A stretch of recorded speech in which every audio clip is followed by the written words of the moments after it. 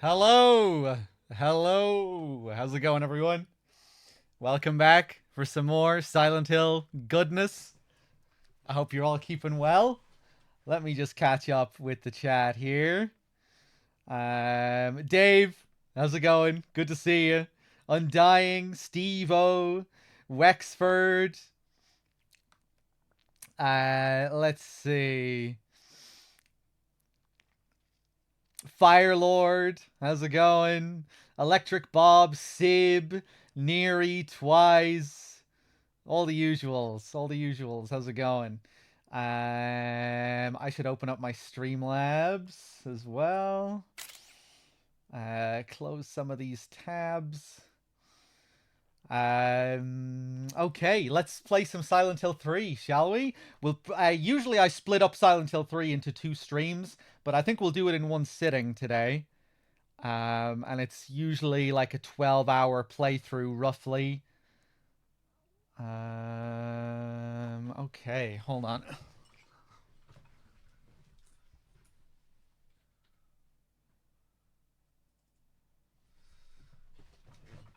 Oh, we might have to deal with some janky shenanigans at the start with the options. We'll see how it goes. Hopefully my resolution is saved from when I closed the game last time. I was going to use a widescreen patch, but I was having issues with it. So yeah, we'll see how it goes here.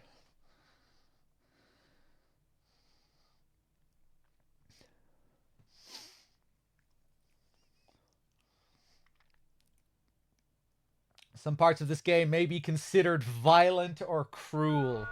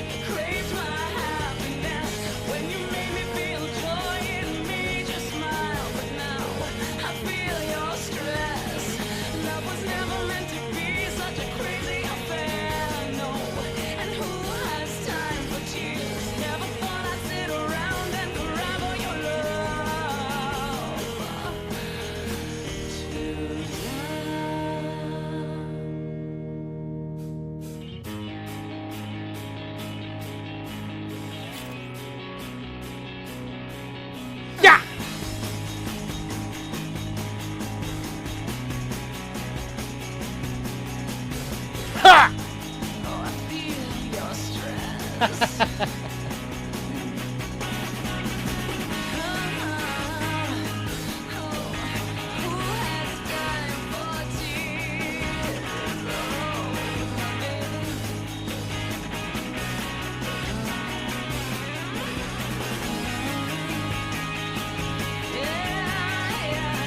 the best part. I love the outro.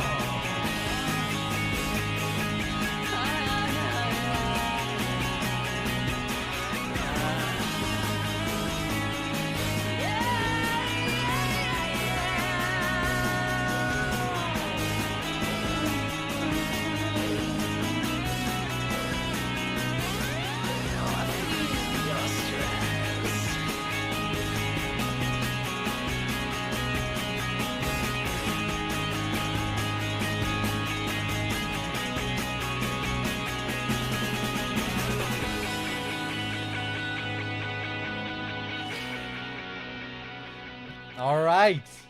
Silent Hill 3. Silent Hill 3. I love how Yamaoka always brings back some of those progressions from the original Silent Hill theme. You hear it in Theme of Laura, and you hear it in that theme as well, particularly at the end.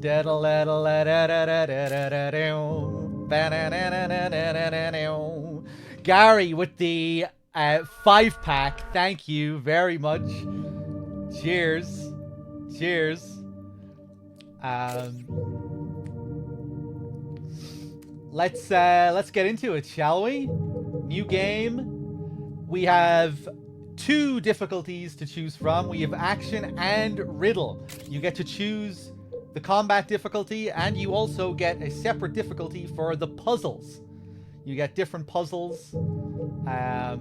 The hard riddles in this game are infamous in how difficult they are. So we will, we'll go for normal action. We'll go for hard riddle.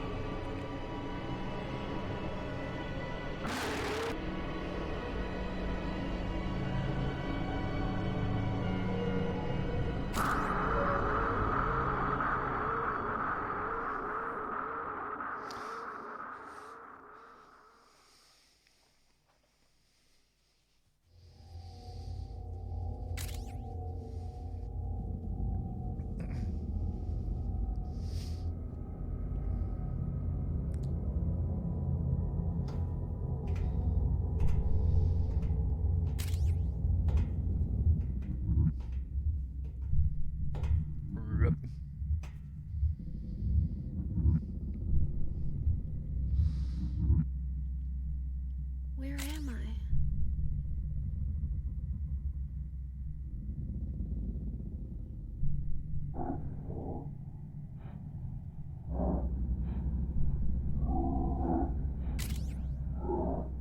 Sweet. So here we are. One of the most gorgeous looking games ever made, I think. Absolutely insane how good this game looks. I'm always amazed by it. When I come back, just the unbelievable amount of detail in the environments in this game. The character models, just like the nuance in her facial expressions there. Like Heather's character model, I think it looks better than probably any of the lead characters in any of the games that came after this.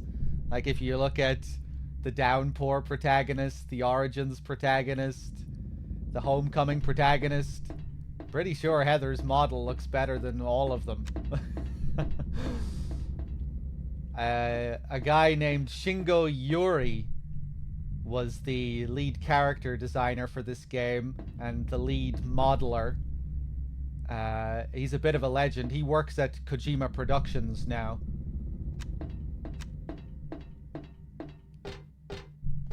And yeah, it's no surprise. Kojima's character models also usually look quite good.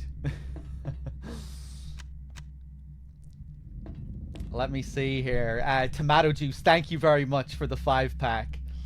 Yeah, I'm playing the PC version, but if you play this on PS2, it still looks fucking great. Tomato Juice, thank you for the 5-pack. Badger Lord with the 30 months. Gary again with the gifted subs. Who else? Who else? Derpitar with the 20 months. Bad Humans with the 43. Cheers, everyone. Thank you. But yeah, it's just it's one of my favorite things about Silent Hill 3. Just admiring all the different environments. We actually had one of the designers in the channel a while back who also worked on MGS3, Hiro Asuda. She did all the paintings in the church at the end of the game, and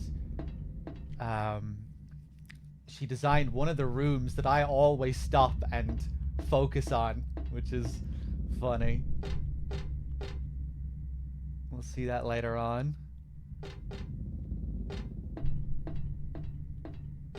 So Silent Hill 3 is a direct sequel to Silent Hill 1. That's why it's okay. We can skip Silent Hill 2 for now and just go straight to 3. Silent Hill 2 was its own separate thing with its own story, separate from the first game with a whole different cast of characters. But Silent Hill 3 goes back to the story of Silent Hill 1, follows that up. Remember at the end of Silent Hill 1 when Harry receives a baby at the end from Alessa? Mysteriously, he receives this child at the end, at least if you get a good ending. That child is who we are playing as right now.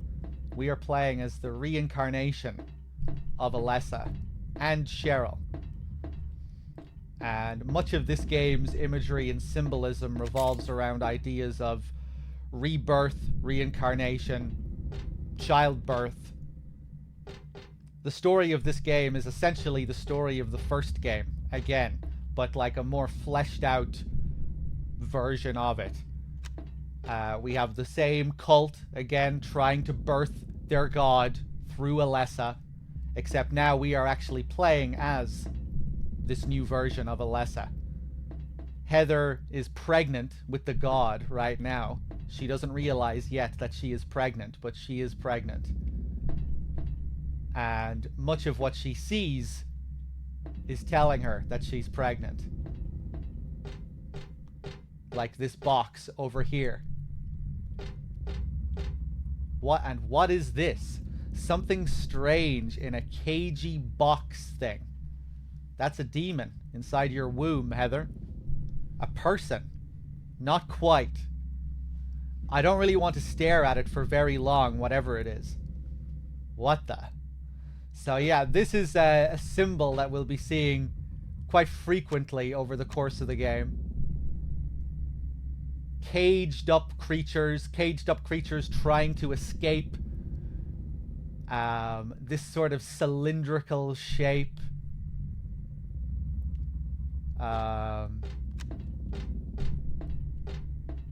Yeah, we have another one over here. Basically a demon inside a womb. I still can't believe they got Louis Armstrong to VA for this game. I know. Let's take a look over here. A huge map signboard to the north. That is, if I keep going the way I'm facing, I'll find the roller coaster. Is this an amusement park?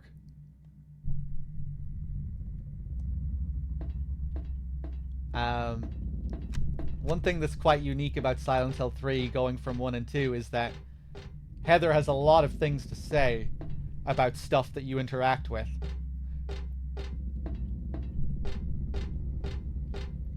A rabbit doll. No, it's a costume. Is there someone in there? It looks like there is, but I don't feel like making sure. It's a giant rabbit costume. Why would this be here? See, like already we have her looking at the amusement park signboard, various lines about the thing in the box. And yeah, she'll have a lot of things to say about the environment. Hey, what's up, Cuckoo Bellator? What if we go back here?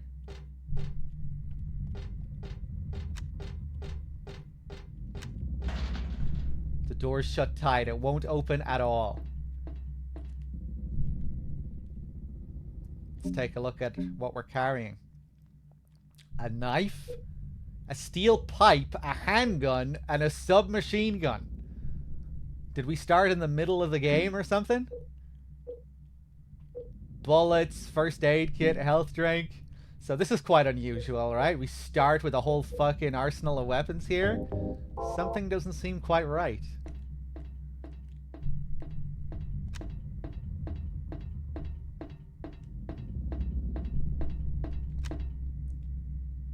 Okay, let's head on through to the next area, shall we?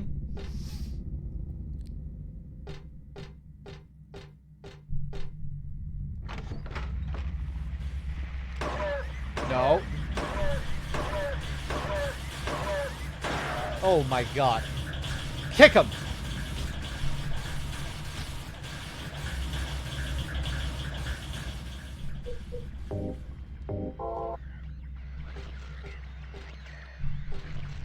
The dogs have a split kind of head. Kind of reminiscent of the first boss from Silent Hill 1. Again, more symbolism relating to, like, the split persona, dealing with multiple selves. Hello there. This guy looks incredibly intimidating, but he's really not that bad. He's incredibly slow, and all he can do is thrust at you with his arms like this. And he's really not as bad as he seems. You can just easily move behind him.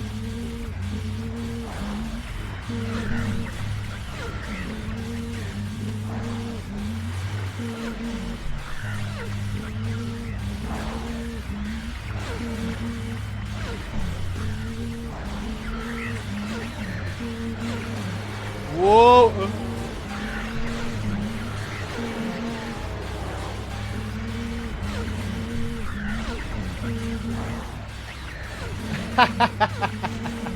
Am I landing these hits here?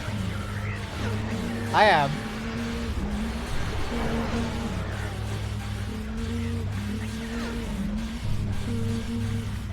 And he falls eventually.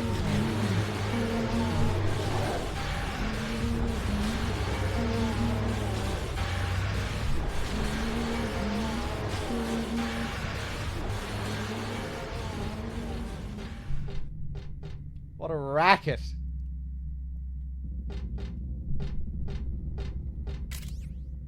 Crow, thank you for the 63 months. The weird mumbling in the sound there.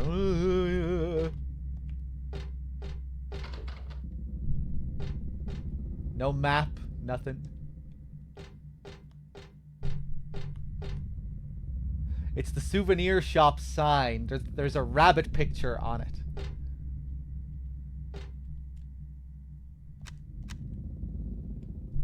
The Lakeside Amusement Park.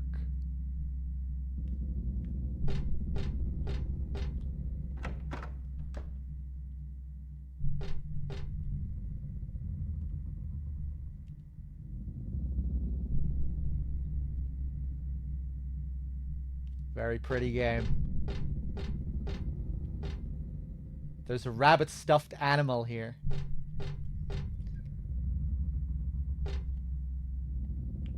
How is the audio balancing so far, chat? Should I turn down the audio? Is it okay? It's good. There are some normal souvenir type toys here. Huh, never thought I'd say normal in a place like this.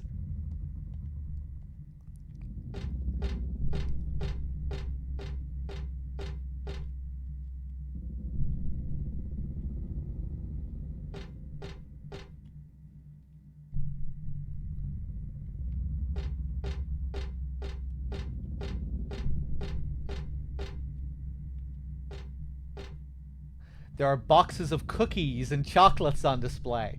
I love this kind of stuff, but I don't feel like eating it here and now. Later on in the game, this shelf falls over. And a key drops from it. Thank you, D-Cups. Well, as long as it's loud enough, as long as I'm a little bit louder than the game, that's all I need. Can we read what's on that calendar? It says something.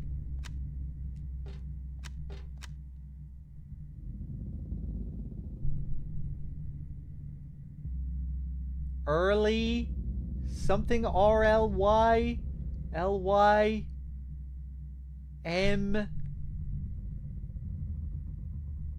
Oh, it's for the fucking mansion. It's the Borley Mansion. That's what it says. Yeah. It's the Borley Mansion.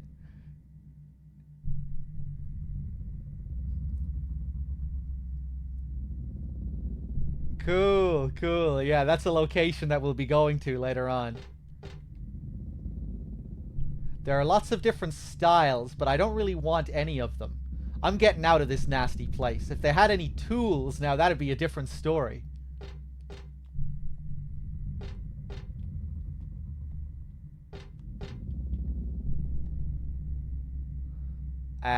What's she saying here? Clothes? I don't think they'd help me at all. It's a row of shirts for sale.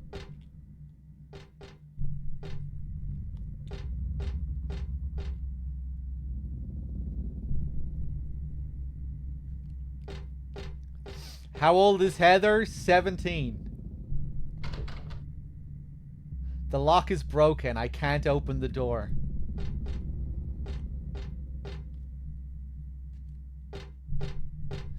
Heather's age is something that they play around with quite a bit in the game. Many characters will comment on our age later on. Or, you know, we'll receive a few messages relating to our age, comments.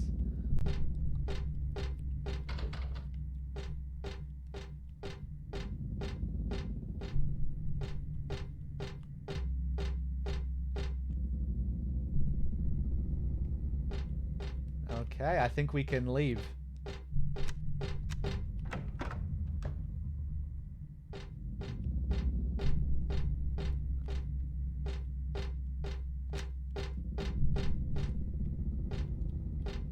Mountain coaster. Gorgeous lighting.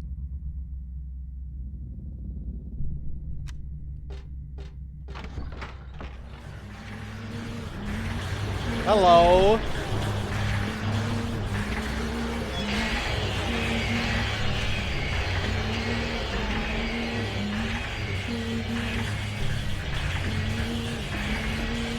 Run! Don't let this thing catch you. God.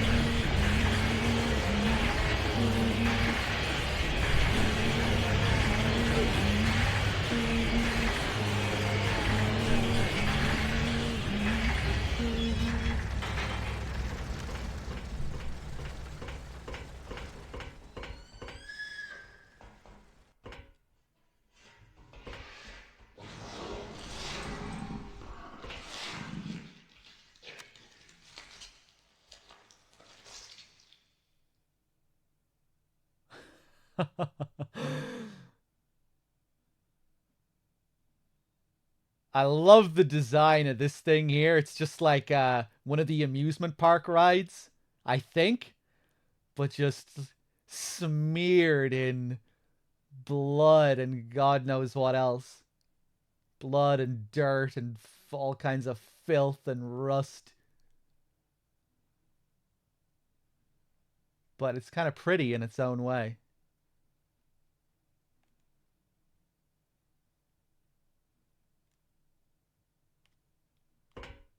Yeah, I think this must be the like the coaster part of the coaster ride. I've never been to Disneyland, no.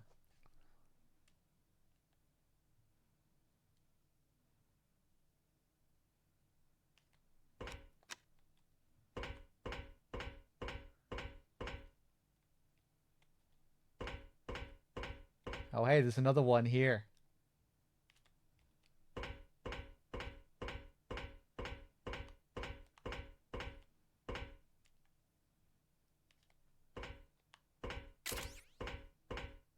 Cynic, thank you very much for the 36 months.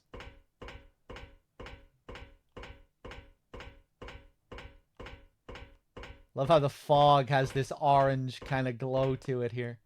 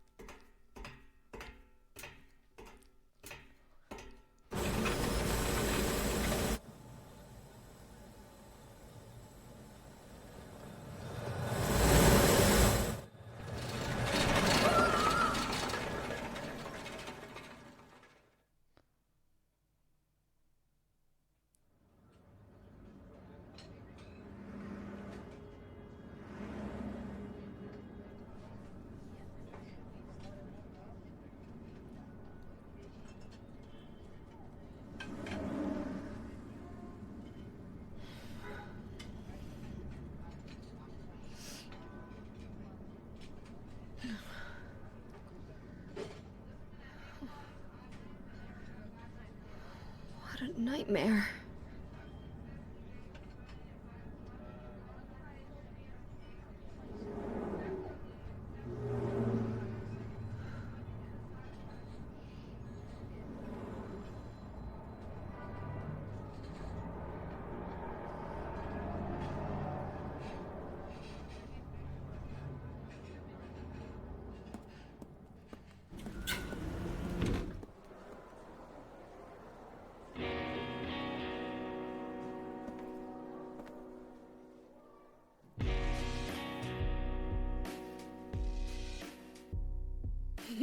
Dad, it's me.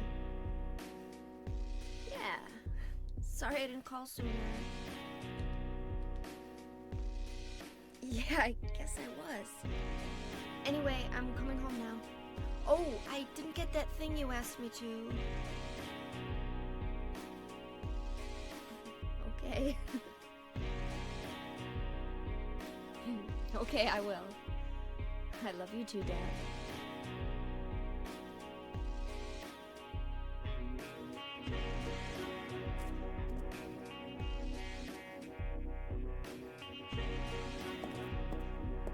Heather, I need to speak with you.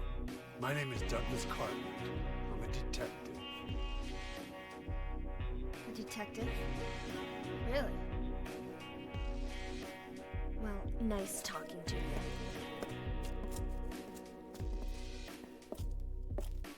Hold on. There's someone that wants to meet you. Just let me have an hour. No, half an hour of your time. My daddy always told me not to talk to strangers. This is very important.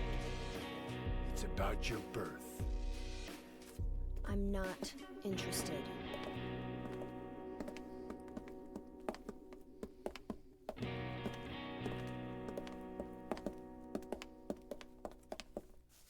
Are you still following me? Do I have to scream? Sorry. I'll wait here. Sorry. I'll wait here. Sorry.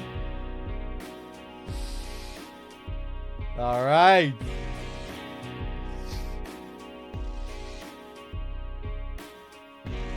Uh.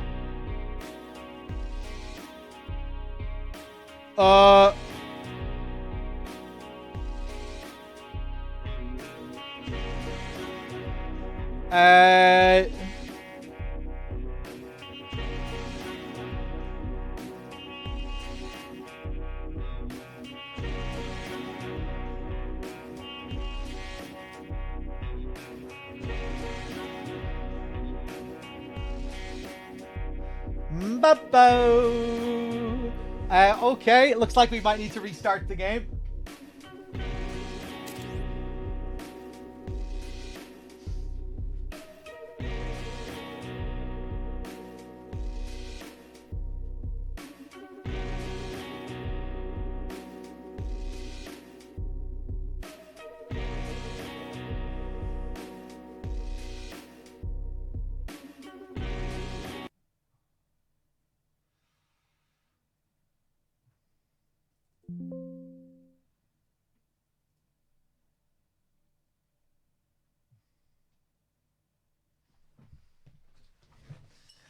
Sorry. I'll wait here. Oh, this means I'm going to have to change the resolution settings, and when I go into the options, it takes fucking 5 years to change the settings, so this will be a pain in the ass. Can you guys see the game?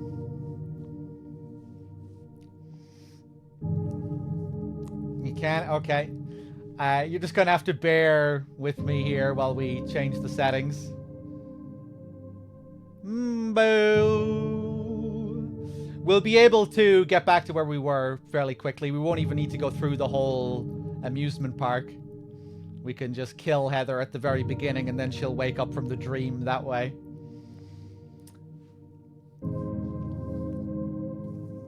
This is why I was hoping it saved my settings from last time when I opened the game. Because this is how long it takes to change the options in this.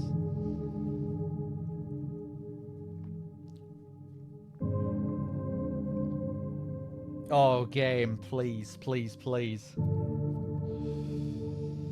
Boo-doo. Hey, what's up, Sov?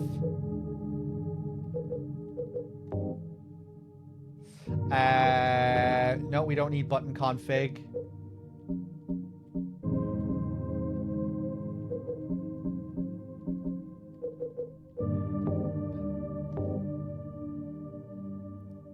Okay.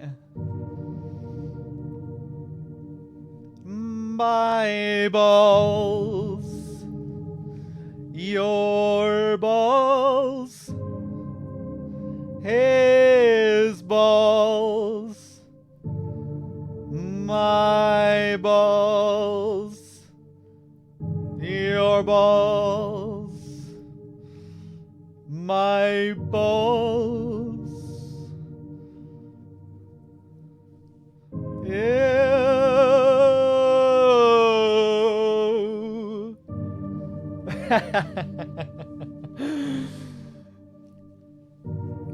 Okay, now we just need like another 20 seconds and then we should be good, hopefully. And if the game crashes again, I'm going to be very upset.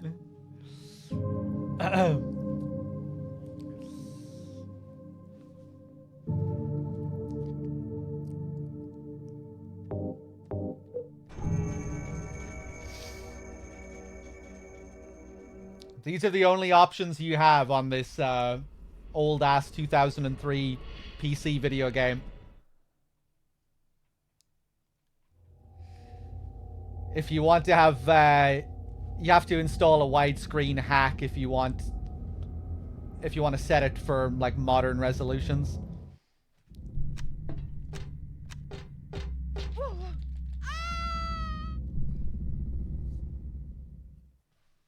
That's how you do it. That's another way to wake up from the dream. What a gorgeous scene this is. The light here, the shadows. Just beautiful.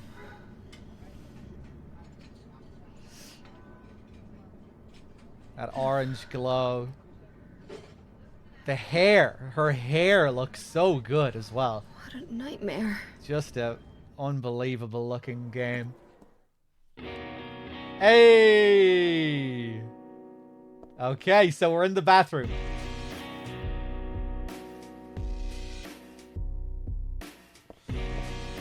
One of the fan favorite tracks, this one. I've always loved how it just continues from the cutscene right into gameplay and keeps going.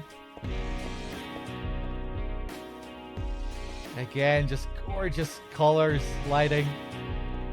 This evening sunset glow. Guess someone's in there.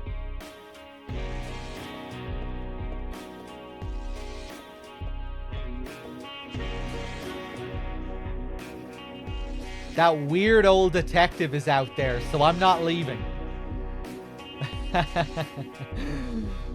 Yeah, we could leave here if we wanted to, but no.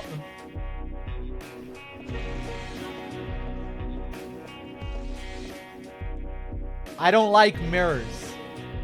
It's almost like there's an unknown world right on the other side.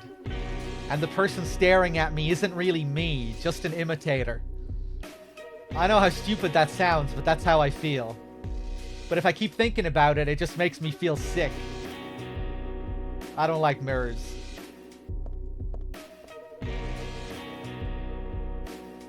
The mark on this mirror. It looks familiar somehow. What do I know it from? Where did I once see it? And why does my head hurt so much when I try to remember it?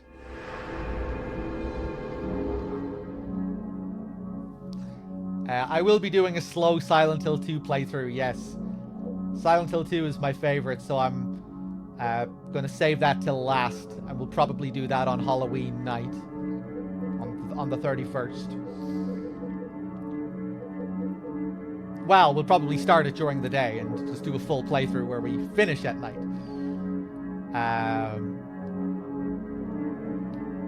Okay.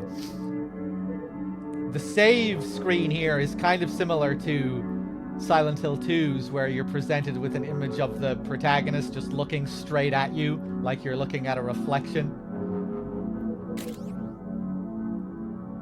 We learn much later in the game that this symbol, again, like we were talking about at the start of the game, symbolizes reincarnation. I think the 3 inner circles are like life, death, and rebirth. I think that's what they mean. We're told later at the end of the game. But yeah, I guess you could relate this to what she was just saying about the mirror as well. How it feels like there's an imitator on the other side.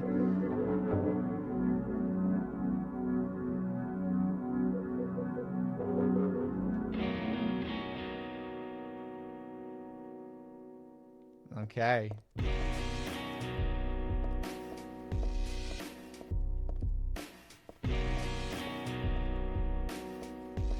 I think I'm going to finish this in one sitting. Yeah, that's the plan.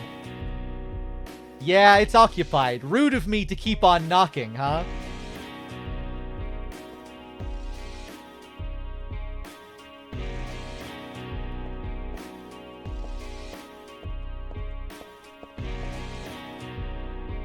The road is blocked with empty boxes and stuff. I can't get through.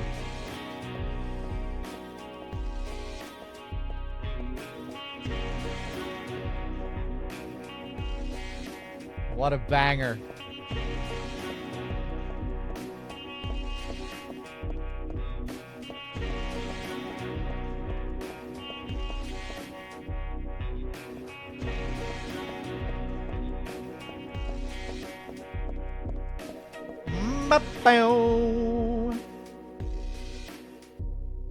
Well, that's helpful. Maybe I should walk around it.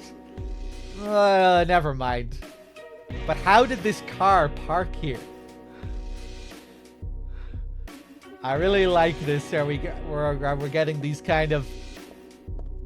this sort of subtle surrealism almost right at the beginning. Like there's something not quite right about this. Something slightly unnatural.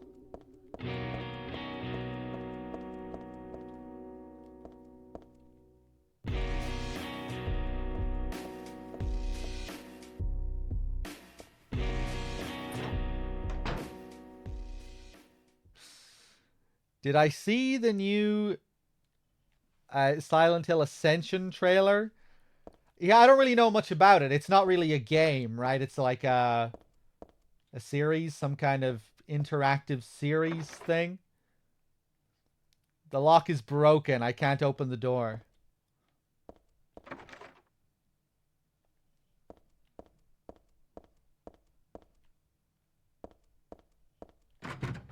The door is shut tight. It won't open at all.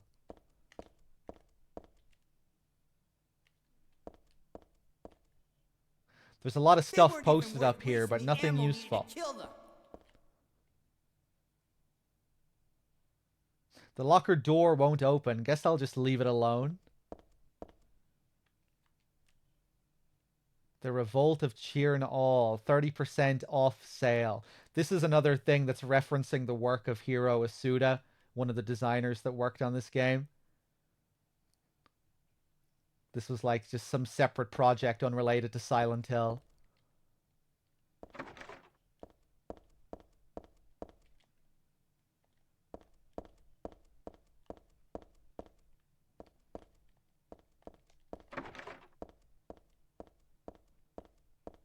I don't really know much about Ascension, just that it's like not really a game, it's like a series. Like some kind of interactive TV series or something. I'm not really sure what the deal is with it. Vex, thank you very much for the 15 months.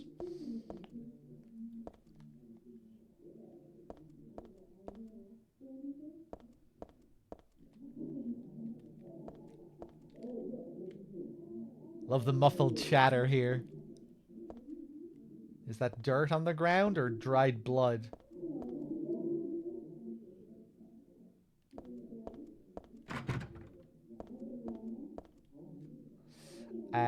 Sorry, let me check the donation again.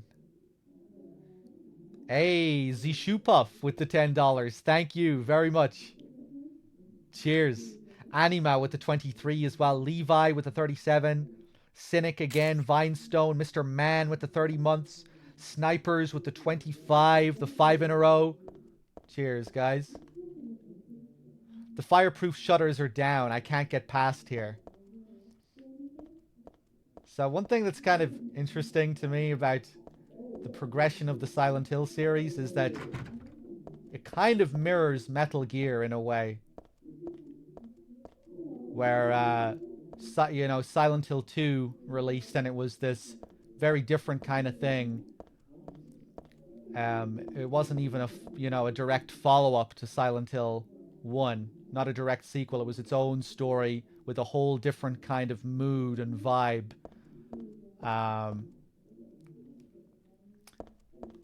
And when it released, it didn't actually sell particularly well. And it also received pretty good reviews overall, but also a few reviews from mainstream outlets that criticized it in comparison to the first game, said it didn't really live up to the first game. And this pressured the developers to then go back and follow up Silent Hill 1. That was not originally the plan. The plan was, again, to do another separate story that was kind of more in the vein of Silent Hill 2. But, yeah, they weren't able to do that, given the response to Silent Hill 2. And that shaped, then, the series going forward, where they went back to Silent Hill... where they went back to the story of Silent Hill 1. So kind of a similar thing, I think, to MGS2 and MGS3. Again, not exactly the same. Well, MGS2 sold very, very well. It received a really significant fan backlash, but it still sold incredibly well. Silent Hill 2 didn't. And yeah, that was part of the reason as well that they went back to something that they thought would be a safer bet instead of, again, doing something different.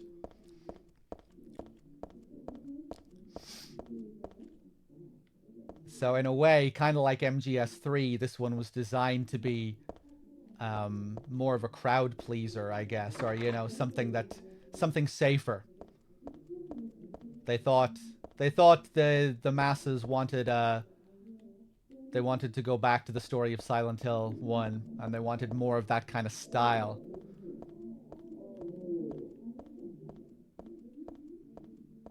And similar to MGS3, I think we got a pretty damn good game. Maybe not something that the developers wanted to do exactly, but still something they put a lot of love and care into. And something that still turned out quite well.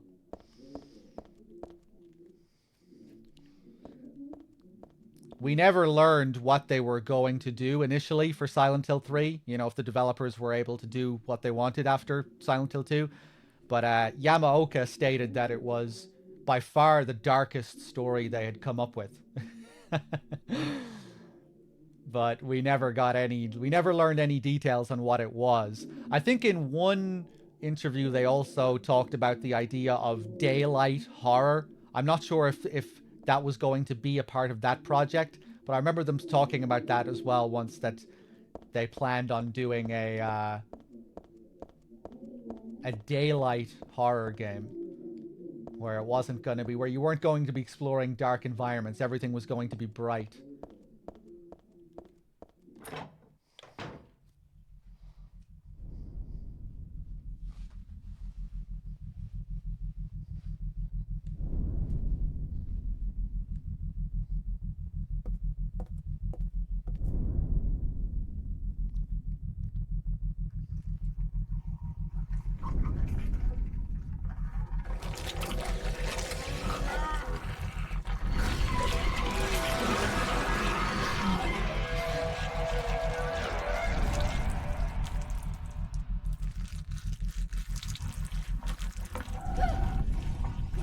Stay back!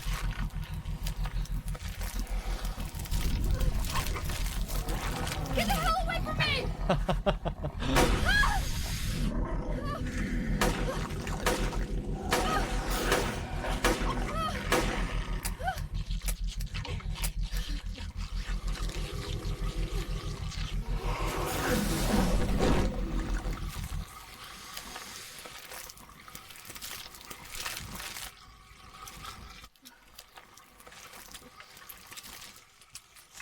What the hell is this thing?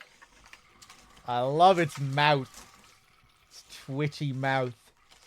This monster is based on the Mandarin, which is an enemy in Silent Hill 2, but an enemy that you only see in like 2 areas in Silent Hill 2.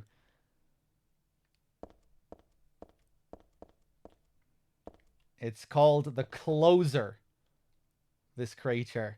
Look at those nasty bones sticking out there. Very bizarre. It kind of looks like it's wearing something similar to Heather as well, with these boots going up to the knees and a short skirt.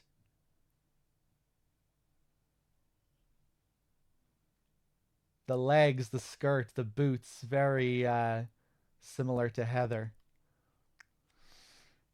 Hold on a second here.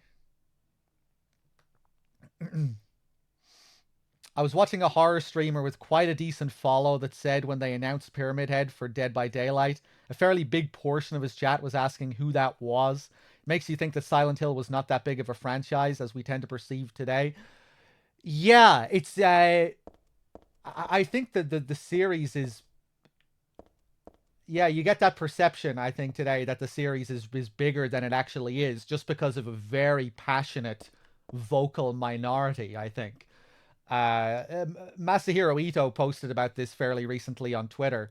You know, the one of the core members of the team that worked on these games, the monster designer, the creator of Pyramid Head, one of the lead art directors.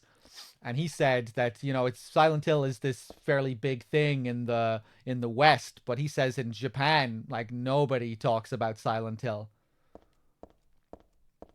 But yeah, even in the West, it never really got that big.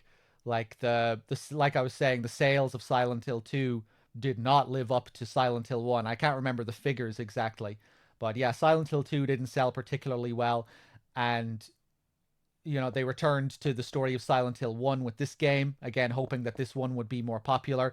And I think this one sold even less than Silent Hill 2. I think it sold way less, actually. And then, yeah, basically, the sales just kept getting lower and lower dramatically from after Silent Hill 1. Silent Hill 1 was like this surprise smash hit. And it was something that Konami didn't ever really expect to be popular in the first place. Silent Hill 2, the team that made Silent Hill 1, they were largely composed of people that failed in like other games, and they were, you know, they were kind of this group of misfits that had previously worked on failed projects and things that didn't do that well. And yeah, Konami didn't really expect anything to come of Silent Hill 1. And they didn't really start putting money into the marketing until they saw the fan reactions to the game at an E3.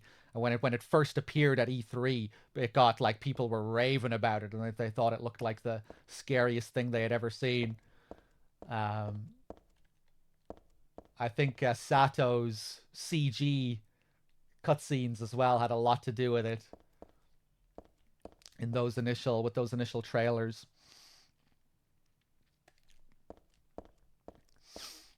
But yeah, the series was never like a huge seller. And again, like Silent Hill 2 was really one of those games that, it didn't really, it didn't really get appreciated until years later.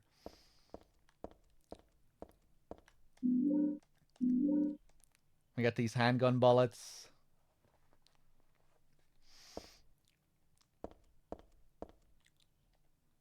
It's definitely not human. I've never heard of such an animal. And no way is it a costume. It sounds crazy when you say it, but monster is the only word for it. But I don't think I'm crazy. It's a monster. I killed it.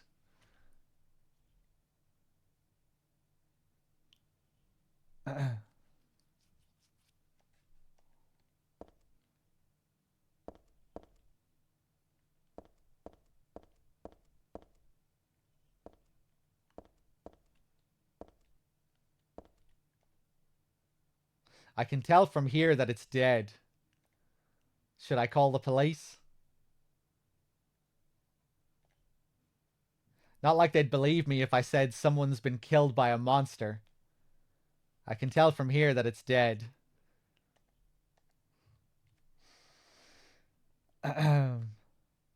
Silent Hill has less content than Metal Gear and also a linear storyline. I mean, all the classic MGS games had pretty linear storylines too. They were also pretty short games, like 12 to 15 hour campaigns. These early Silent Hill games are similar in that regard as well, pretty short. I think it's just that survival horror has always been fairly niche, and outside of Resident Evil, I think most other series have never really sold all that well. I think Resident Evil has always been the outlier in that regard when it comes to like mainstream horror, big budget horror. Resident Evil has kind of stood alone as being the consistent seller.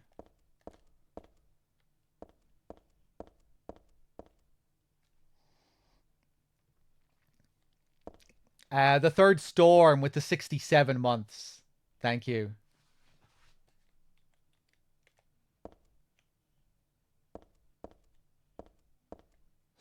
This model here is Angela. It's not supposed to be Angela, I don't think, but it's just more of a little Easter egg, the reusage of the model.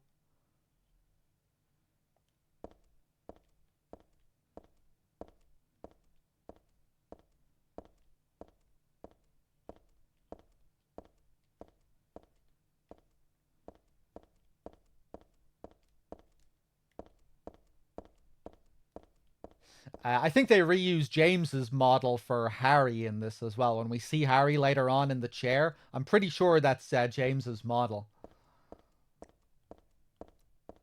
Like a slightly edited version of it.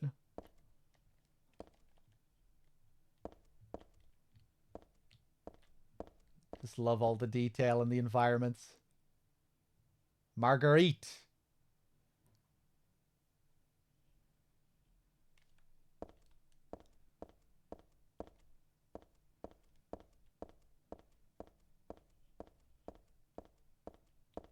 Did Silent Hill 4 sell well by any chance? No, I think it probably sold even less than 3.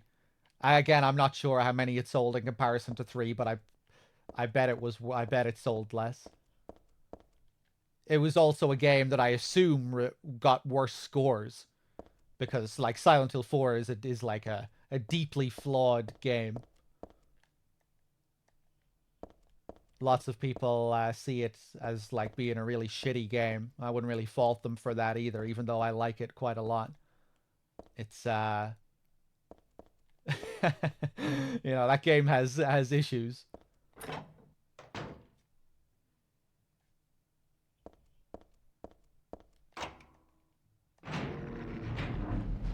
Oh, hello.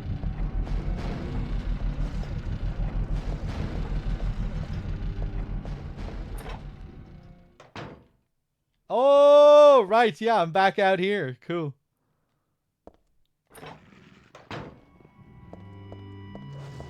Oh, the music changes then when you come back in here?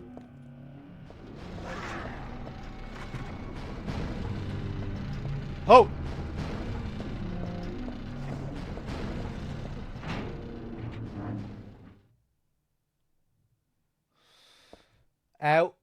One of the artists that worked on this game was in our chat, yeah. Um, she was here during a Metal Gear marathon. She also worked on MGS3. She designed Grannon's lab in MGS3. And several of the rooms and paintings in Silent Hill 3. That's why you have those Silent Hill 3 paintings in Grannon's lab in MGS3. It's her putting her own kind of signature on the area because she is the one who designed those paintings in Silent Hill 3. What's cool about that room in Grannon's lab is that one of the paintings is not in this game, but it looks like it could be from this game. It's a drawing. It's another painting she did of Alessa, but just for herself, for her own pleasure. It didn't end up in the game. So yeah, kind of cool. Her just kind of putting her own signature on the area. I pushed the button, but the elevator won't come. Is it broken or something? It's not 60 FPS on consoles, no.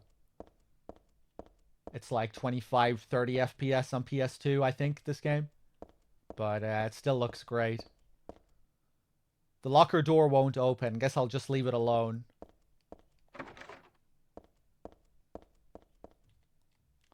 Here's another Silent Hill 2 poster. You can see all the characters there. Angela, of course. And then James at the bottom left. Laura on the right. Maria just above Laura. Kind of harder to make out Maria, but she's there right above Laura. And then then Eddie is above James.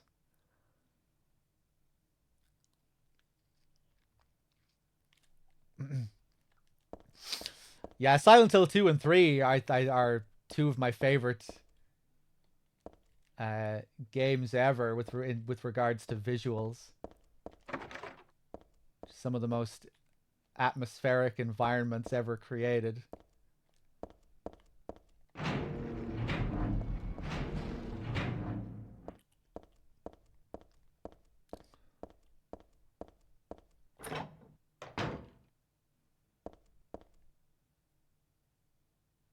And from a technical perspective, Silent Hill 3 is just amazing. The amount of detail they were able to cram into this game. What they do with the weird animated textures as well later on. The creeping blood. It'd be too hard to get through here with all the boxes and pallets.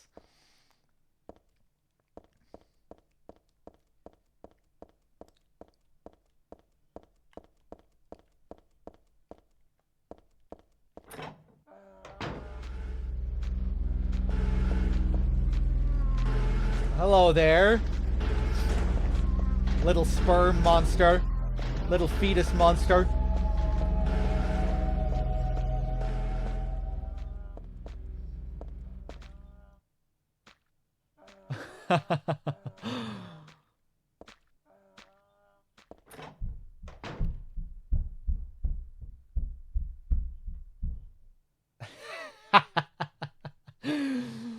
No, don't worry. That wasn't someone banging in your house. That's just the game.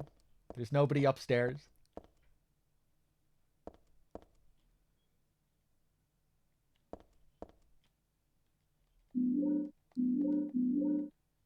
Got a couple of health drinks. There's lots of stuff, but none of it really looks like it'll be useful.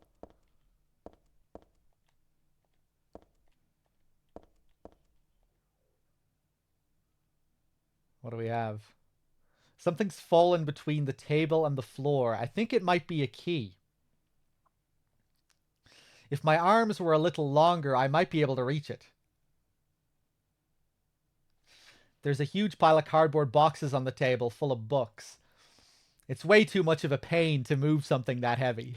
I like how this is her reasoning for not getting the key. It's not that we can't get the key here. It's just way too much of a pain in the ass.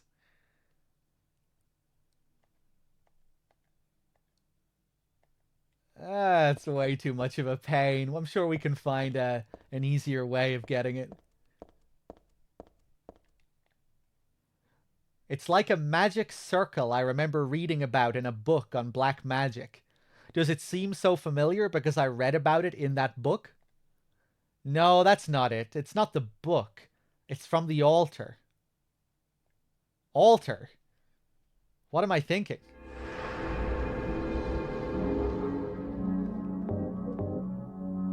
So more and more of these memories come back to Heather as we keep finding new save points.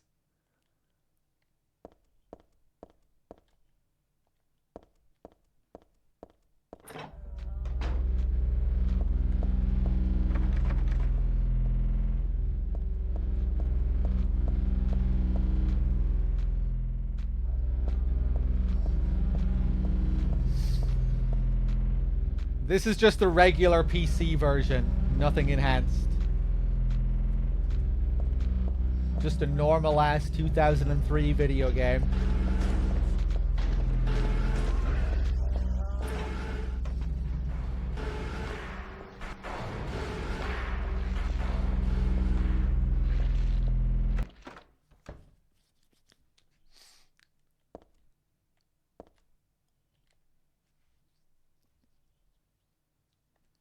There's a flyer.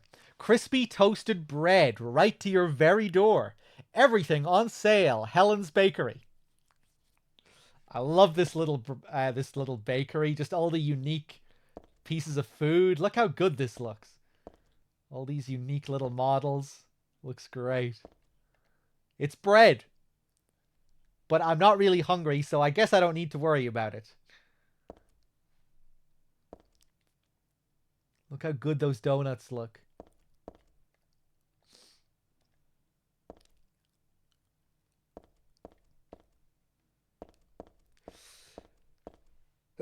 Oh, excuse me. My nose. Ugh. I got a pair of tongs. Thank you for the blessings. Oh, yeah. If we check our items here, look what we have here. A pendant. Dad gave me this pendant on my birthday. It's one of my treasured belongings. There's a jewel inside, like a little red tablet. When I asked Dad what it was, he said just a lucky charm. But then he told me to take good care of it and never take it off. So this is an item that we have to use at the very, very, very end of the game. Remember that red liquid from Silent Hill 1 that Kaufman threw at Alessa, which caused the god to be born? That's what this is. It's that same red liquid, a Glophitus.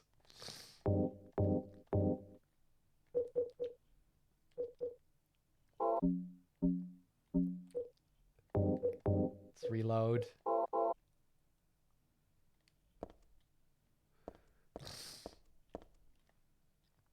There are no employees around. I wonder where they all went.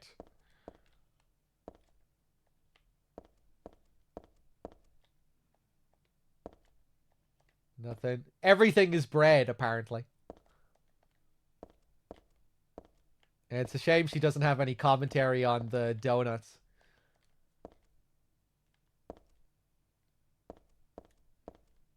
Damn, this game looks good.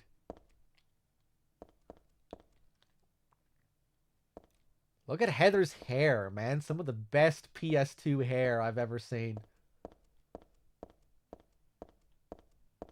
Especially when you see her in the, when she wakes up out of the dream and you get that close up of her and it's like slightly moving.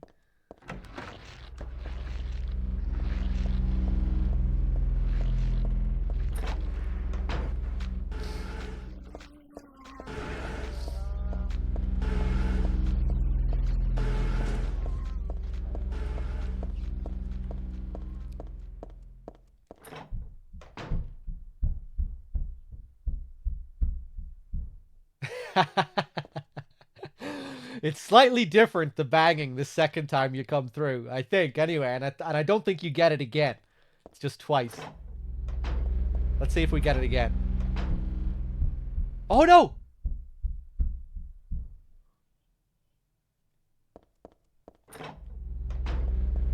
I didn't think you got it every time.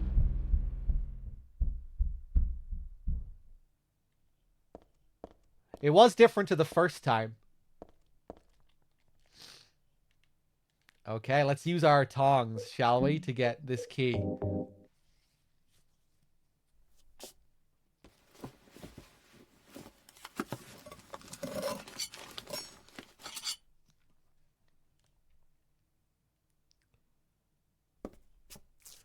What about now that we have the key? Will it still happen? Yeah. Okay, weird. I think it might be random. Let's take a look.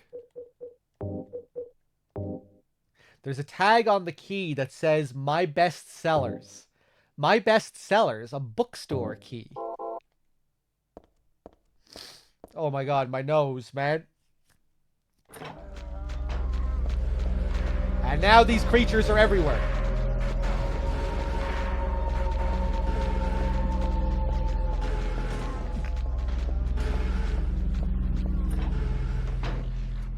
Oh my god.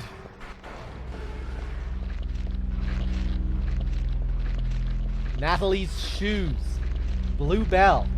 Sunshine Princess. Have I been dusting my room? No.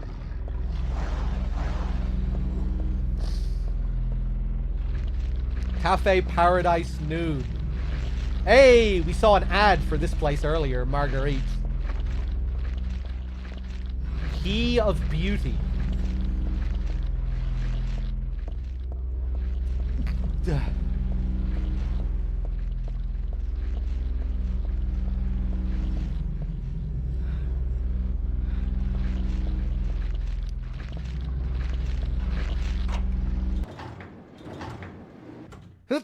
Oh my god.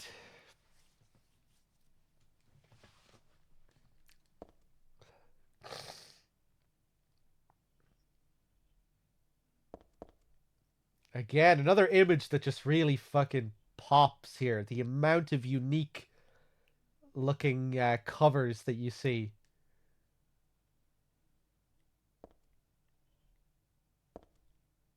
All the unique posters.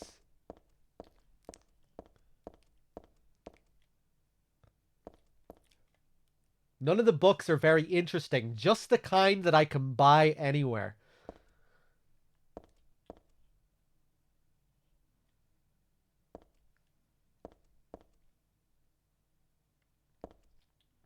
This room has Norman Reedus on a shelf, yeah. Norman Reedus's first Silent Hill appearance was not in PT. It was right here in Silent Hill 3.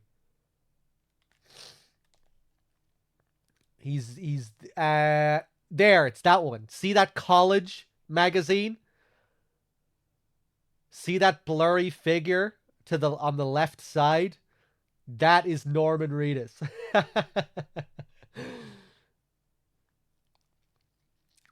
Yeah, that's Norman Reedus. Women.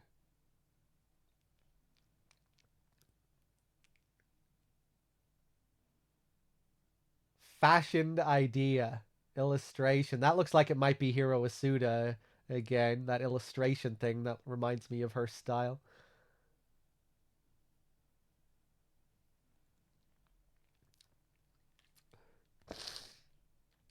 I don't believe it. Well, it's true. That is Norman Reedus.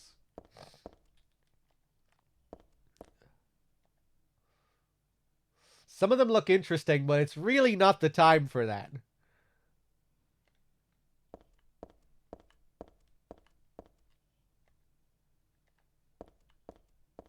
Damn, look how good this bookstore looks, man. I've never seen a video game bookstore that looks like this.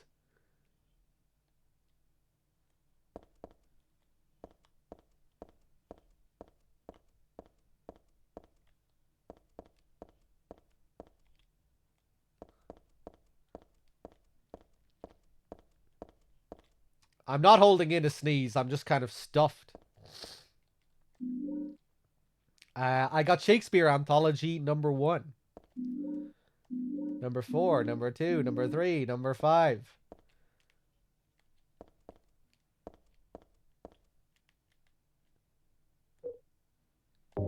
Let's take a look. I'm not much for sentimental slop like Romeo and Juliet. King Lear is in this one. I've never read that. One line from Macbeth I just can't forget. Life is but a walking shadow, a poor player that struts and frets his hour upon the stage and then is heard no more.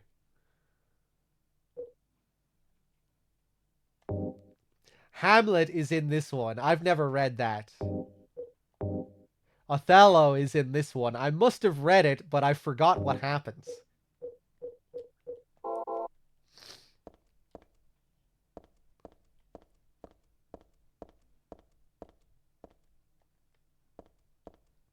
Heather is such a teenager. Yeah, I've seen a lot of women comment on Heather and how they really like her as a character, especially compared to a lot of other female protagonists around this time as well, where she just feels like more of a real teenager. Like in a lot of other horror games, you just get these very cutesy anime dolls as protagonists, where Heather feels like more of a real person.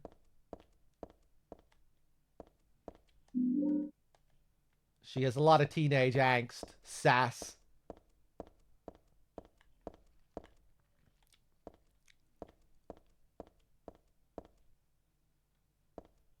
Remember watching the making of Silent Hill 3, and this is something that they wanted to do with Heather. Obviously it was one of their goals to kind of make her more realistic.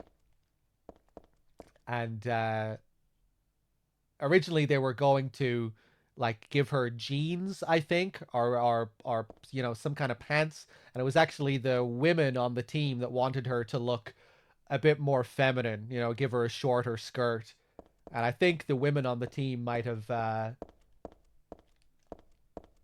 had quite a, they might have had even more input as well with regards to Heather and the way she behaved. I thought that was interesting. The men on the team wanted to go a bit further in creating a more atypical female protagonist for the time, but it was the women on the team that wanted to make her a bit more feminine.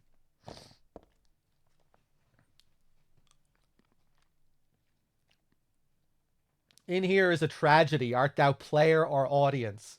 Be as it may, the end doth remain. All go on only toward death. The first words at thy left hand, a false lunacy, a madly dancing man.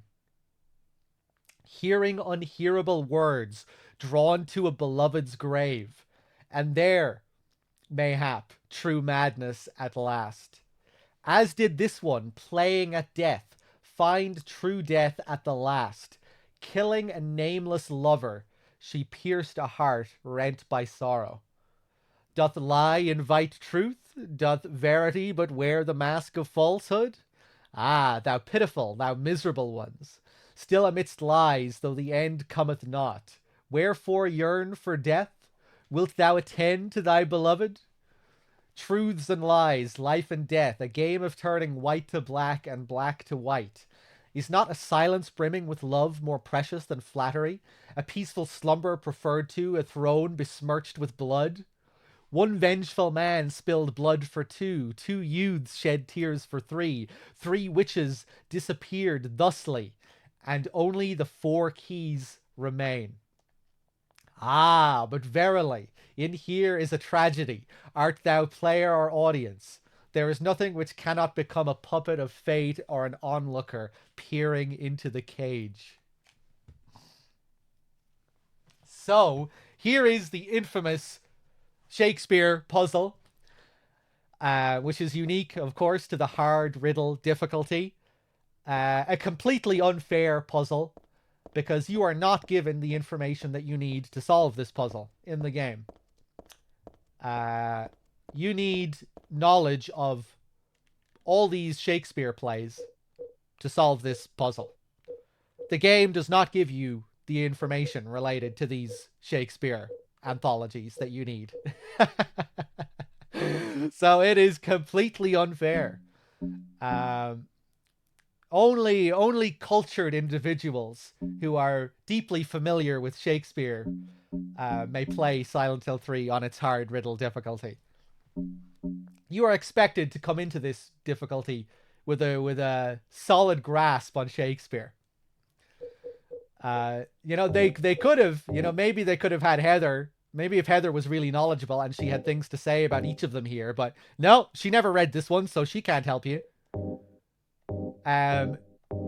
She's read Macbeth, but what she says about Macbeth doesn't really help you. Hamlet, she hasn't read that one. She isn't much for sentimental slop like Romeo and Juliet.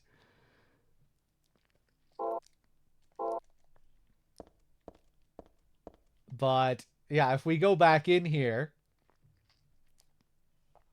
is a tragedy. Art thou player or audience? Be as it may, the end doth remain. All go on only toward death. So this verse here does not have anything to do with the puzzle. This is just like your introduction to the puzzle. And now, this is our first piece of the puzzle. You need to correlate each verse to one of the Shakespeare anthologies. This one is describing one of the Shakespeare plays, and you have to figure out which one it is. The first words at thy left hand, a false lunacy, a madly dancing man, hearing unhearable words, drawn to a beloved's grave, and there mayhap true madness at last. So this one is referring to Hamlet and Hamlet's false lunacy, his feigned madness. The unhearable words, I think, are referring to the ghosts that Hamlet heard, which you could probably also apply this to Macbeth, I think. Except no, the false lunacy wouldn't, that wouldn't be related to Macbeth. But Macbeth does also go crazy and hears the voices of ghosts, right? But yeah, this is Hamlet. As did this one, playing at death, find true death at the last.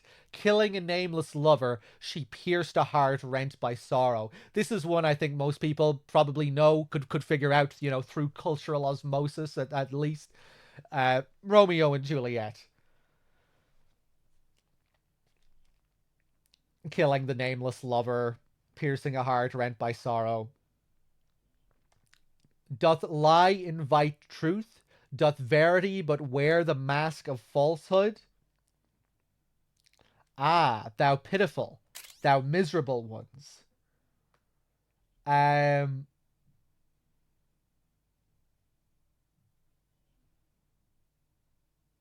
think this is Macbeth.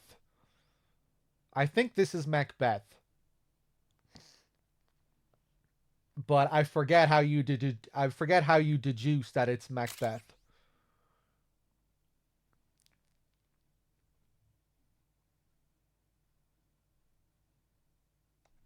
The next one, still amidst lies, though the end cometh not, wherefore yearn for death? Wilt thou attend to thy beloved? Truths and lies, life and death. A game of turning white to black and black to white.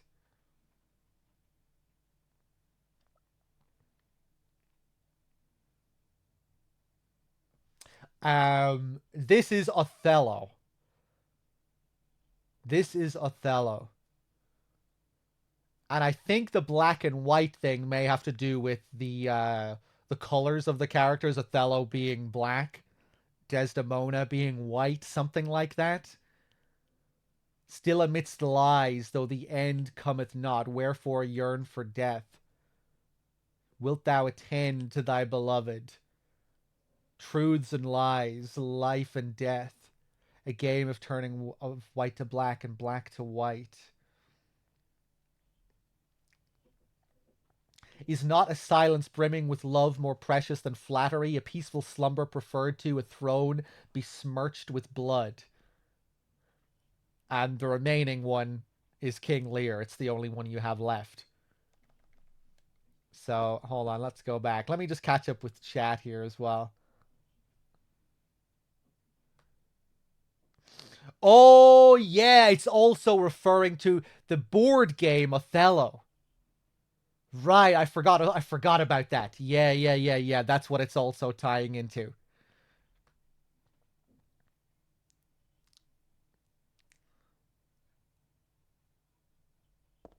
Genome, thank you very much for the 33.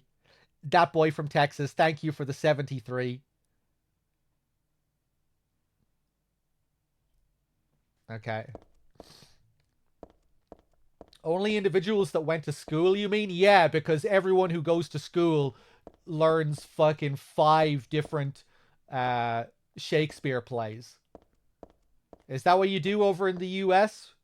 In high school, you learn 5 different Shakespeare plays for your exams?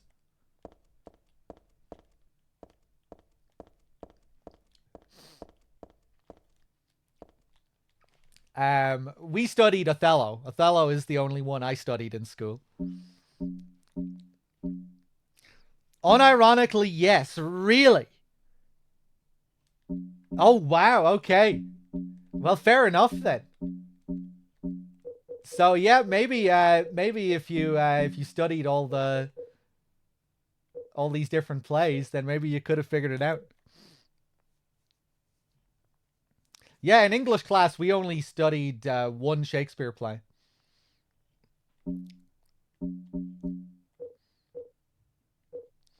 So, let me see here. Romeo and Juliet, King Lear, Macbeth, Hamlet. The first one we deduced was Hamlet.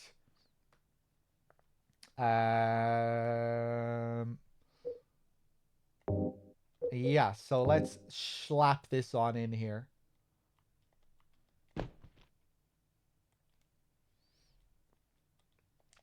The second one was Romeo and Juliet.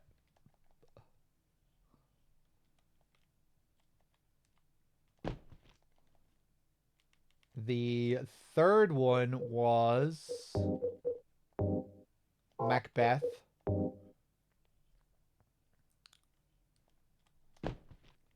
Then Othello, then King Lear.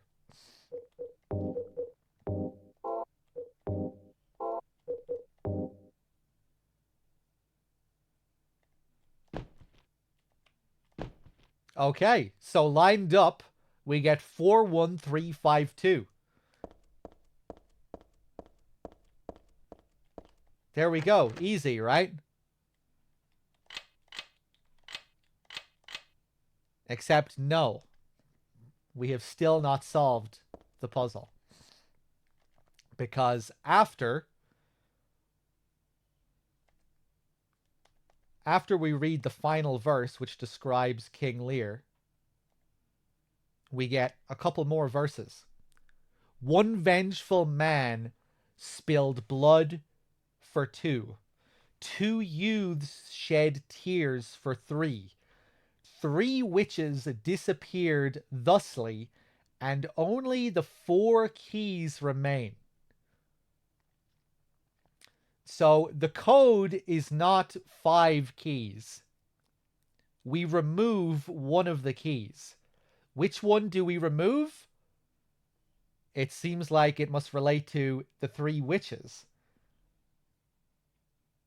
So we get rid of Macbeth. We remove Macbeth. That is what this is trying to tell us here. And one vengeful man spilling blood for 2. This is telling us to take Hamlet and multiply him by 2. The vengeful man being Hamlet. And you just have to figure out that 4-2 means multiply by 2. And again, the next one, 2 youths shed tears for 3. This is Romeo and Juliet, the young couple. And again, 4-3, we multiply them by 3. Three witches disappeared thusly, and only the 4 keys remain. This doesn't say anything about Hamlet.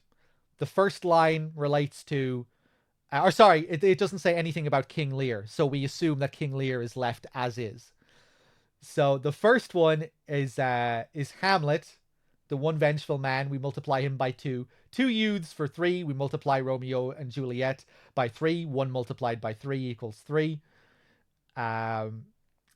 We get rid of the witches completely, so we don't think about Macbeth at all. And then we leave King Lear as it is, which is number 2. So Hamlet was anthology number 4. We multiply him by 2 and get 8. Then we multiply Romeo and Juliet by 3. 1 multiplied by 3 equals 3. Then we get rid... Wait, no. Yeah. Then we get rid of Macbeth. And then it's the other 2 that remain the same. Yeah, no. They don't mention Othello or King Lear here. So Othello and King Lear stay the same. Anthology 5, Anthology 2. So the solution is 4 times 2, 8. So 8 is the first key. 1 multiplied by 3, 3. 5 for Othello, and 2 for King Lear. And then we get 8, 3, 5, 2. Ah, but verily, in here is a tragedy. Art thou player or audience? There is nothing which cannot become a puppet of fate or an onlooker peering into the cage.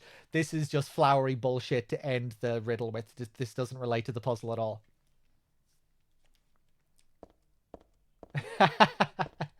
Well, I mean, maybe you could interpret it as a part of the story. You know, something to do with Heather looking at this other part of herself. I think that's why she remembers this specific part of Macbeth. How this is the only thing she remembers.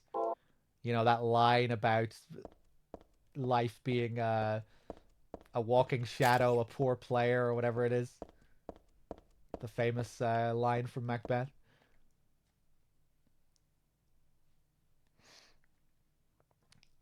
Okay, hold on. Mont with the 27 months and the 16 in a row with the big tier 2 as well. Thank you. Oh, hey, Apache, did you raid there? Apache, thank you for the raid. Cheers, man. Welcome, anyone coming in. Yeah, we're just going over this insane puzzle in Silent Hill 3.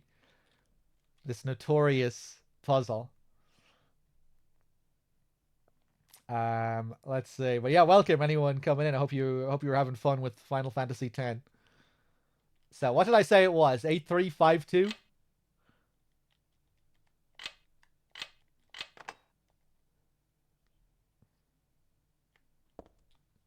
There we go.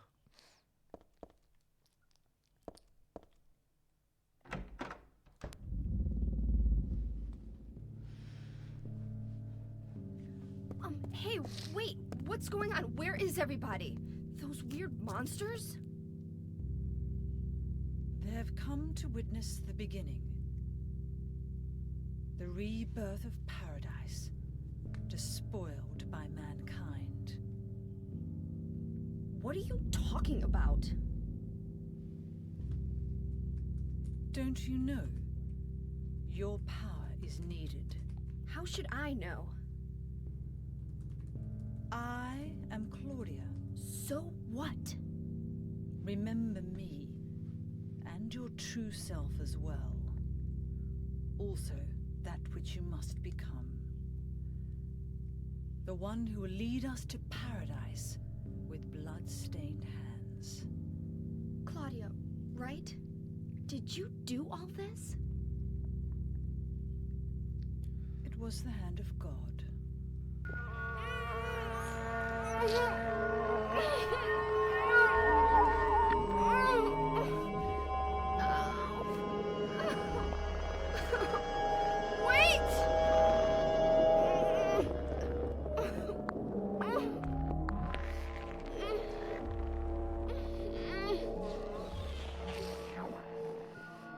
Oh.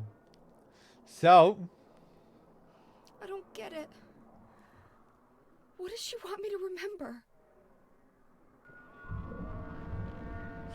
here we have Claudia, our introduction to Claudia, Dahlia 2.0. Spouting gibberish that our character can't understand.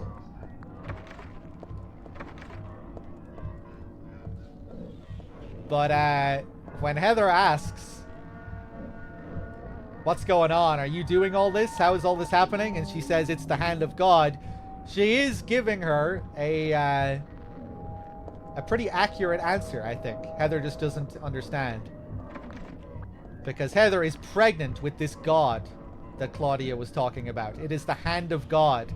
The hand of God that is growing inside Heather.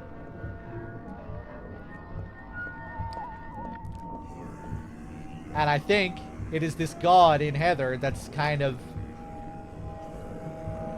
giving birth to a lot of what we're seeing in the game. The creatures. The shifting of reality.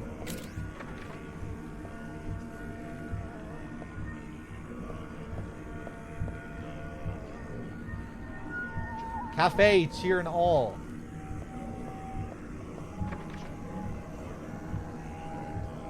Lumber room.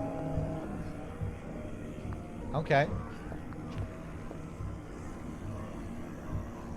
There's lots of things posted on the bulletin board. Notices, schedules, stuff like that. Hey, thank you for the raid, Outer Heaven. Welcome, anyone coming in. How's it going? We're playing some Silent Hill 3. We're not that far in. Pretty close to the start of the game. Welcome on in, everyone.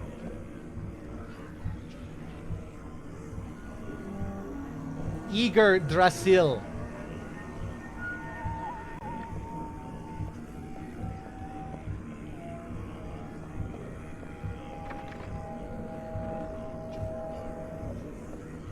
Just your standard office names. Nothing unusual here.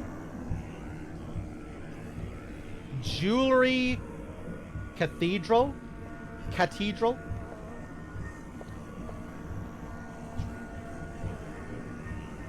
Nornen.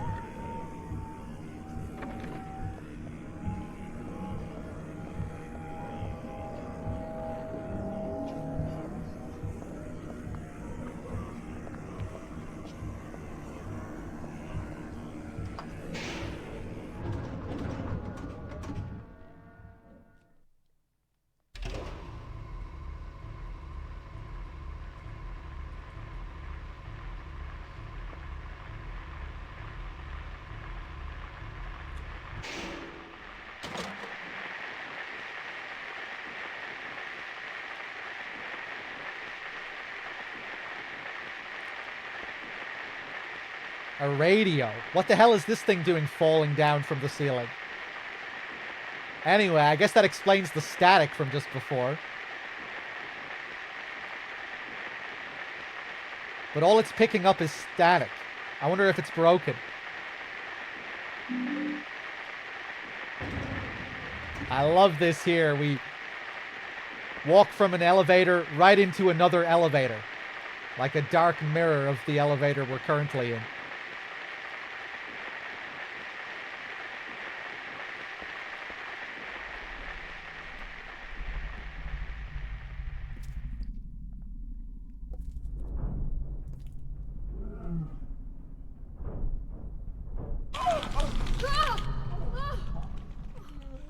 Is this a dream? It's gotta be.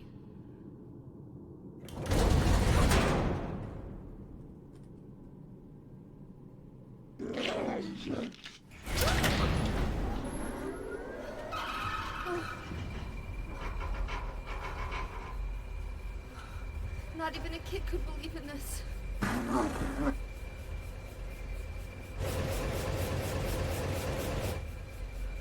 when am I going to let go?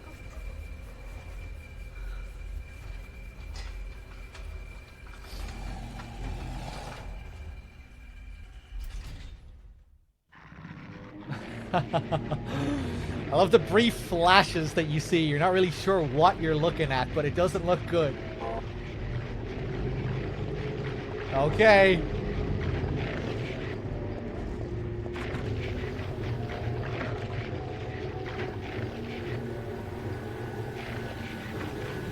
Nope.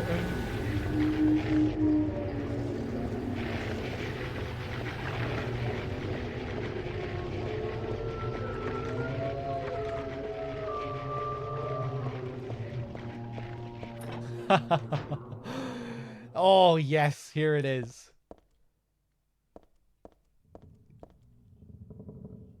Love the lighting in this room. This is one of the rooms designed by Hiro Asuda, that developer that was here in the chat.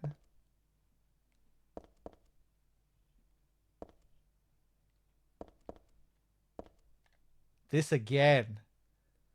Looking at it makes my head hurt, but at the same time, it's like so familiar. I know I've forgotten something really important, but I also have the feeling that I'd be better off not remembering it.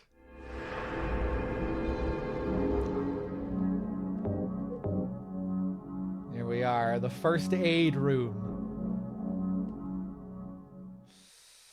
It's a she, yeah, but yeah, she was, we were talking about her earlier. She designed Grannon's lab in MGS3, and that's why you have those Silent Hill paintings in Grannon's lab.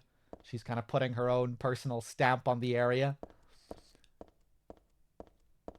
But, yeah, she designed a few of the environments in this game, as well as those paintings in the church at the end of the game.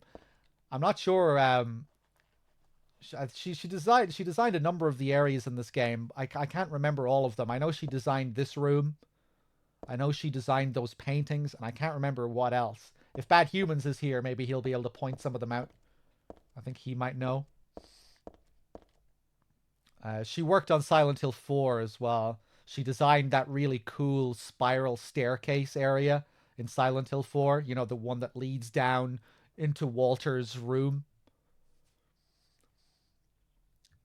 It doesn't look like there's anything useful on the shelf.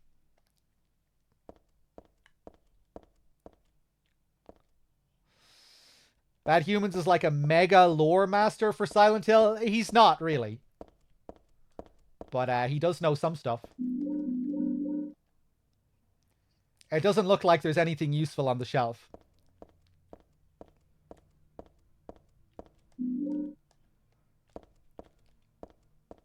I think he may be knowledgeable about the areas that Hiro Asuda designed.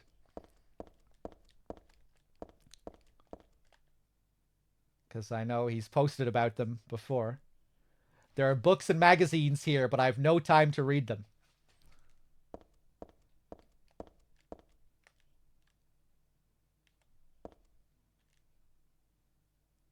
Damn, so pretty.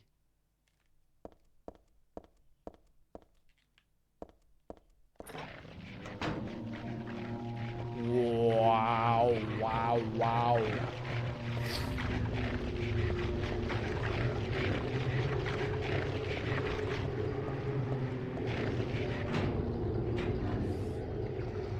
Yeah, when it comes to developer lore, that's where Bad Humans shines. That's where he's the lore master.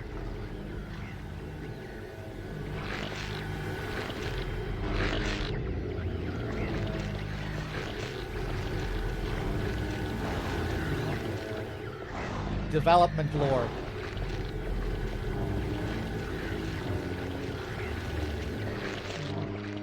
Oh my god, man.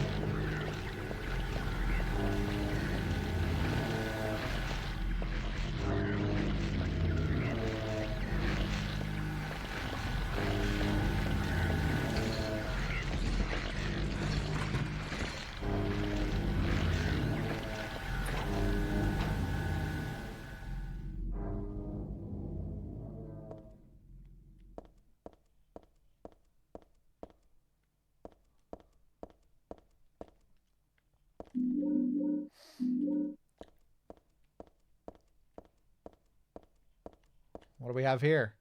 Warning, when leaving the room, be sure to turn out the lights. It will be obvious if they are not switched off. We turn off the lights? There's a light switch. It's on right now. You might be expecting some kind of scare here if you actually decide to turn off the light, but... Huh?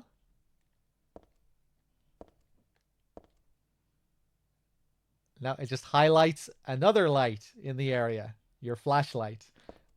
I really like this introduction to the flashlight. It's neat. I like how the radio just flops down randomly in the elevator scene as well. Just appears out of nowhere. Alright, we got our flashlight, we got our radio.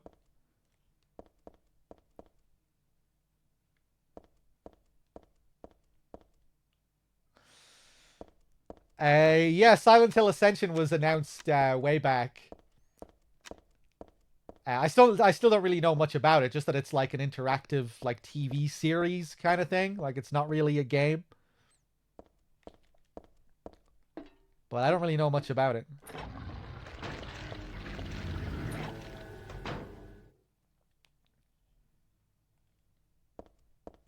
Hey. We're back in the bathroom where we started the game. I guess that's where we were making the phone call to our dad. And then Douglas followed us down the hallway to the right. We got that orange glow outside. Reminiscent of the start of the game, too. Bleach. This is where the mirrors were. They're not here anymore.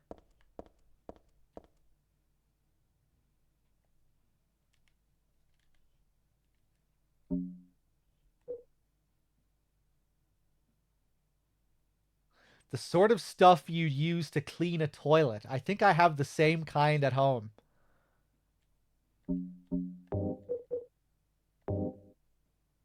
The bottle says danger. Do not mix.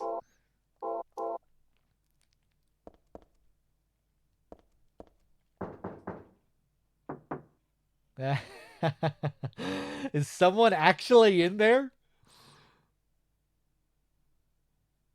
Again, someone is still in the bathroom.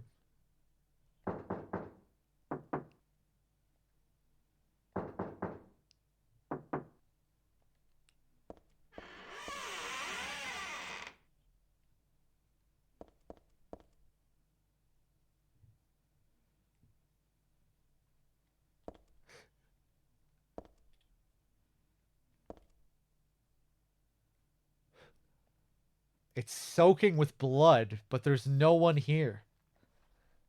Did someone respond, or is it just me?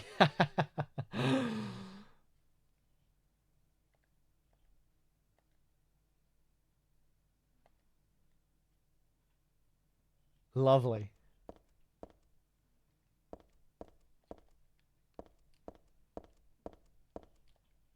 Ugh, a filthy toilet. Just looking at it gives me goosebumps. So unfortunately, I don't have the Silent Hill 2 save to be able to get the optional scene here. But if the game recognizes that you have a Silent Hill 2 save, you'll get an optional scene here where the game asks you if you want to check the toilet, to put your hand down the toilet. And if you select yes, a little cutscene will trigger and Heather will...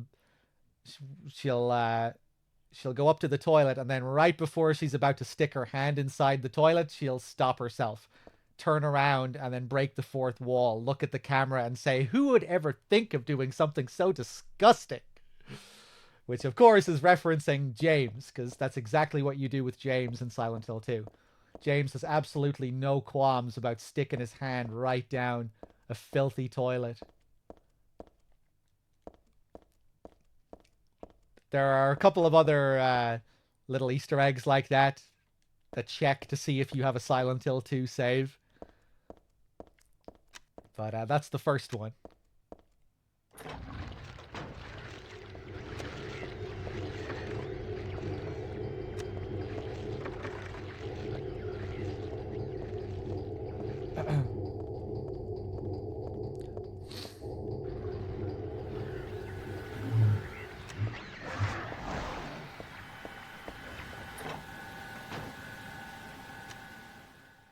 Okay.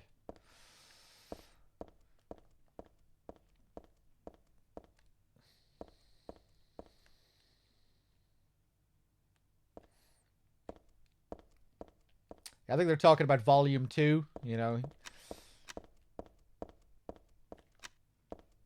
I think a lot of people assumed that MGS4 would be a part of later volumes, right? But yeah, I guess we'll see. I got a hanger.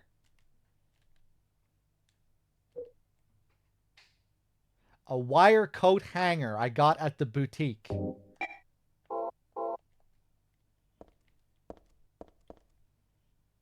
These clothes are awfully dirty. They're stained with blood spatters.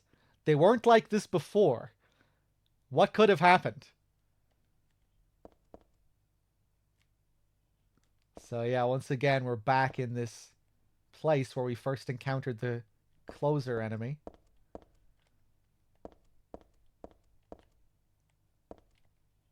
These clothes are awfully dirty. They're stained with blood spatters again. But over here, we can see something that is a little bit different to the rest. A bulletproof vest. It's heavy under a jacket, but it should protect against a monster's attacks. The only problem is it's heavy and harder to move, so I'll run slower. Yeah, there's a bit of a trade-off with this. If you equip it, you'll take less damage, but it slows you down.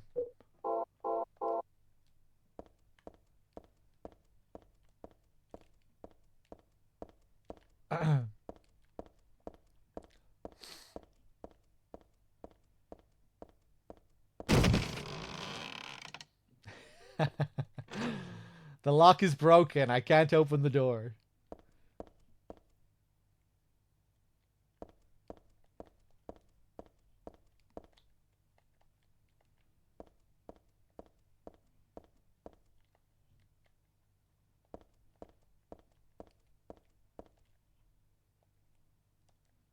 Okay, I guess we're going back out. So some people interpret even this hanger as being symbolic. That it's referencing a crude method of abortion that women in desperate times, unable to get an abortion, would use a hanger to abort their child. And when we see Heather use it in the cutscene coming up, if you keep this interpretation in mind, it's a little bit disturbing. Because you see her break apart the hanger, like, in front of her stomach. I think it's interesting as well that we get bleach right in front of the mirror, where the mirror used to be in the bathroom at the start of the game. That same mirror that you can interact with and get that bit of dialogue about her not liking the person on the other side of the mirror, how it always feels like an imitator. It seems like Heather's hair, it seems like her natural hair color is brown as well. If you look at her hair, like her roots look brown. So it's just kind of making me think of Heather and maybe just things that deal with her own sense of image and whatnot.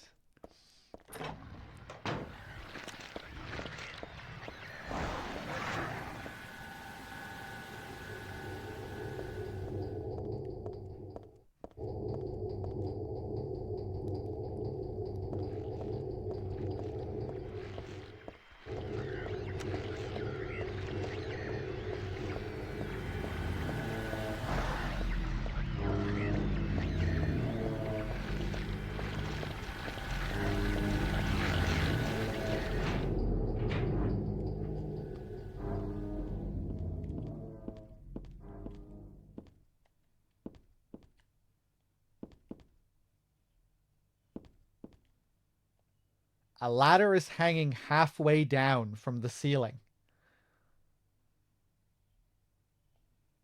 Even if I stand on the table and stretch my hands out, I can't reach it. If only I had something long to snag it.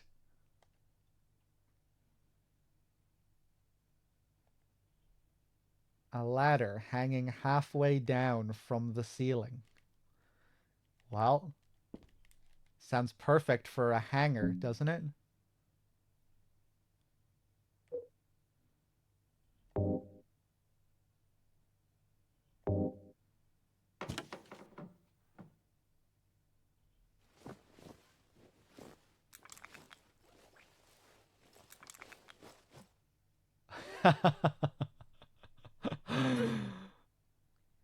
Ugh.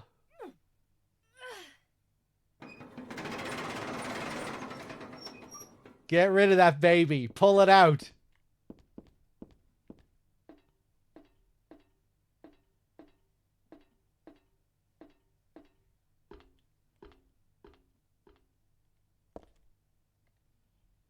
Why would something like this be here? This isn't a hospital. Again, more things that are reminiscent of Silent Hill 1.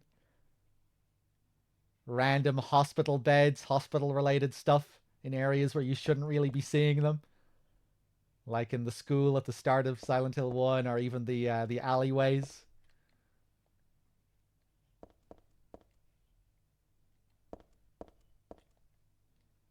So when you start this game, it might not be immediately obvious that you're playing a Silent Hill sequel. I think maybe if you paid attention to the trailers that came out for the game at the time, maybe it would be a bit more obvious, but yeah.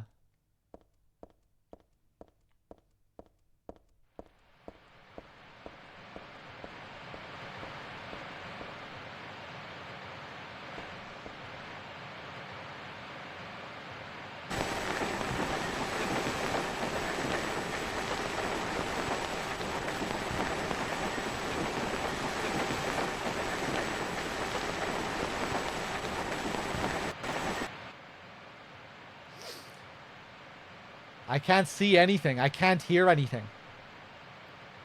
What was that, I wonder? I thought I heard someone say daddy.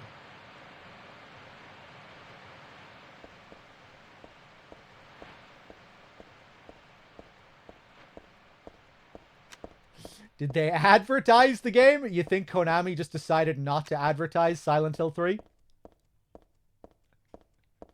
No wonder the fucking game didn't sell too well. They didn't even advertise it. Yeah, no, they did advertise Silent Hill 3. And I think in the trailers there were hints that this was a Silent Hill 1 sequel. I forget how explicit they made it in the initial trailers. Like, did they show images of Cheryl and shit like that? I can't remember. Yeah, I can't really remember. But there were several trailers for the game.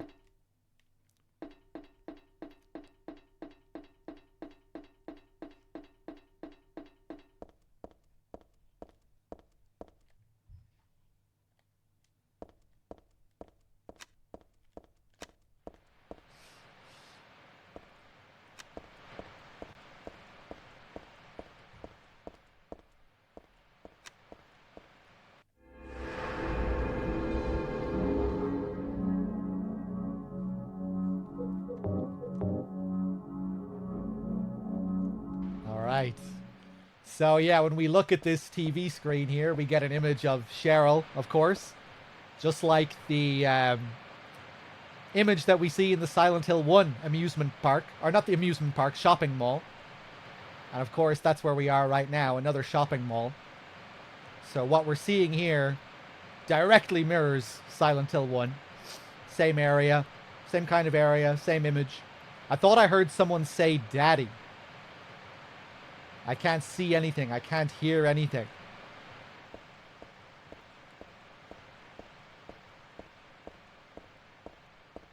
Hey, what's up, Yizza?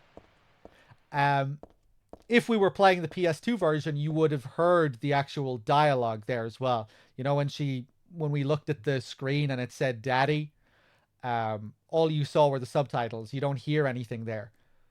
But in the PS2 version, it actually does play the dialogue, the audio from Silent Hill 1.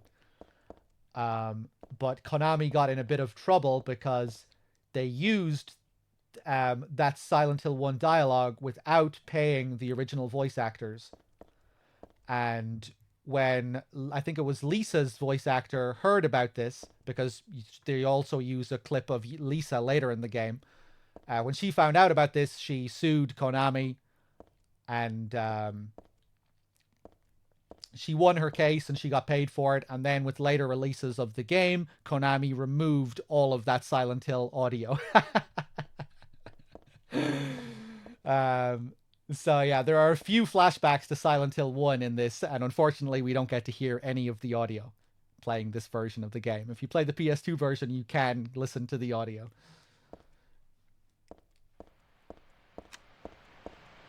Yeah, they use Harry's voice, they use Lisa's voice, Cheryl's voice. But of course, they didn't tell the voice actors and they didn't pay them anything. And then for later versions of the game, they were too stingy to pay them. And they just removed the audio. You need to save those pennies.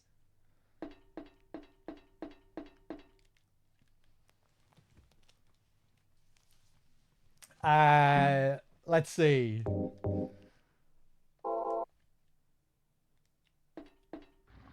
Let's take a look up here.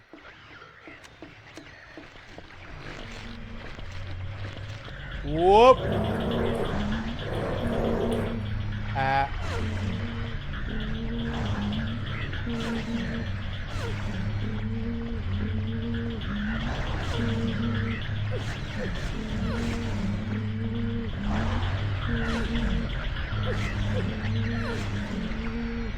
Stab him!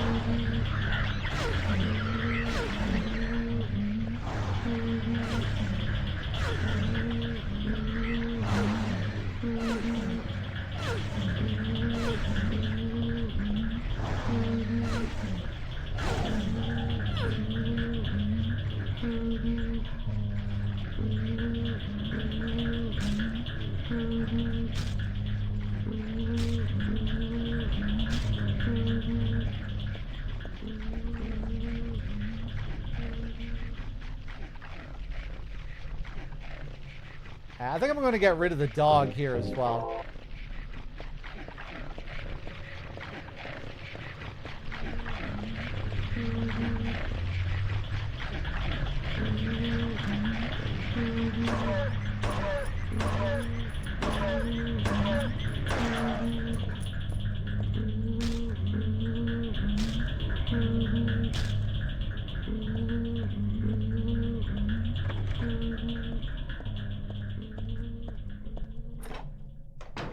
Ooh. Was that another bang? Was that another one of those muffled bangs?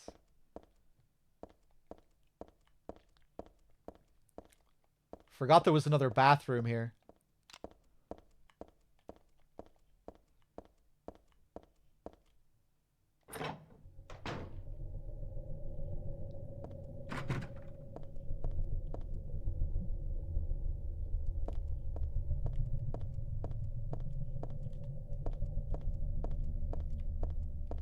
Wub.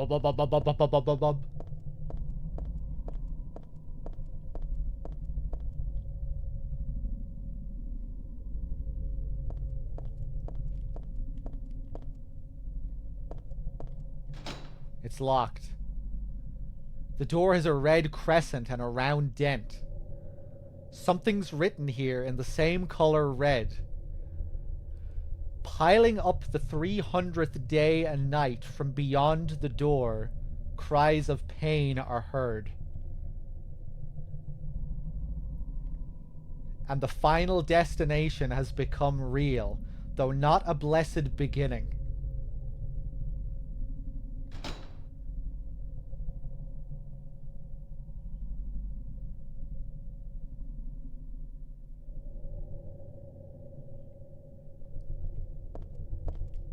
And the image of some kind of crescent moon.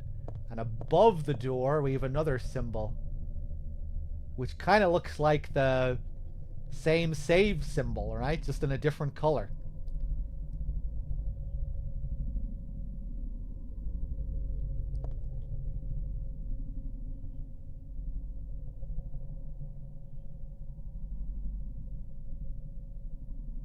Keep that in mind, because at the end of the game, we will be reading about what this symbol means, and they do specify that sometimes it is drawn in blue, which means something different.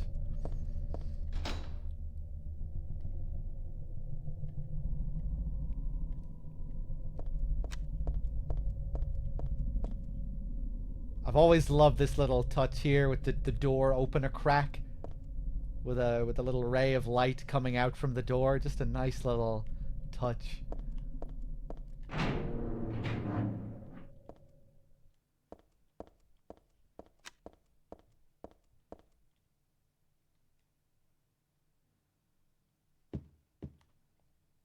What is this? Barbecued dog? Who the hell would make something like this? Furthermore, who the hell would eat it? There's something in the dog's stomach. I got a cooked key. There's nothing else to worry about here. Other than who the hell is sick enough to do something like this, that is. And even that, I'd really just rather not know. It's just a roasted dog anyway. I shouldn't let that creep me out.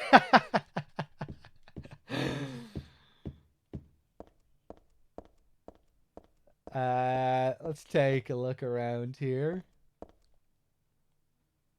Rows of wine bottles. I don't really feel like eating and drinking stuff from an alternate reality, okay? Grab some health drinks. There are plates on the shelf, nothing else of interest.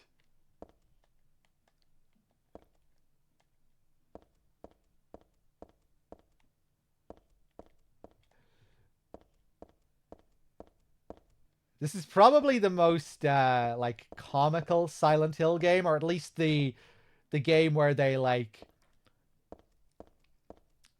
focus on comedy a little bit more. I guess Silent Hill 2 has its funny moments, but just the way Heather interacts with people and some of her reactions to the horrors that she's seeing.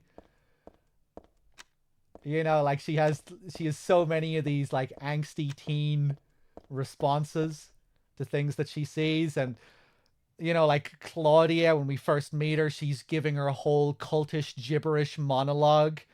I am Claudia. And Heather responds, so what? And later on, when we meet Leonard, like the interaction with Leonard is farcical. And I think part of what they're trying to do is portray the adults of the story more like children, like where they come across as babies in comparison to Heather, whereas Heather should really be the one who appears like a child. But the opposite is true. Like they're kind of trying to highlight the absurdity of the cult and what they believe. You know, like Leonard's dialogue later, I was appointed by God to be his guardian. You know, and like there's something really childish about the way Leonard talks. You know, and Heather kind of makes a fool of him in a way. And the same with Claudia. And, you know, like even the way Vincent talks about Claudia later on in the game. He has that line where he compares her to a child, What you call faith is nothing more than a child crying out for love.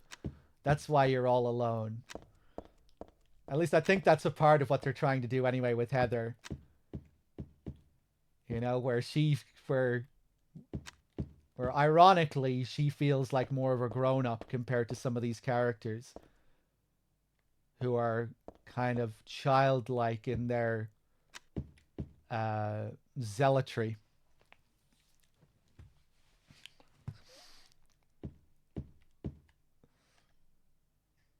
It's just a roasted dog anyway. I shouldn't let that creep me out.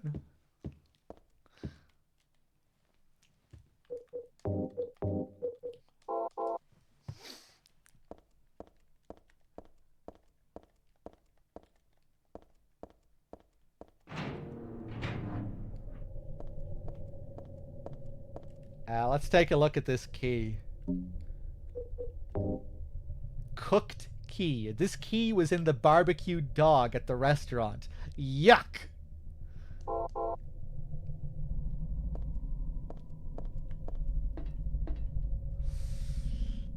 Your thoughts on possession vis-a-vis Silent Hill? I'm not sure what you mean. The possession ending to Silent Hill 3? Is that what you're talking about? There is an ending in Silent Hill 3 where you get possessed if you kill too many enemies.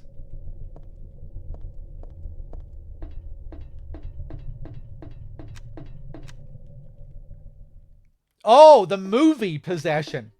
Oh man, I've only seen Possession once, so I couldn't really say. Yeah, I remember enjoying it quite a bit. I've been meaning to rewatch it for a while. But compared to Silent Hill, I don't know. I can't remember too many of the specifics off the top of my head. I just remember it being an insane journey into madness. It has some Lovecraftian elements. Possession.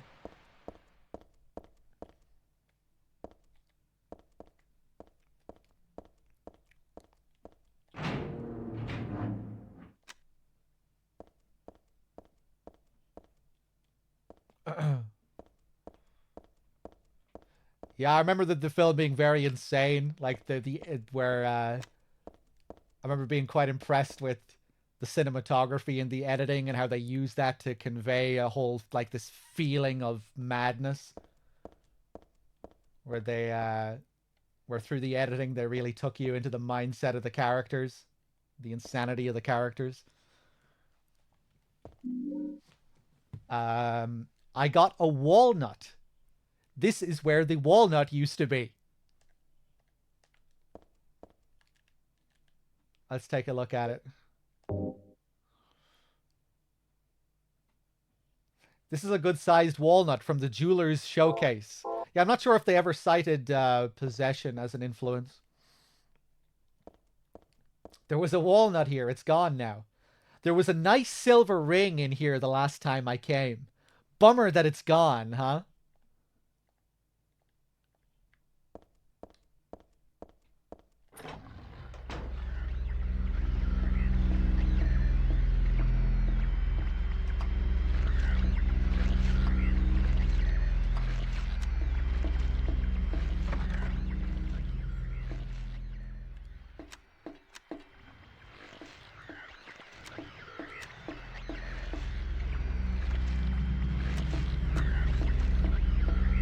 Hello.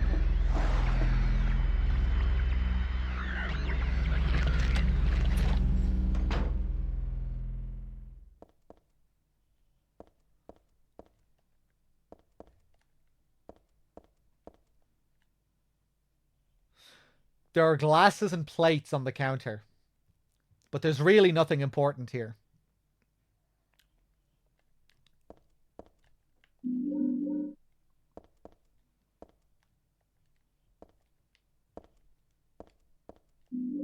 I got a steel pipe.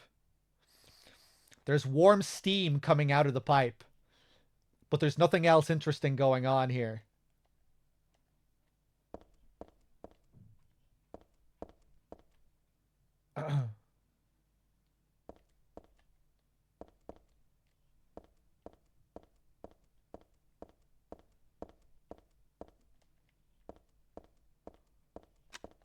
Anything else? Anything on the menu? There's a menu on the wall. It looks like this was once a cafe. No.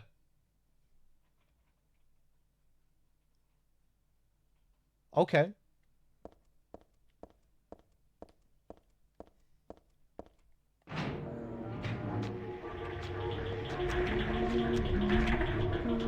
Cafj. What's my opinion on Silent Hill 4? I really like Silent Hill 4. I think it's a deeply flawed game, and I wouldn't fault anyone turning it off after 2 hours and thinking it's a pile of garbage. But I really like it.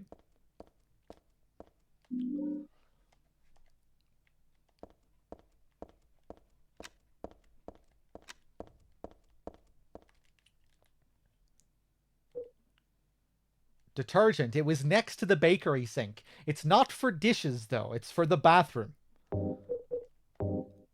The bottle says danger. Do not mix. Mix with chlorine bleach and it'll produce poisonous chlorine gas.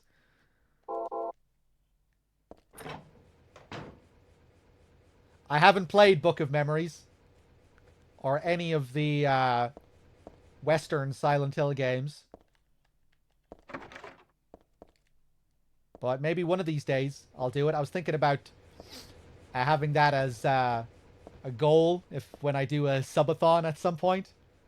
Have a goal for the Western Silent Hill games. Although I might not put Book of Memories on that list. I really don't have much desire to play Book of Memories at all. But maybe having a goal for the other games might be cool.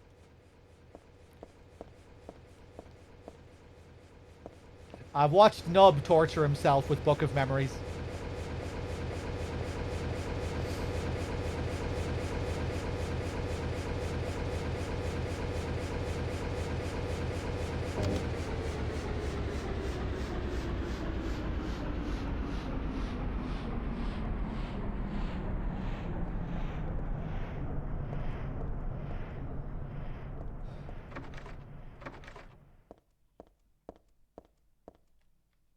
Am I familiar with Downpour's story? Not really. Like I've watched Nub play it and I've seen like a few bits and pieces from it. Ooh, I like that deep red there.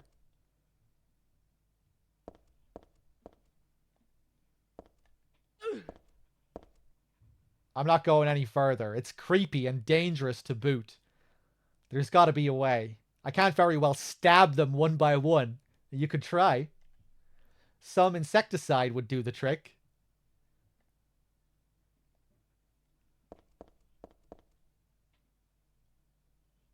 Like the shadow of the fan there. I just want to see how it looks when we turn it on here.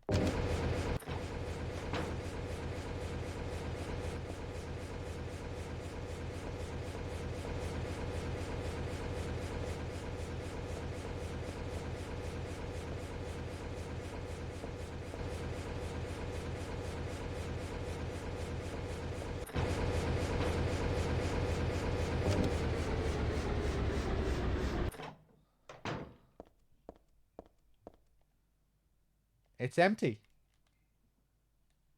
Well, a perfect empty bucket for some detergent and bleach.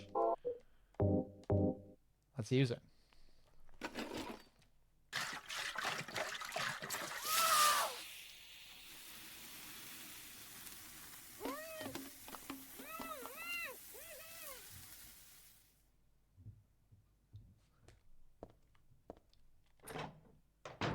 Ah! Go back!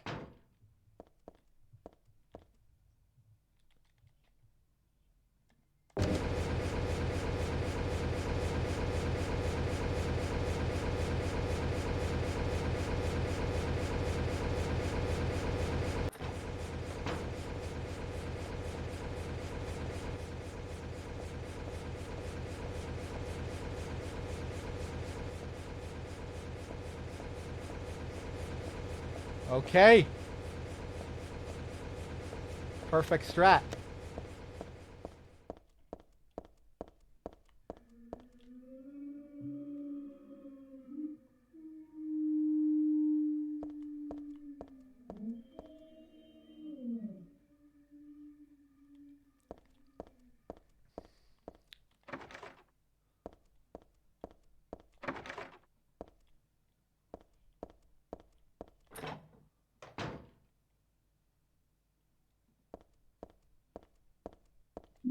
Hey, beef jerky. I really like the beef jerky mechanic in this.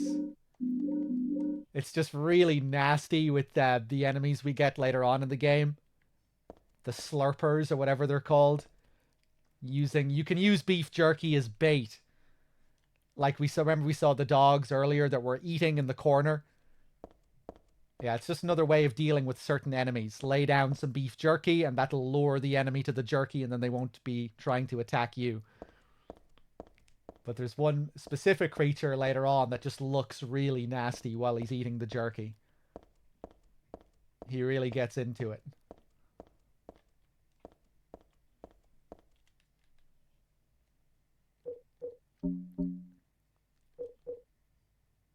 Processed dried meat. Sometimes it's just enough to distract monsters.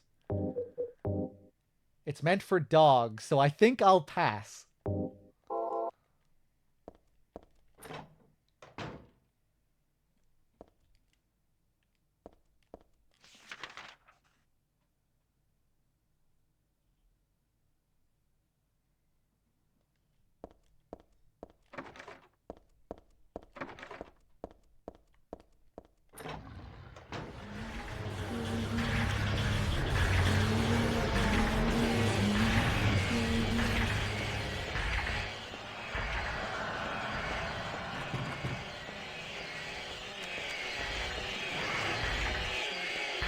Nope.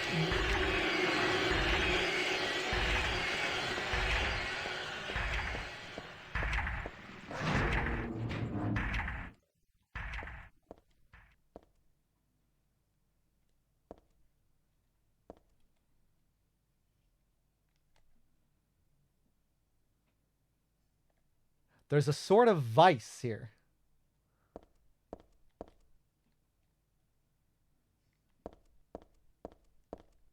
There are shackles here. They look pretty broken in. Gross. That stain on the restraint is shaped like a human.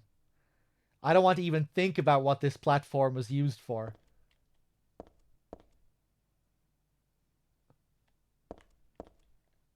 This pattern looks like it could have been drawn in blood. I bet it's some sort of cursed symbol.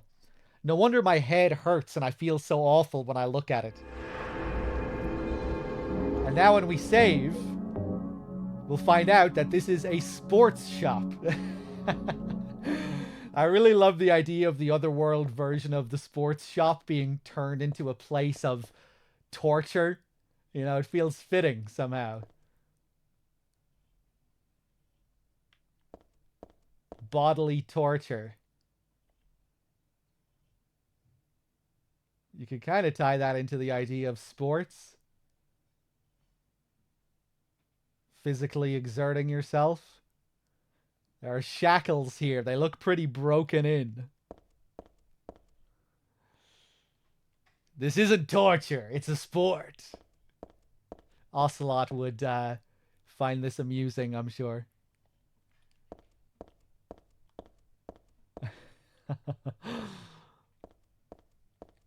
These bloodstain effects. So, let's see. Do we have anything for this vice here? A walnut?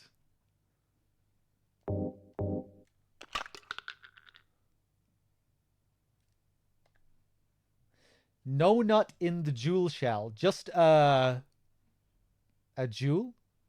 Or no nut in the walnut shell, rather. Just a jewel? And a moonstone. Where did we see a moon earlier? It's just a type of jewel, not really from the moon. It was inside the walnut somehow. Well, let's see if we can go back to that door.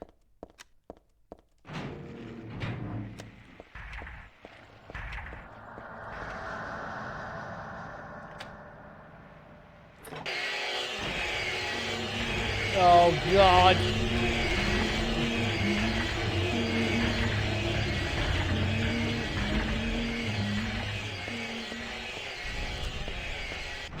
Jesus Christ, the pendulums.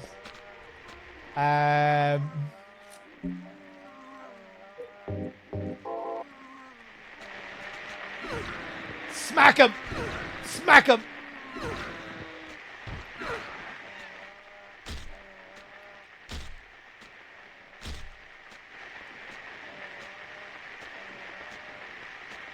Who's next? Come on.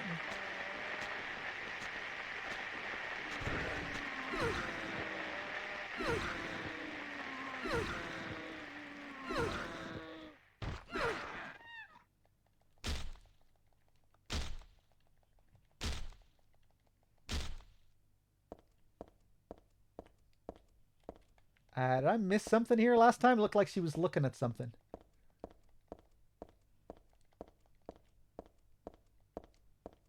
Huh. Probably just the door.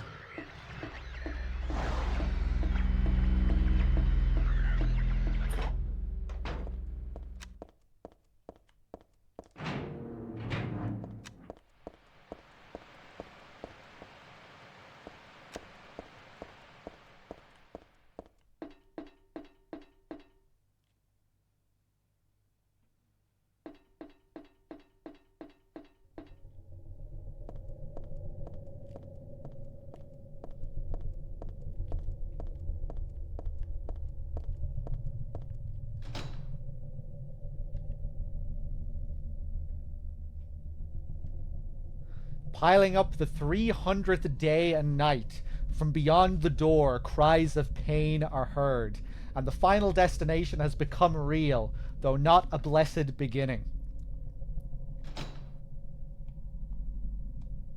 So, a lot of people interpret this again as relating to Heather's pregnancy and the birth of this god, with the 300 days roughly relating to the 9 months of pregnancy. From beyond the door, the cries of pain are heard. The child, though not a blessed beginning, not a blessed birth. This door leads into the first boss of the game as well, which is a giant penis monster with a split head that's also kind of reminiscent of the first boss from Silent Hill 1, the split head creature, which in that game is supposed to symbolize the two sides of Alessa and Cheryl. So yeah, you could probably again tie all of that up in the meaning of this first boss here, relating to the pregnancy, the reincarnation, the multiple sides of Alessa.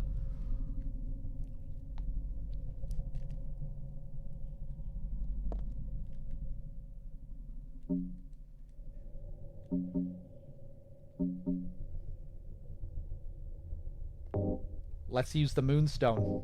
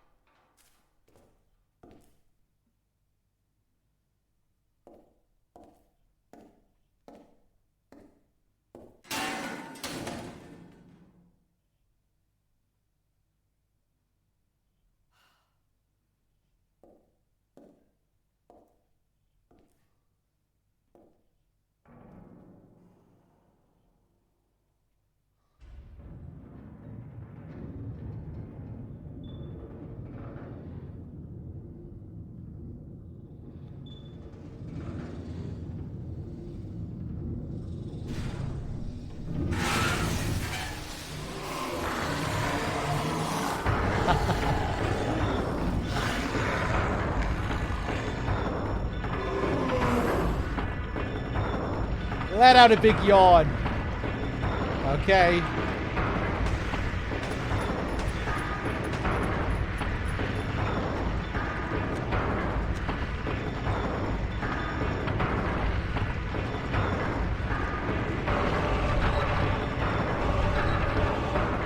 This thing is pretty easy. On normal difficulty, he goes down in a few hits.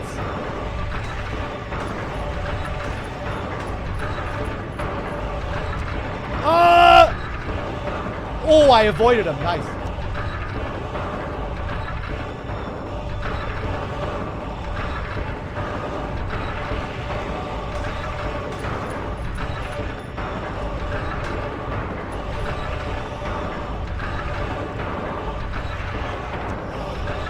Ooh.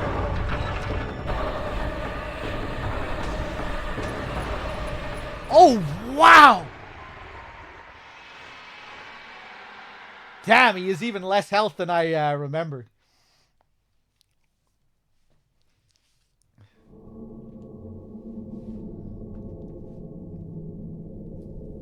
What? It's the shopping mall just like before.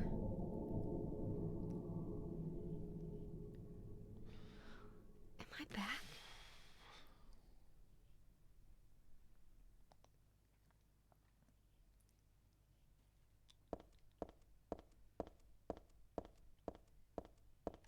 We're back. Royal Grill since 1977. Sunshine Princess again. Blue Marine Surf Shop. Most of these are locked. All of these ones are locked, actually, but when we come back out here, we can actually go back to where we started.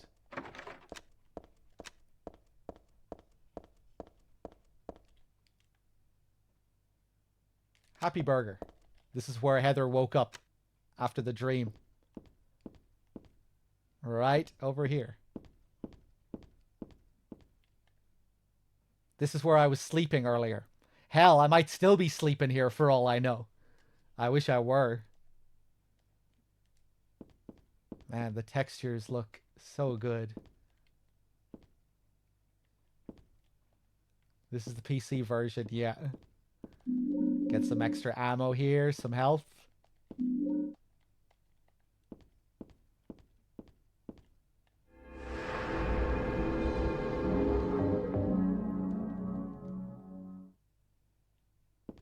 Hey, what's up, Nico?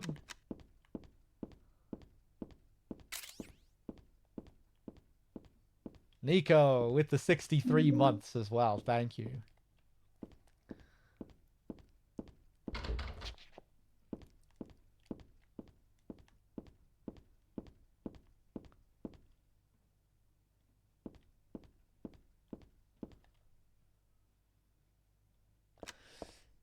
This is after the ridiculous Shakespeare puzzle. Yes, we're at the very end of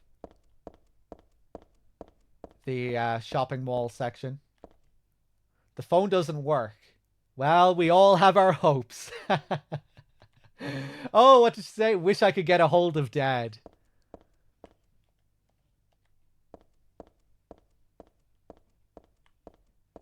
There are no patches installed. This is just the base PC version.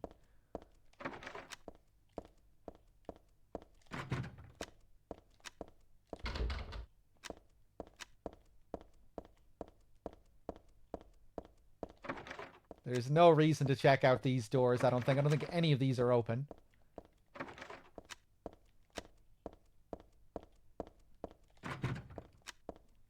Yeah.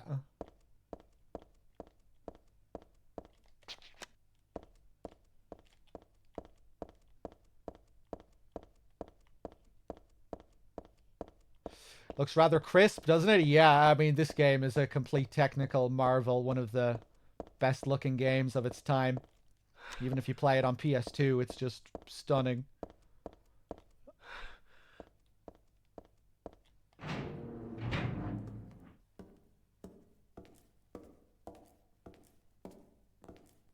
Heather, It's you. what just happened? You must be one of them. What did I do? And what do you mean by one of them?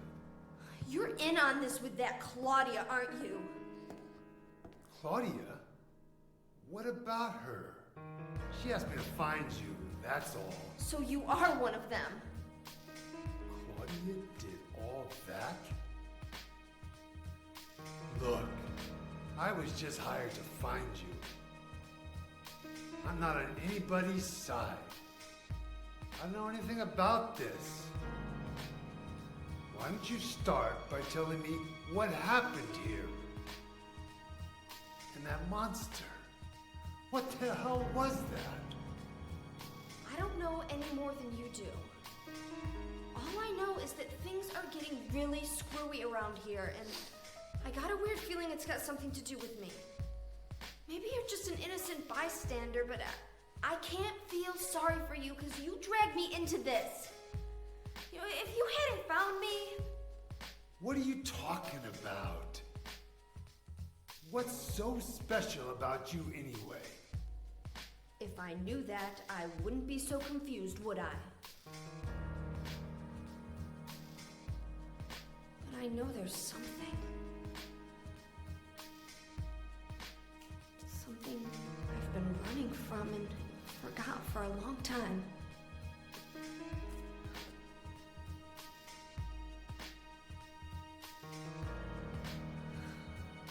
How did I remember that? What's wrong? Nothing. Where are you going? I'm taking the subway home.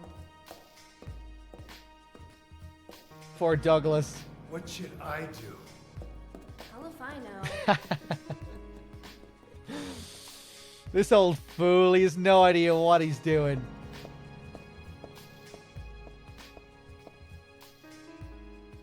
What does she say if I try and go back up? I've got no use for that place anymore. I'd rather get back home on the double.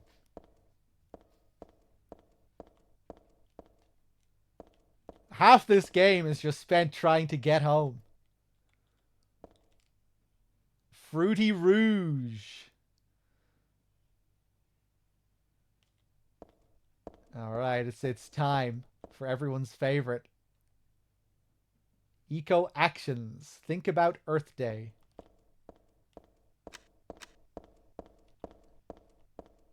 Oh shit. Here he is. Bask in the glory of Minmo. Growing strong and healthy. Minmo. Cat foods. Look at that chonker of a cat. Look at how condescending he looks as well. Up on his high horse, frowning down with his held head up. Give me my food.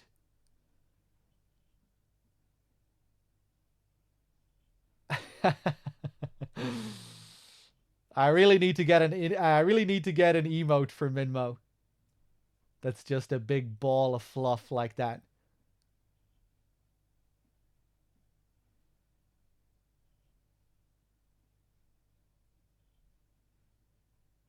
Well, yeah, what's with the dot dot dots?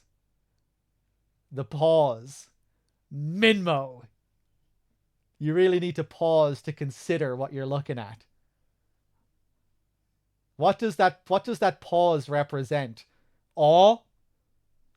Is it supposed to be like we're looking in just complete awe before we can say Minmo? Minmo. The glory.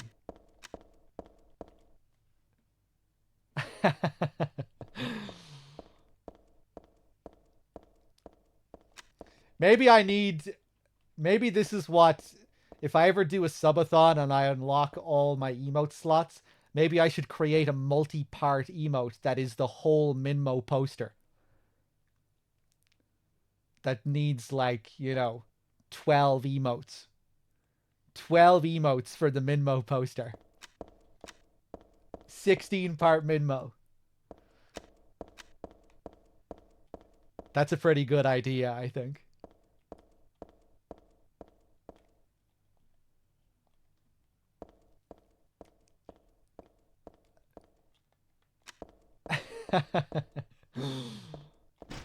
The lock is broken. I can't open the door.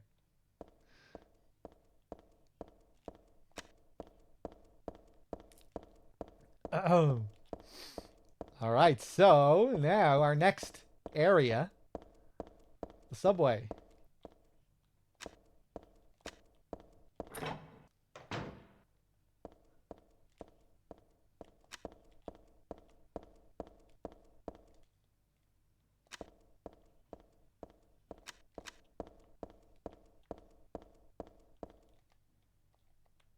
Can't interact with the phones. Hazel Street.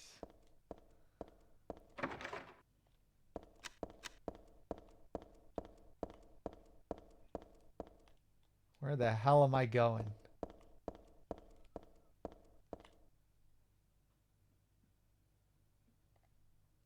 There's a newspaper left on top of the ticket machine. Fatal accident at Hazel Street. At about 11 p.m. on the 4th, a man waiting on the platform at the Hazel Street station fell onto the tracks and was decapitated by the arriving St. Renata college-bound train. The victim died instantly. While police have not yet determined whether the death was an accident or suicide, witnesses report that the victim did not look inebriated and seemed to jump off the platform deliberately. The victim's identity is still unknown. He was approximately 40 years old, 5 feet 10 inches tall, and was wearing a black jacket. The newspaper is 4 months old.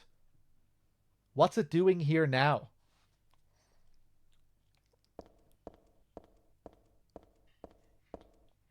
There's a subway map here, but even without looking at this, I still know my way home. I just need to get to the Bergen Street train at platform 3. Another very direct Jacob's Ladder reference here with the Bergen Street. That is that's where Jacob gets off in Jacob's Ladder.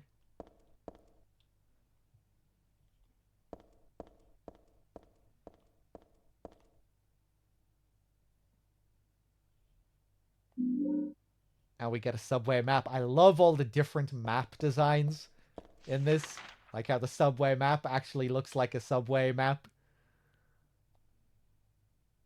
In the previous games, the maps all kind of follow the same aesthetic style. You know, they all look the same.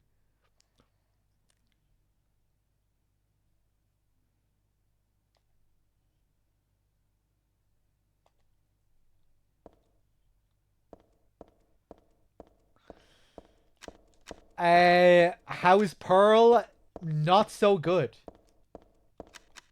Not so good. My parents are moving to France. And they need to get rid of Pearl. And they haven't had much luck with finding a new owner. A new parent for Pearl.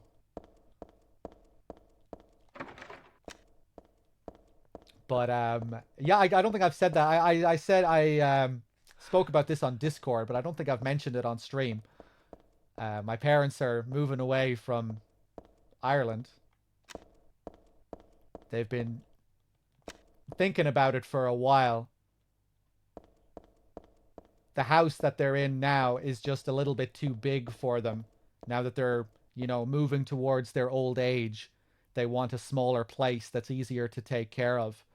And, yeah, they think the house that they're currently in is just a little bit too much for them. My stepdad's mother used to live in our current home. So there used to be 3 people in the house, but now there's just the 2 of them, and it's too big, really, for 2 people, especially 2 elderly people. And, at first they were looking around at other places in Ireland, but they couldn't find a place that was a reasonable price. And they were kind of thinking about moving abroad as well anyway. And yeah, they found a place in France. I'm not sure how old the cat is.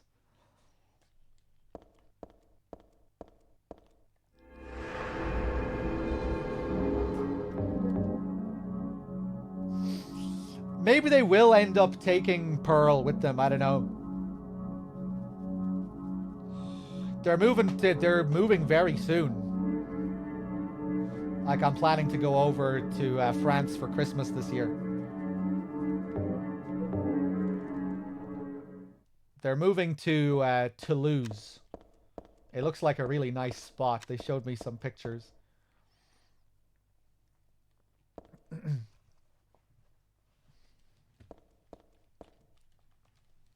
So yeah, I guess Toulouse is gonna be a new home for me. I'll miss the old house. I really love that house. You know, grew up there since I was a kid. It's a really strange house as well, the one that we have, like just the design of it. I'll miss it. But it should be exciting as well on the other end, having a new place in a whole new country.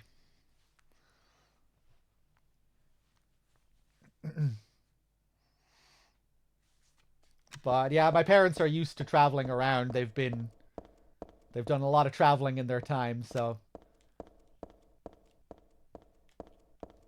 yeah, it should be interesting.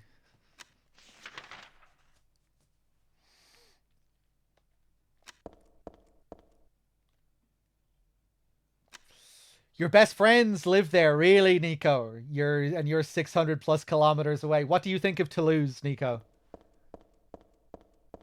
They showed me some pictures of the house. It's like much smaller than our current house. As I was saying, they wanted a smaller place, but it looks cozy, and the places nearby look really nice. People are nice. It's fine.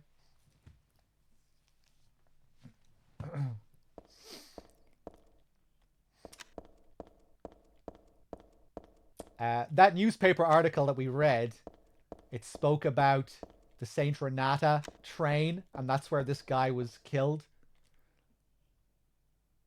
The Renata college bound train, and if you see here, that's exactly where we're headed.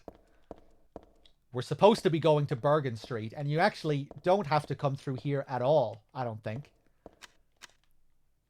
We found out earlier that Heather needs to take the Bergen Street line.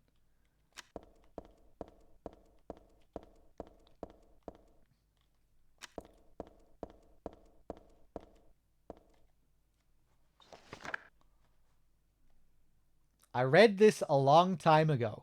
It's a nothing little occult magazine. Seemed like a bunch of crap to me. It's not so bad if you just read it for fun, though. The souls of those who died suddenly by suicide or accident don't realize they're dead. Sometimes they stay put and haunt that particular place. These spirits have lost their human senses and memories and can only keep replaying the pain and sadness of the moment they died. The pain can get so bad that they turn to human beings for salvation, or they begrudge humans their lives. At such times, they can possess humans. Places known as famous suicide spots or high accident areas are often to blame. You should be careful when approaching such locations, especially on the day or at the time the death occurred. That is, if you don't want it to happen to you, too. Ooh. So, I know in the Book of Lost Memories, Hiroyuki Owaku, the writer for this game, commented on this and how it's supposed to be alluding to Alessa, and I think particularly the memory of Alessa that we fight later in the game, who's like the mirror image of Heather, who's like the ghost of Alessa that's still haunting the place. I'll try and see if I can find the quote exactly, but yeah, this is supposed to be alluding to, again, Alessa's desire for death and peace.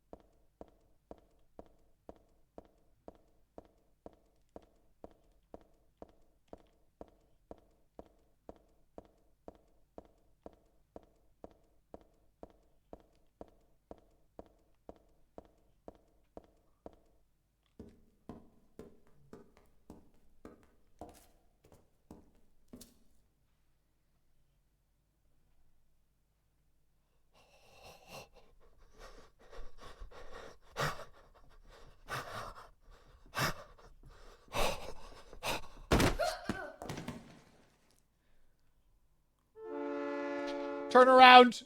Climb up.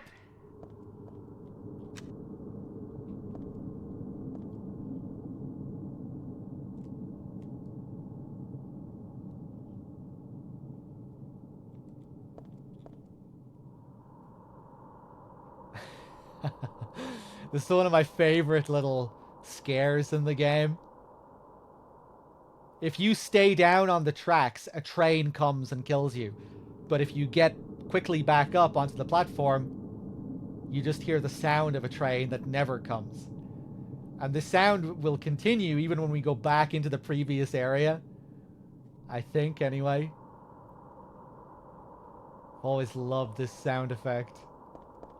And in order to even trigger this scene, you have to have read the previous occult article, which talks about, which again relates to the newspaper article. And I think as well you need to read the newspaper article in order for the occult magazine to spawn.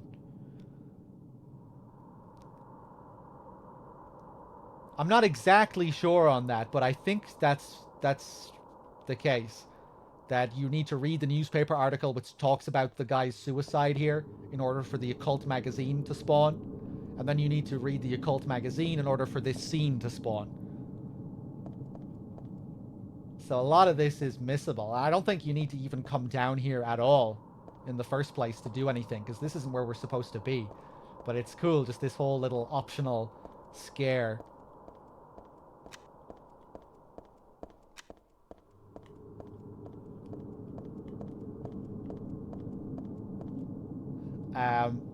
I think I found a quote from Owaku talking about this in relation to Alessa. Alessa, who lies dormant inside Heather, makes appearances in various places as her memories are revived.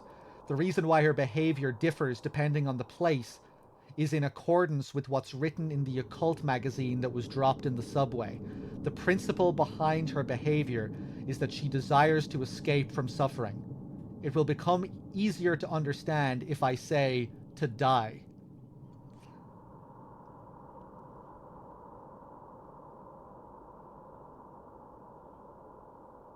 So, interesting. On the surface, this all just seems to relate to a guy who committed suicide here, who then continues to haunt this place. But in a grander sense, it ties into Heather's character in a way, and her past self, the suffering of Alessa and her desire to die.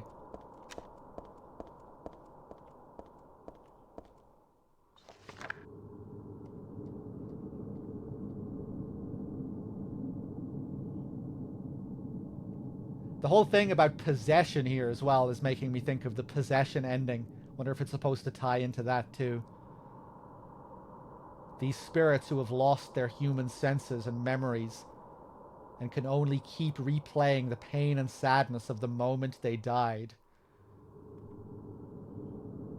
The pain can get so bad that they turn to humans for salvation, or they begrudge humans their lives.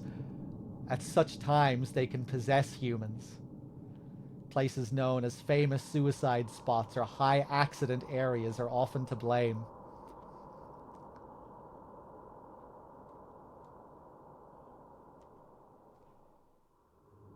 Love how the sound keeps on playing here.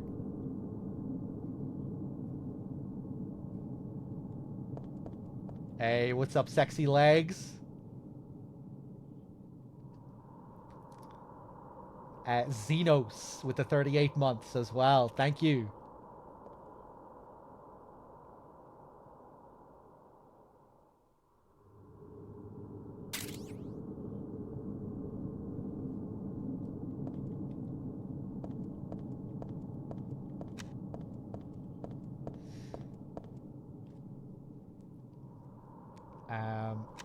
Okay, we can leave this place. See the sounds, they're still going here. We're being followed by this train.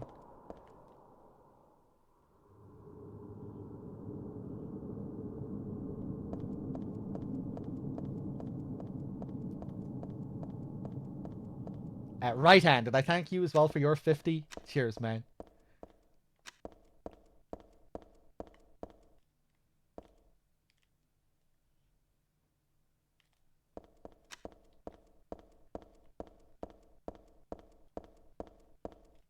thought I remembered getting a sound once in this area.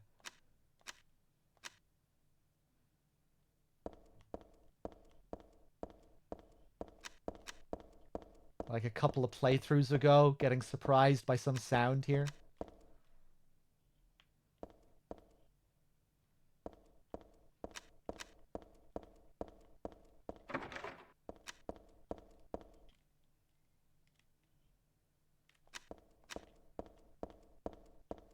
I'm gonna go back here and then back up to this area.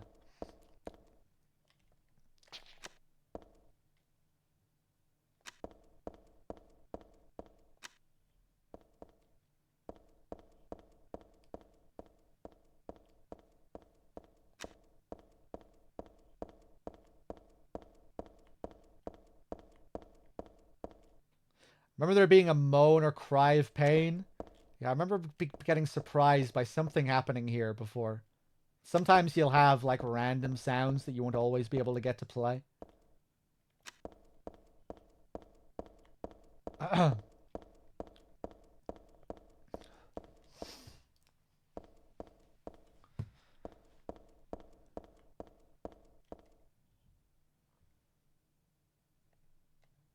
The chains holding the doors together are secured with a bolt and nut.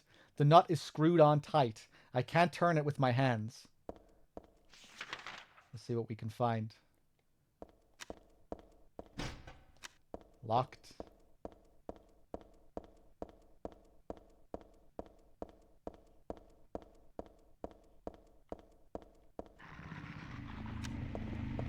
Oh, fuck you.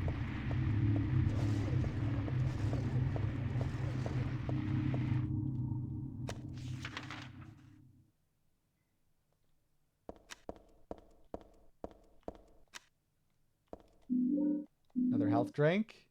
The path is blocked with trash. I can't go through here. Very rude, Heather. This is a poor man lying dead here. You're just going to call him trash?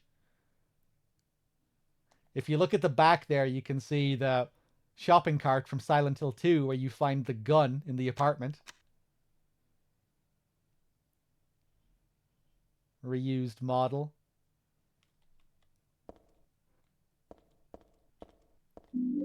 I think here the dialogue should be different. Later on, we'll find an area where Heather comments on a body where there is no body. So I think there's some misplaced text here. And later on, we'll get to see the text that should be here.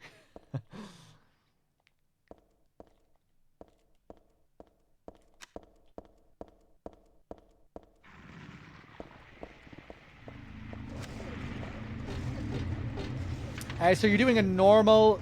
No, normal hard means normal action hard riddle. The game has two difficulty settings. One for combat and one for the puzzles. And I'm playing on normal action hard riddle.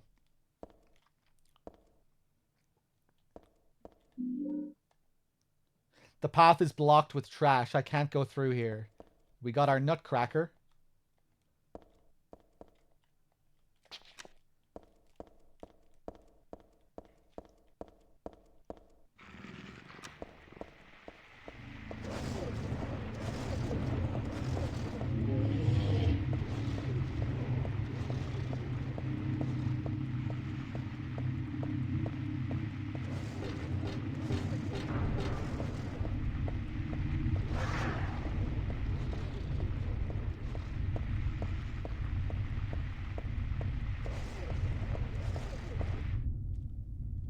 How do I like my steak cooked? Medium rare.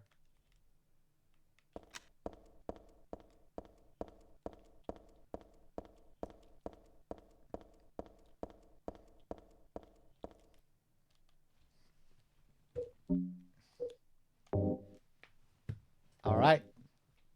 Let's crack this open.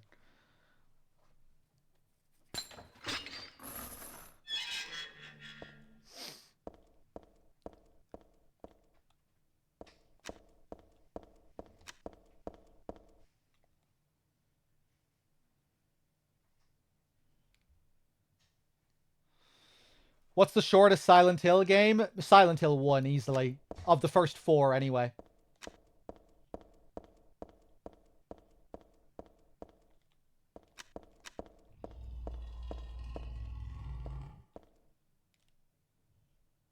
Oh shit, does he spawn already? Oh no, he doesn't.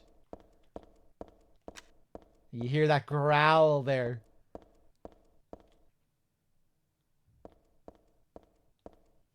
There's an enemy that will spawn here, but it's dependent on you picking up an item in this area. But I think that sound is supposed to be foreshadowing the creature.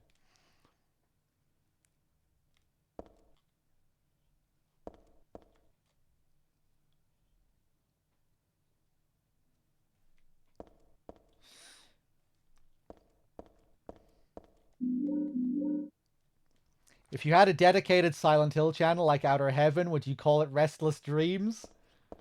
A group of Silent Hill streamers on Twitch were inspired by what we did with Outer Heaven, and they created a group channel, and I think they called it Heaven's Night. Did they call it Heaven's Night? I think it was Heaven's Night, wasn't it?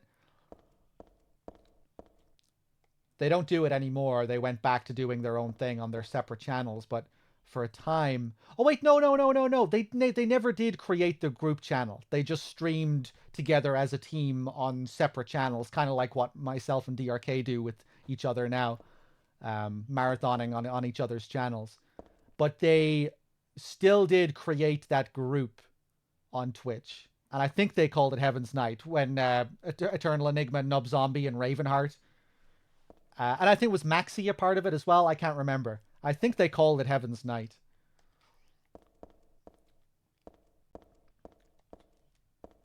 Of course, named after the club in Silent Hill 2. Or maybe they just called it Team Silent. Nub, hey, you're there, man. How's it going? You just called it Team Silent. Right. I couldn't remember if you what you called it.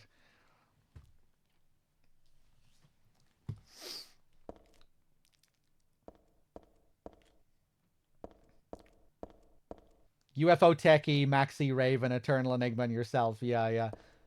Maybe you still have that same thing going on, and you just don't do marathons. I'm not sure. Maybe you still have the Team Silent group thing. I forget what it's even called. Teams, aren't they called teams on Twitch? So maybe it is still technically a thing that you're all a part of. I'm not sure. We technically still have it claimed, but yeah, you just focus on your own channels. Yeah, I remember you used to do like marathons on each other's channels and stuff, and then you stopped doing that.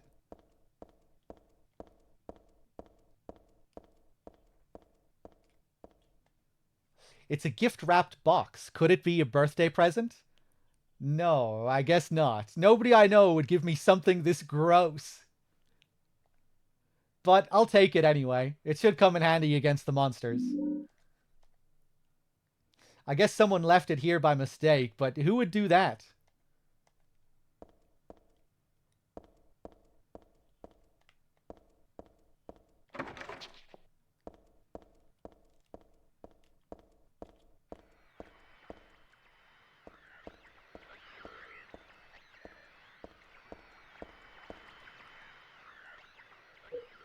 A birthday present.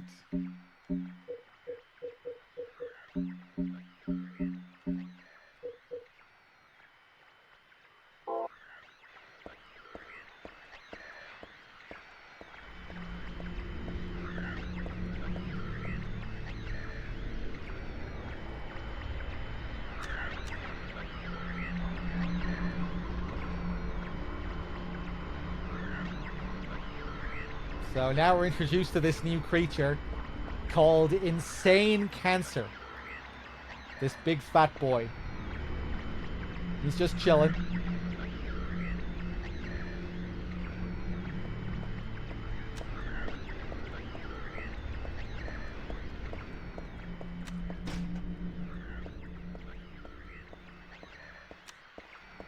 I forget exactly where I'm supposed to go now, but think it might be down here.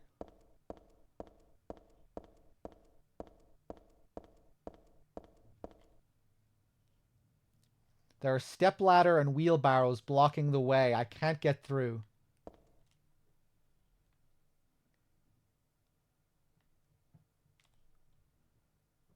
Love all the crap strewn about, the tiles missing on the wall, the ceiling coming down, that light. This is just a fire door. It doesn't lead anywhere.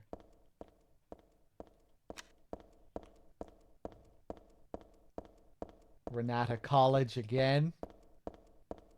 Hey, this is what we want. Bergen Street.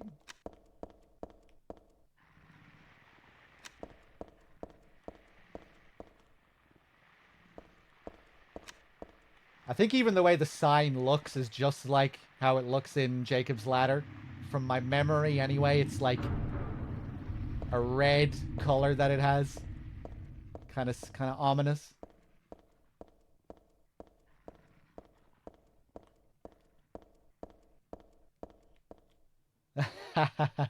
I love what they do with the camera here.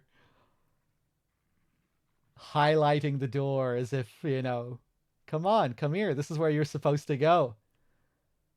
Why else would we be focusing on this door? But something about the framing and the color red makes it look uninviting.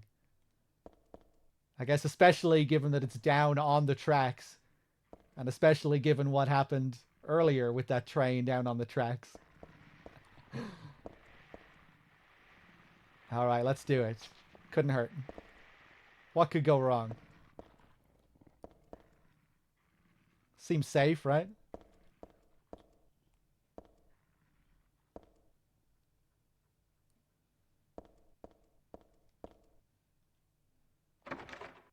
The lock is broken, of course. Go!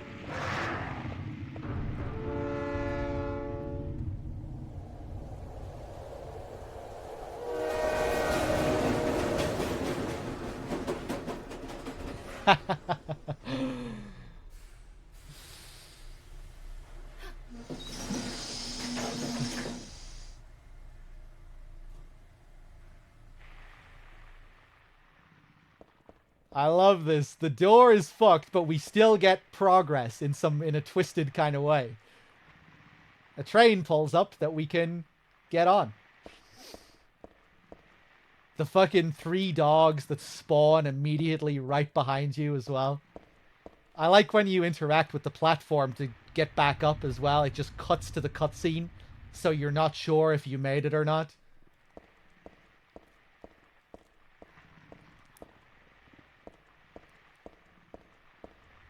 Hey, what's up, Linda?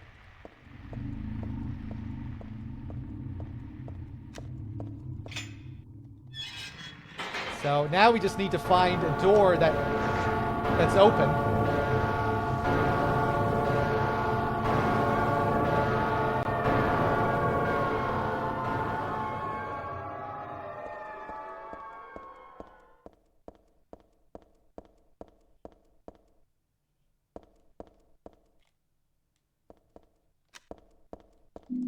Nice.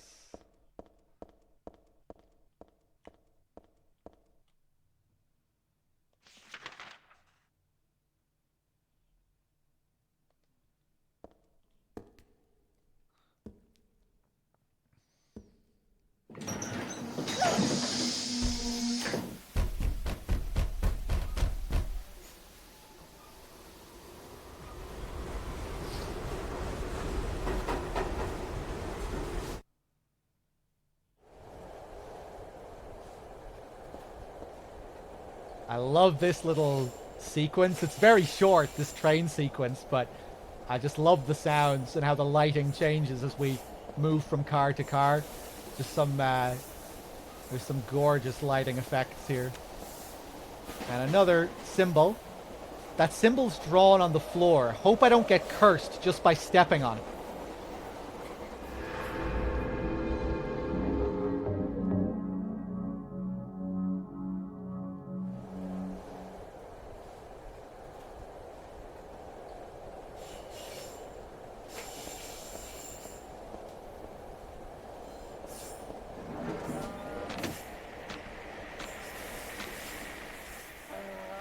switch to our pipe again. Come on!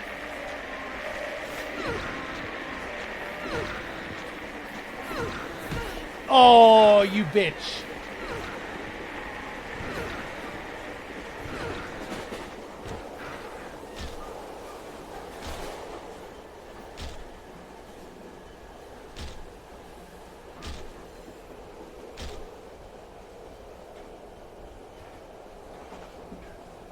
What's the sexiest creature in this game? The nurses, of course.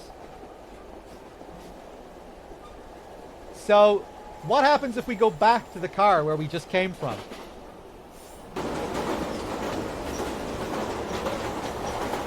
It's gone.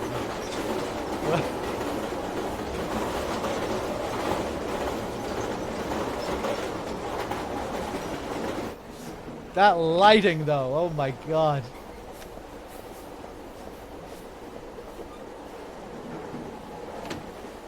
Oh. Look how good this looks.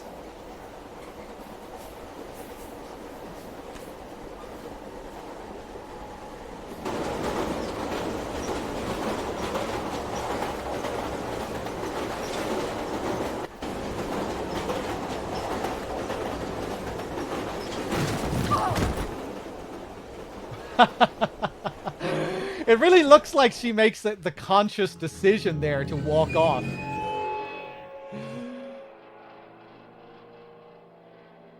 But yeah, you get a unique death there. If you step off.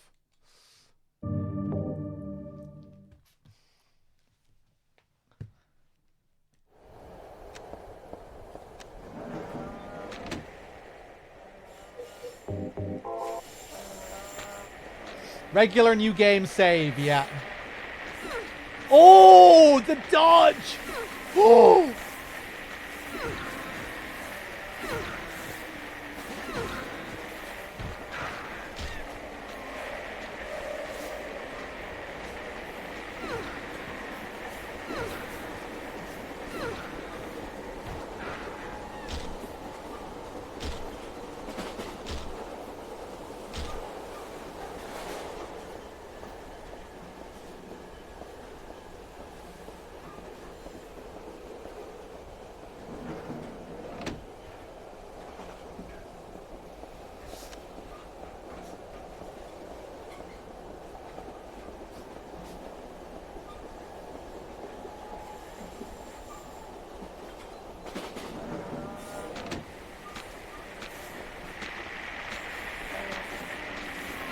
Big boy.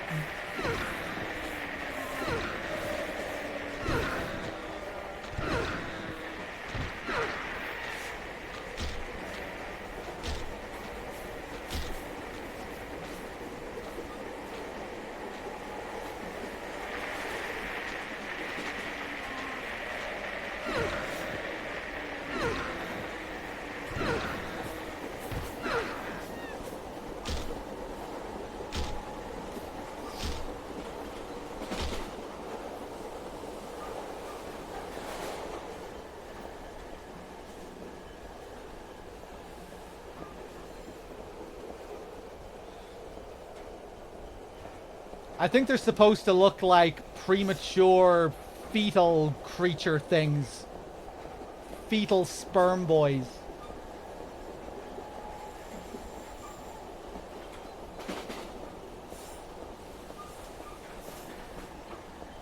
It's what they make me think of anyway.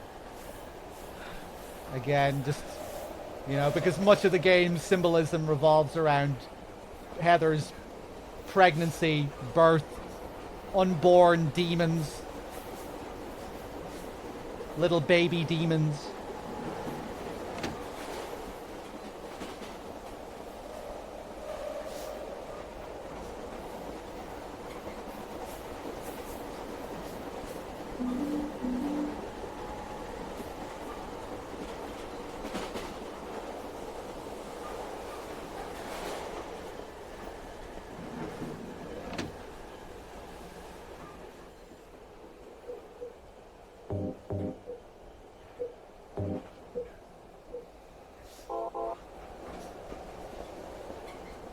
God, I love the lighting here, man.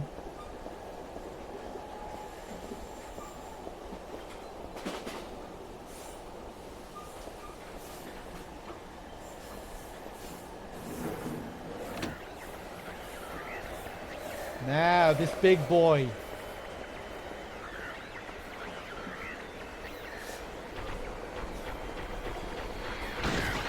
Fuck you. Go around him. Go around him. Ah! Oh, your flabby arm. Stop that.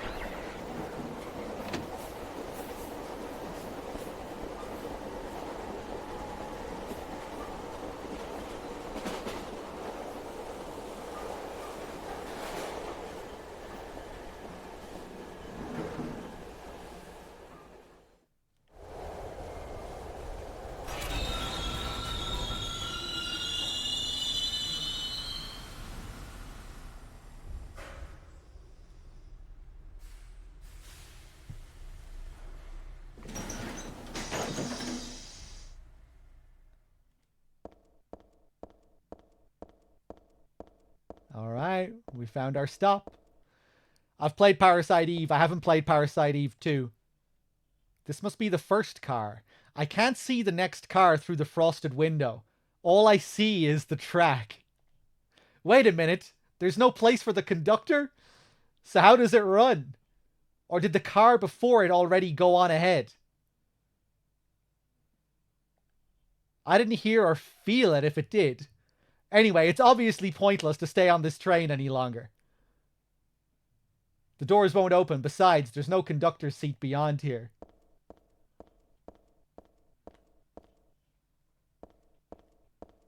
Yeah.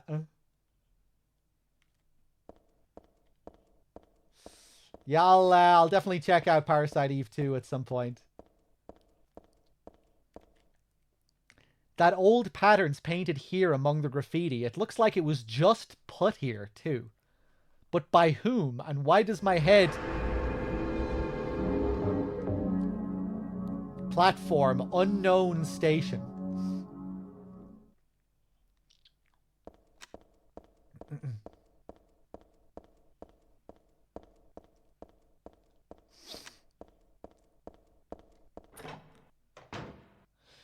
No, I haven't played Parasite Eve 2.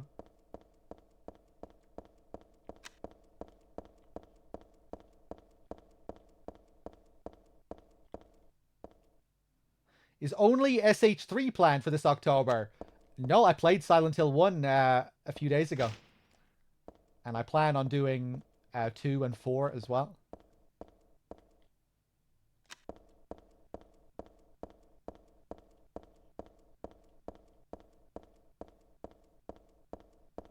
We get some long hallways in this area. Whoa! Oh!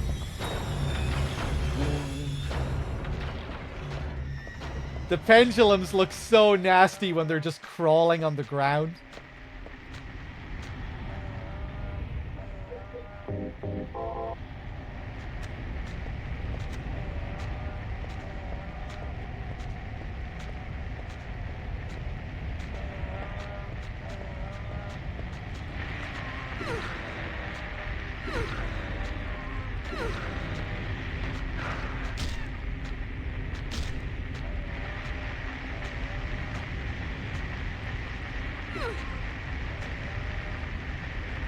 Oh, the face off.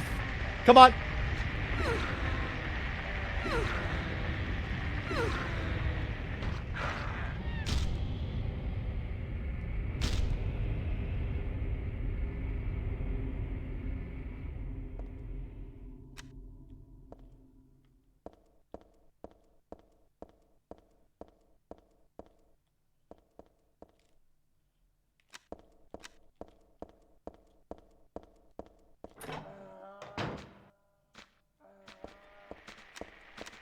This is not where I'm supposed to be, I don't think, but let's go up here anyway. Oh! Scary sounds, a whole army of them here.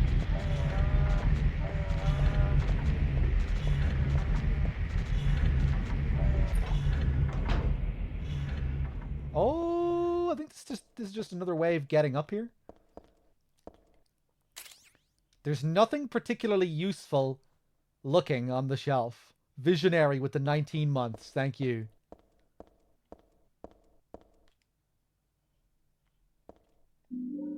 And we get a maul. The side of the locker is badly bent, as if something hit it very hard. As a result, it's impossible to open. Someone hit it with this maul, perhaps?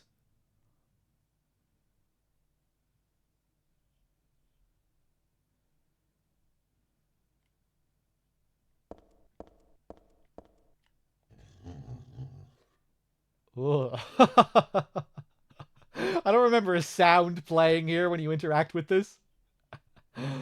There's blood seeping out of the bottom of the locker. Is there something inside? I sort of want to take a look, but the locker door won't open. It's better that way. It's not as if there's anything good in there. I'm going to leave this one alone. Again, this is making me think of the caged up creatures that we see earlier in the game at the start, the very start in the amusement park. The demons locked in the cagey womb. I would imagine this is, again, similar sort of symbolism.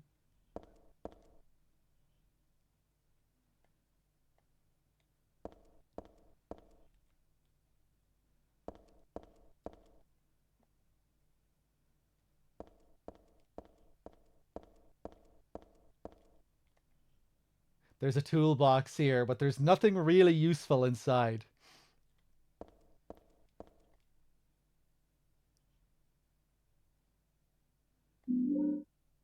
I got an underpass map. We get that creature in the hospital later on as well. Locked up in a locker.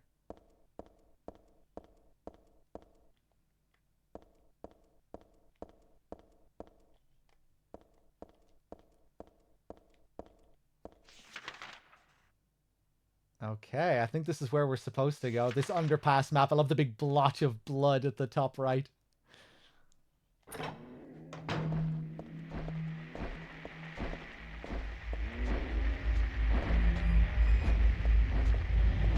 Hello there.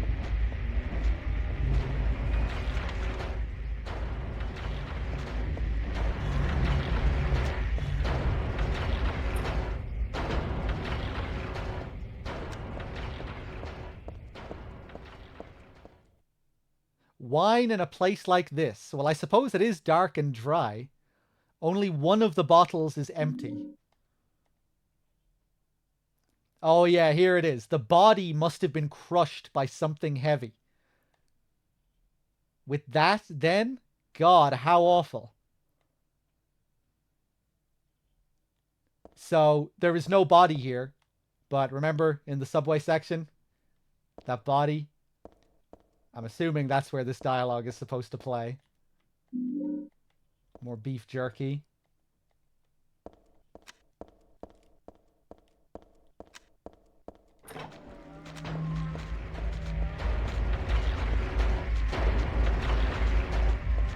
I don't think there's any reason to come down here.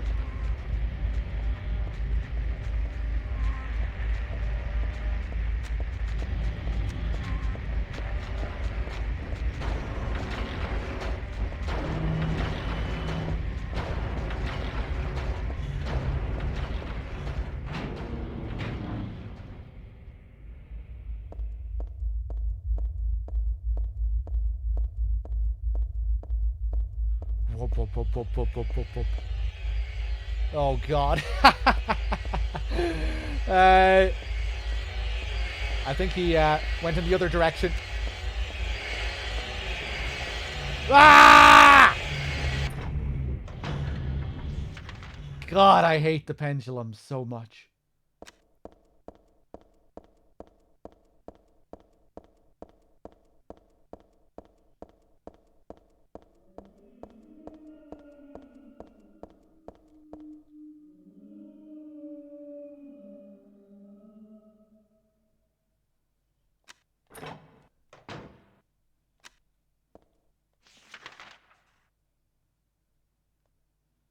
Okay, where are we going now?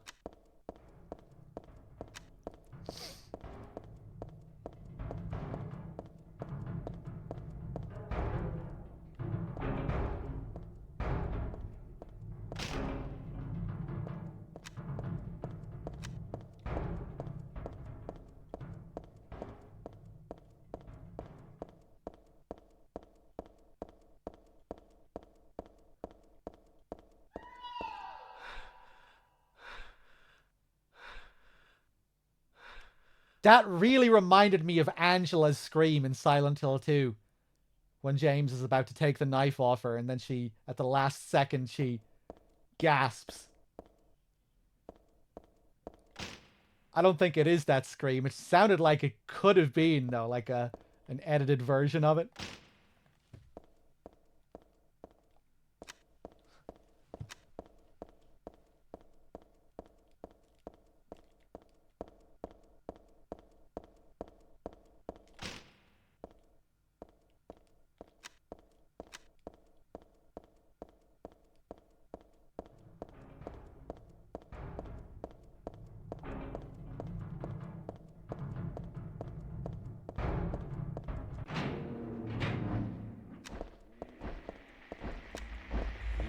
Whoop!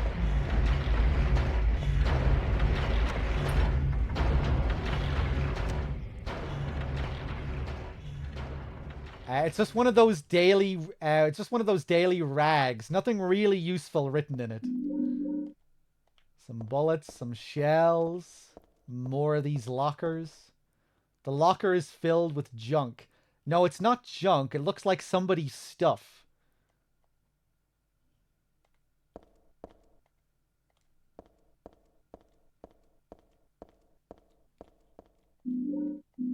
More health drinks. There's something scribbled all over the blackboard, but it's faded and hard to read. It doesn't look important anyway. There's some kerosene left in the heater. Looks like if I had some sort of container, I could take it with me. Well, it just so happens we found a wine bottle.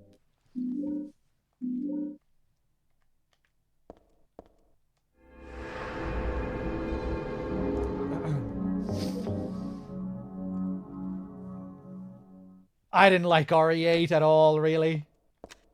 It had some funny moments. Ethan made me laugh a few times. The best part of the game was when Lady Dimitrescu chops off Ethan's hand and then you can't heal afterwards because you don't have the hand that you need to heal. That was a great little moment. It was like, oh shit, I need to heal. Oh wait, no, I can't. My fucking hand has been chopped off. That was cool. And I really like when Chris treats Ethan like he's a dog or some like little child. Ethan, no! Down, boy! Bad Ethan! Those were some funny moments. But apart from that, I didn't really care much for the game.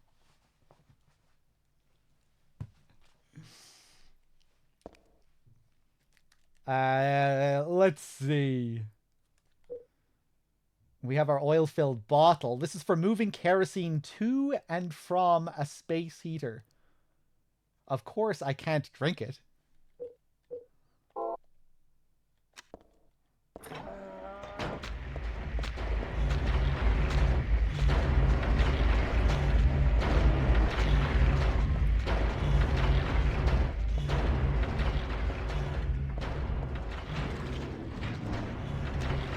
Oh, where is this? I don't know if I usually come in here at all. Ah!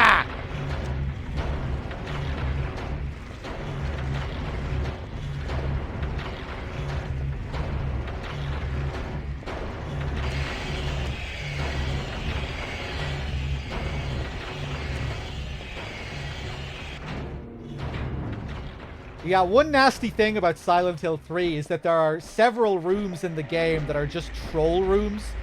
Giant rooms filled with enemies and nothing else.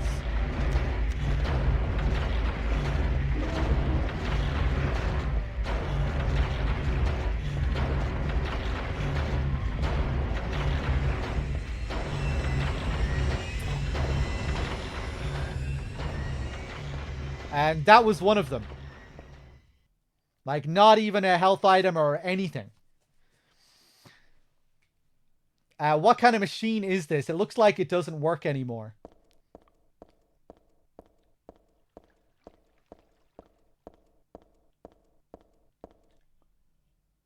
This might be the fuel tank. There's nothing in it, though.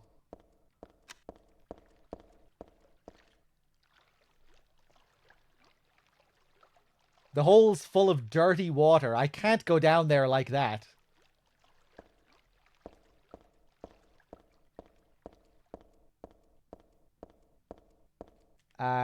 Let's get this up and running then.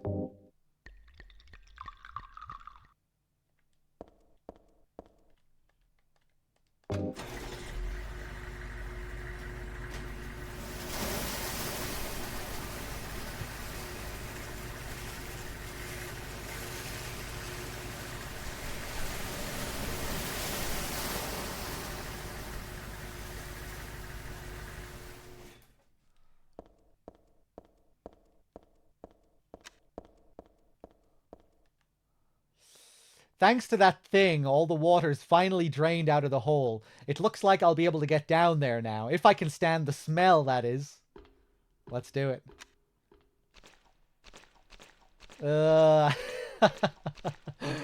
Lovely sounds. Oh, even deeper over here. Nice. This must be where the water gets drained out.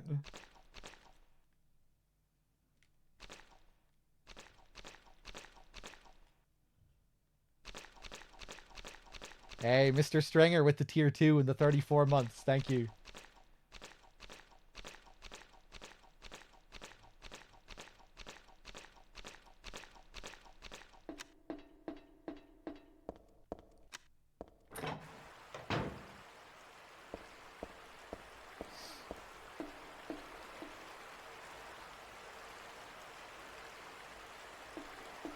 Someone looking at me?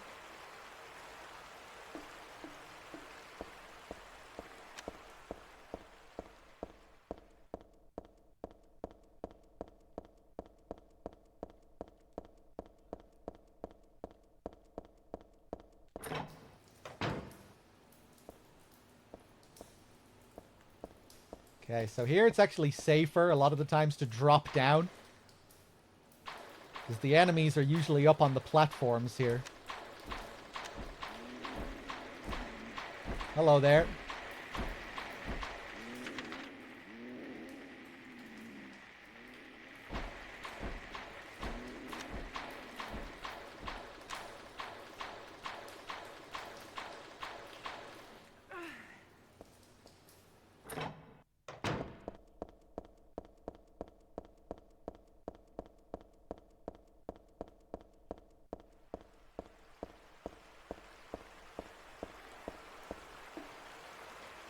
Yeah, this is a weird little moment here. We can see a creature underneath the bridge. Kind of foreshadowing one of the enemies that we'll have to deal with later. We never have to fight one in this area, but we will in the next area. These slurpers, they're really irritating enemies.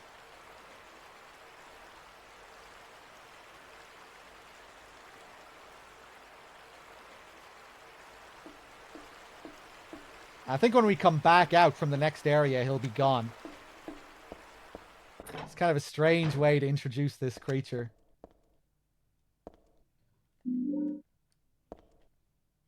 There's nothing that looks useful in the cardboard box. There's a deodorant inside, but it would probably be a waste of energy. A dryer.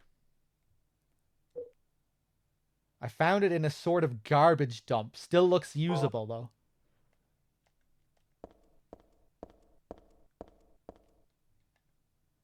Now, that's a lot of garbage. Where the hell did it all come from? I guess this is all the stuff that gets tossed out into the sewers. I'm just wasting my time looking around here. I'd better get going. Even so, it really stinks. It's going straight from my nose to my head.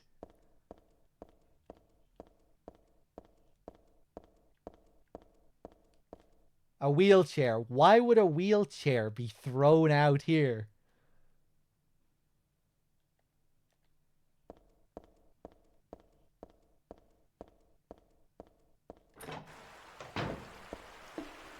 Yeah, he's gone now.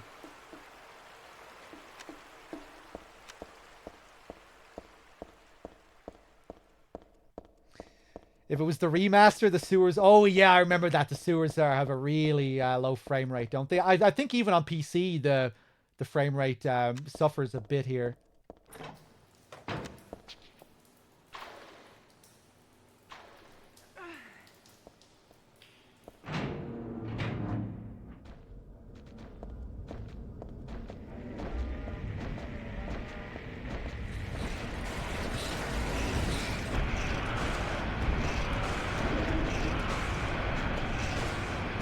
Oh my god.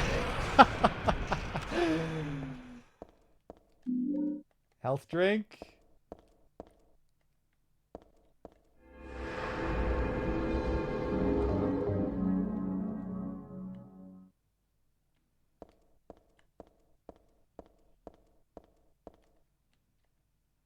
There's something written on the notebook. There's a monster in the water. The bastards killed 2 of my buddies.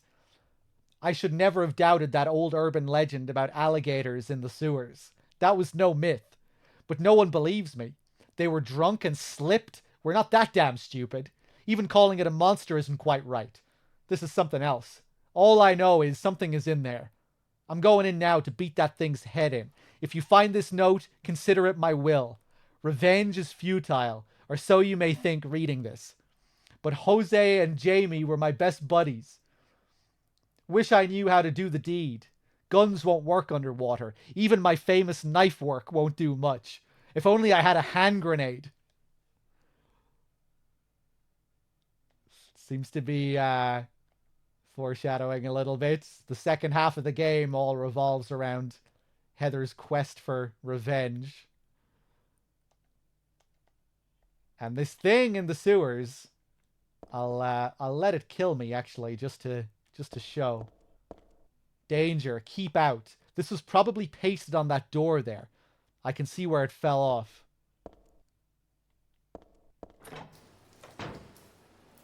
Oh god. Man, they do such a great job with the bloodstain effects in these games. But, yeah, if we just try and cross this bridge.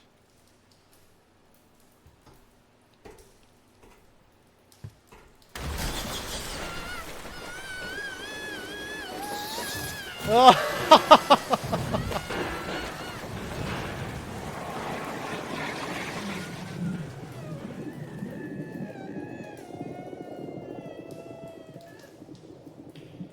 Kind of looks like an umbilical cord to me.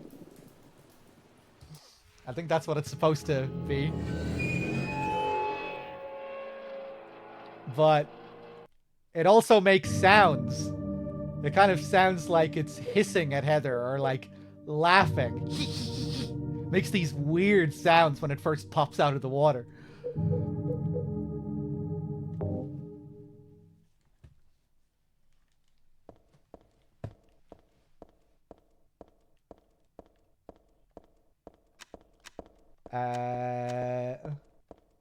Where's the things?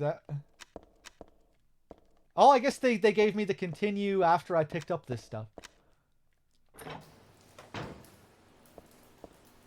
So unfortunately I'm not on NG+, so we can't interact with the fairy here.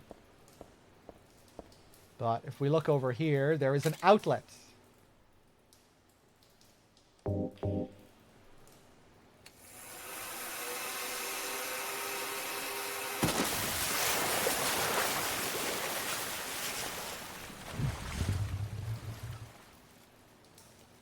Ugh.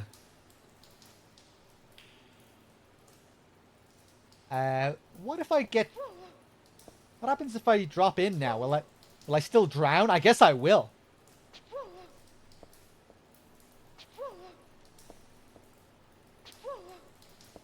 Because she doesn't want to go down there naturally.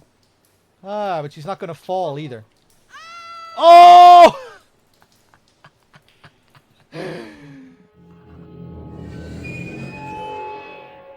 All right.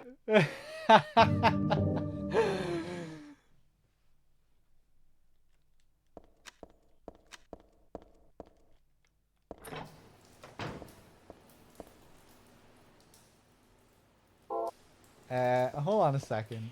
If I interact with the bridge... No, okay. Thought maybe she'd say something if I tried to interact there.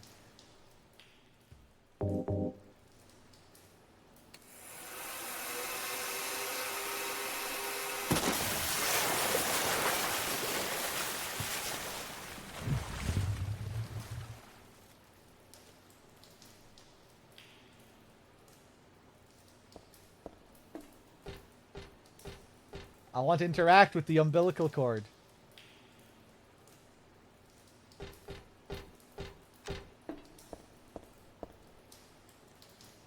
There's some complicated machine here. It's not on or anything. I'll leave it alone.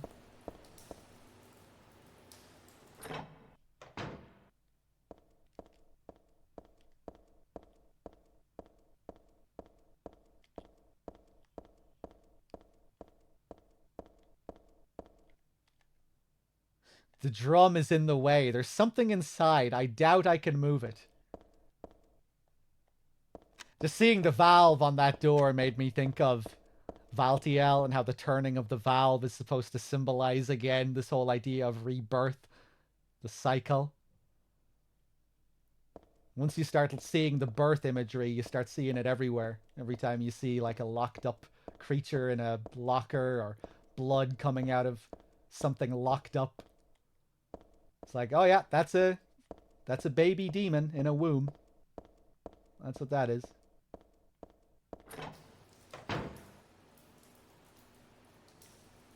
I think I'm going to finish this in one sitting today.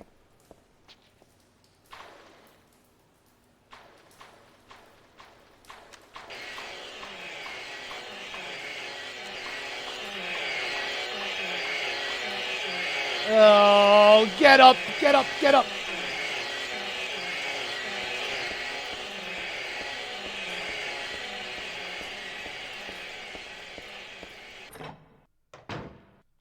Yeah, that's the plan. Anyway, we'll see. Maybe I'll end up splitting it into 2 sessions, but I think I'll probably finish it today. And it'll probably go into the early enough hours. I'm hoping to finish it by like 2 or 3 a.m.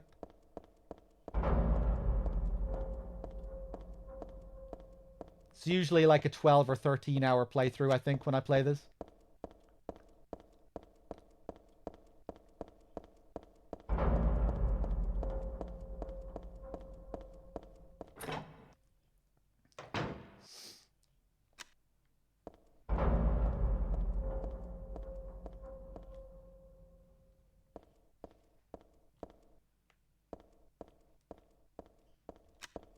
Okay. Again, another area.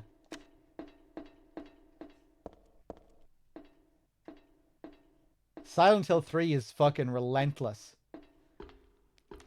It was one thing that made me, I wouldn't say dislike it, but it took me a couple of playthroughs to really warm up to Silent Hill 3. When I played it the first time, I think I found it to be, like, too stressful. This wooden crate is shut pretty tight. I don't think I can get it open. You know, like, we're just going area to area to area to area to area. The game never lets up. You know, like Silent Hill 1 and 2, you have moments where you're just out on the street. You know, it's just doesn't feel as claustrophobic, doesn't feel so claustrophobic all the time. You know, you spend time out on the street trying to find a new major area, then eventually you'll get to Midwich, and then you're back out on the street, and then you're in the hospital. But with Silent Hill 3, it's like you're just going straight from major area to major area to major area with no, like, town breaks in between. You know, Silent Hill 2 has that amazing sequence after the apartment building where you get to rest a bit and, you know, go to Rosewater Park and meet Maria, listen to some chill tunes in the bowling alley, go to Heaven's Night. It has its very slow build at the start of the game. But Silent Hill 3, it's like the opposite. It's like just completely relentless. Area after area. Harsh sounds.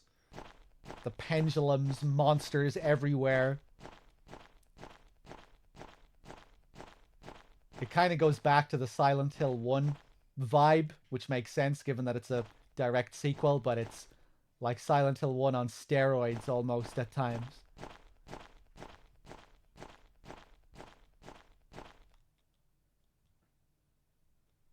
Again, we will get a bit of a rest eventually once we get back home and then we drive into town, but the first few areas, man, it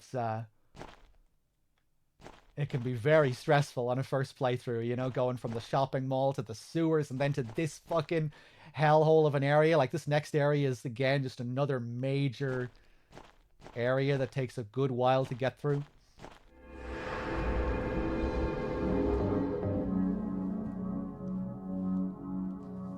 Construction site.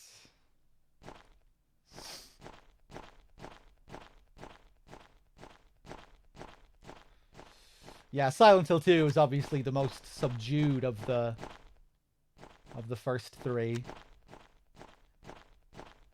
It's more melancholic.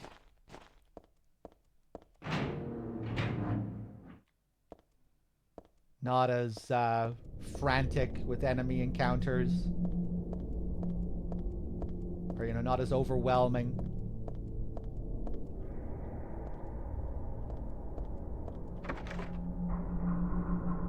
The lock is broken. I can't open the door. Yeah, it's one of the great things about Silent Hill 2. I really love the way it's paced and those moments of downtime. The electricity is off, the elevator won't work, the slow build into town, the Rosewater Park sequence after the apartments, the slow boat ride to the hotel.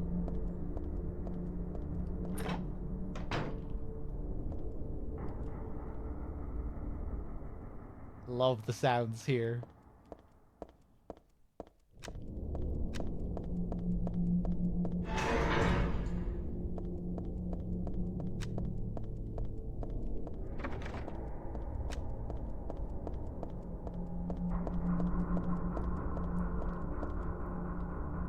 The third level ceiling is crumbled. For safety's sake, entry is forbidden.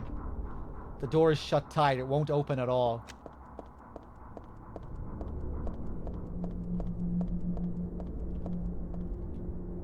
Fourth level floor is crumbled.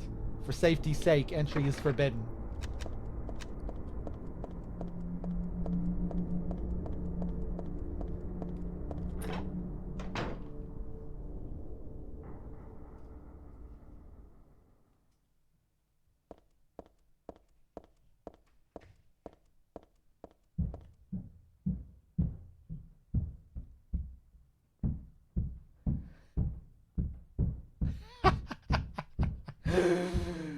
Oh my god, man. These sounds.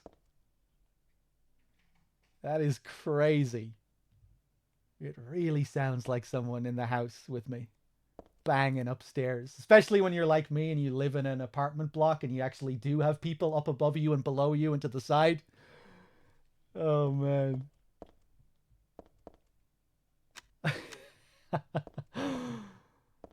If you're wearing a good pair of headphones, man, these sounds are insane. It's a plain old wash basin, nothing special about it. Yeah, it's coming from the game. People get fooled by this all the time. They think it's someone next door. Hey, what's up, JMP?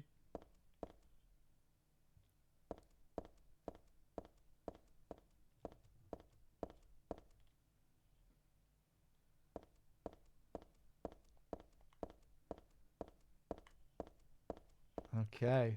No map yet.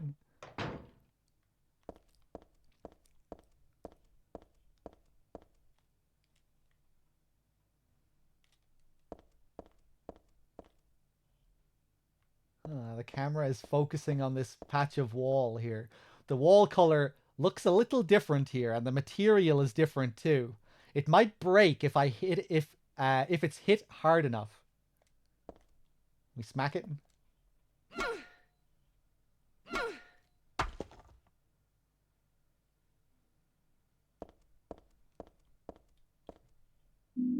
And we get a silencer. I can see legs through the broken part of the wall. I hope those are just mannequin legs, but I guess I'm not that lucky.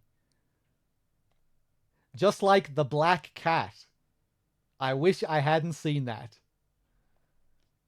So we have a reference to an Edgar Allan Poe story here. The Black Cat.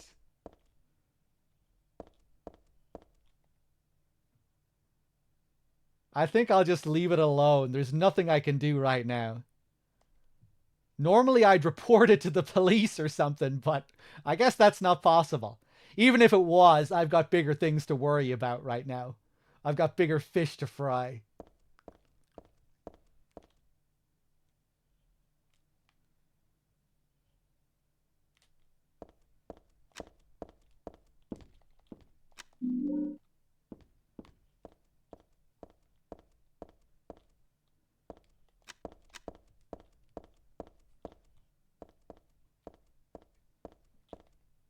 I can't see the 4th level floor. It's too dangerous to jump down from here. Well, what if we throw down a mattress first? Ugh, a filthy mattress. Will you drop it into the hole?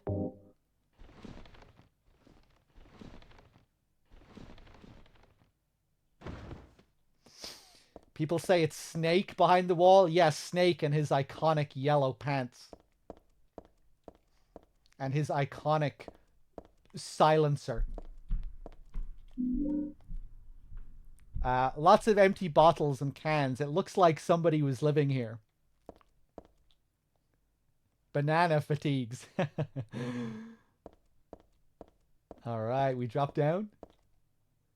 I dropped in the mattress to use as a cushion. I should have no problems jumping down now. I like that carpet over there.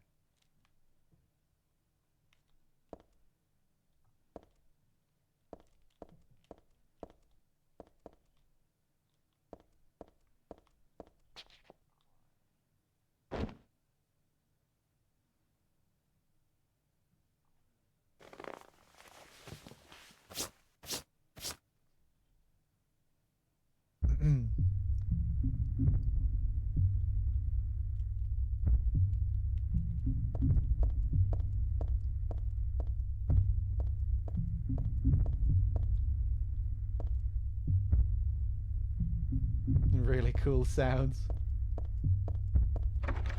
The lock is broken. I can't open the door.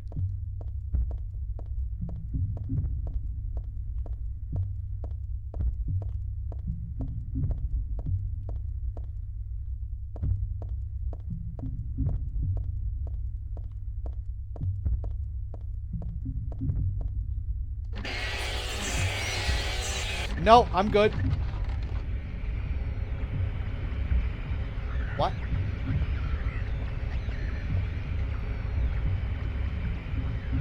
You weren't here before, Mr. Insane Cancer. What are you doing here? You come back in here for safety and suddenly this guy is here. Okay, I'm going. Oh, the sounds are fucking different in here now as well.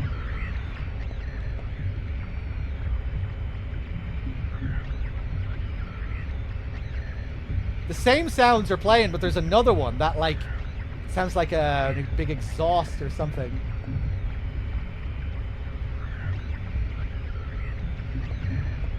I kind of want to kill him just so I can hear the sound more clearly.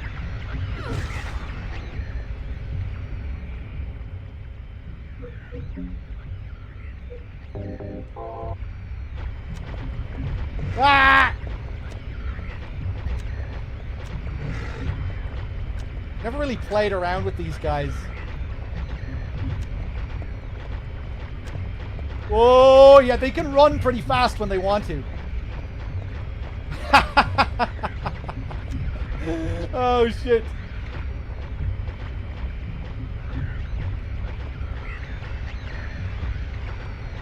Yeah, come on, come on. Oh, he's sitting back down. He's not lying down this time.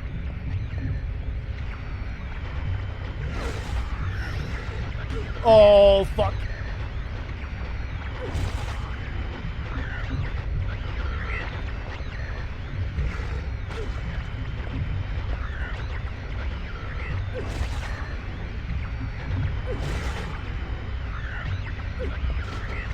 Kick him. Oh, they're so beefy.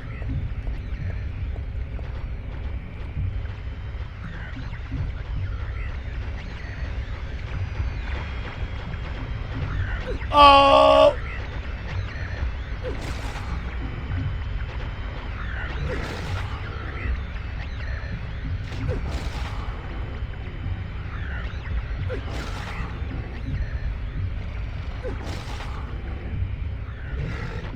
Oh my god, insane!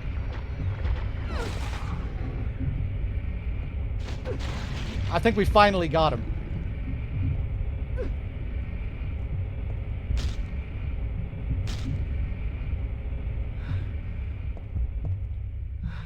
Yeah, the sound disappears along with him. I wonder, is that a sound that always comes with the insane cancer enemy? Because now we're just back to the original sound. I'll take note of it. Next time there's an insane cancer around, we'll see if that sound is playing.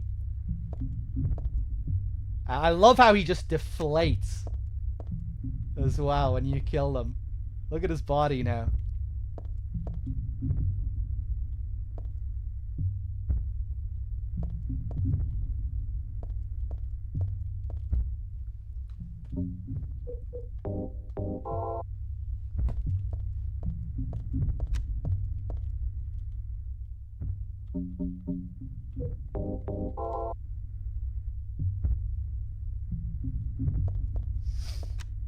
And no radio playthrough? I don't think I have, no.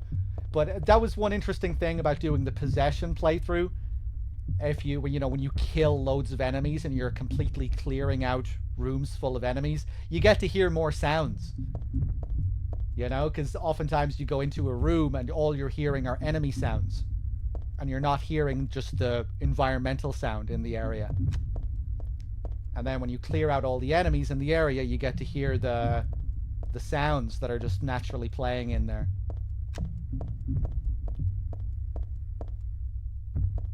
Yeah, you miss out on a lot of the sound design when you're avoiding enemies. Go!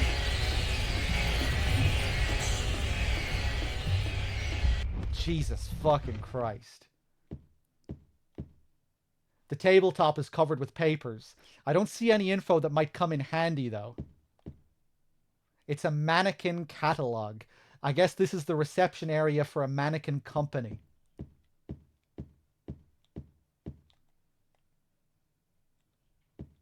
Man, they just did such an unbelievable job with the environments in this game. Just the way just the quality of the textures. A lot of it is just down to the magic of the lighting. If it was a completely like brightly lit looking room, suddenly it would look a bit rougher, I think. I think that's part of why the environments in Silent Hill 4 don't look quite as good, because a lot of them are more brightly lit. It's a thermal, how the fuck do you pronounce this again? Carafe? Is it carafe or carafe? There's nothing inside.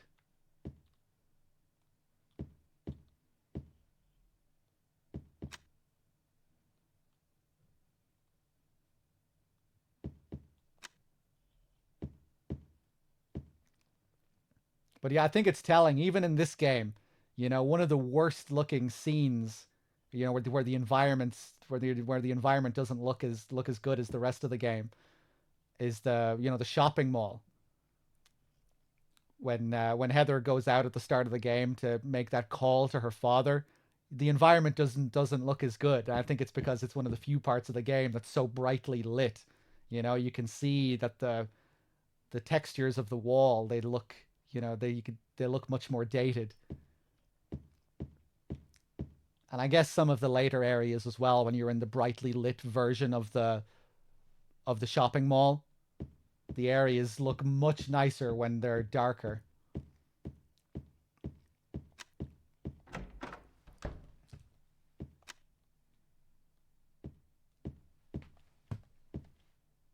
The cardboard box is filled with mannequin catalogs. Anyway, I don't need that.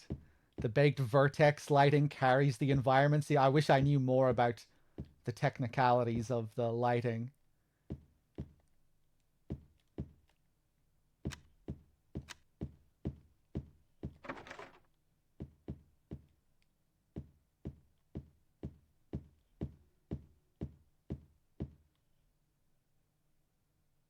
I think Silent Hill 2 was one of the first games on PS2 to have did I say PS2? On the PS2 to have that like all those fancy real-time shadows. I remember Ito on Twitter posting about the guy who was responsible for those shadows and the lighting in that game. He was giving him a lot of props. I forget what his name is now. Maybe if Bad Humans is here, he'll know.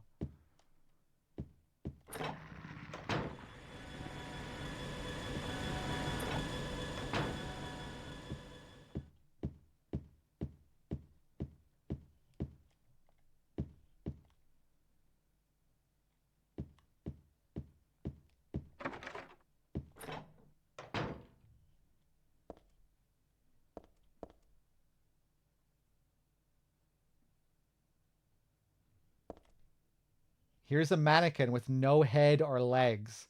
I know it's just an inanimate object, but I'm still a little nervous. Afraid, maybe.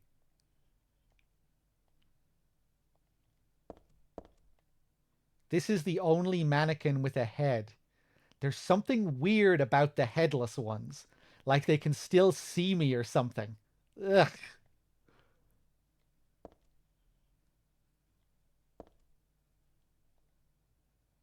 Its head is the only noteworthy thing about it. It's just a mannequin.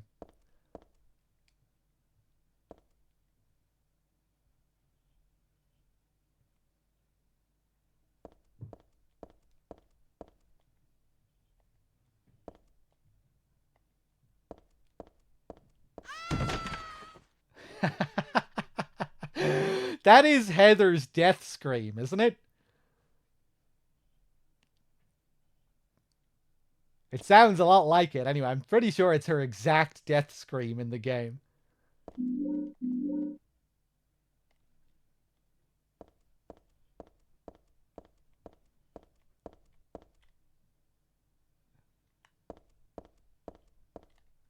This is blood.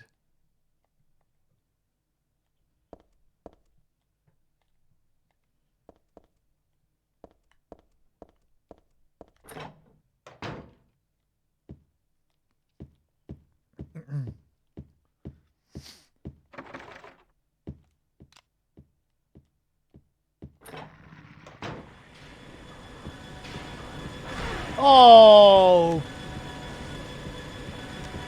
That's not nice.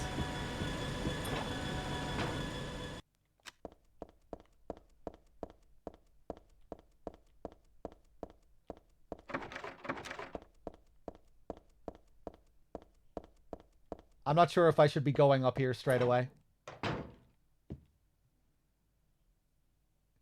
That red light on her hair.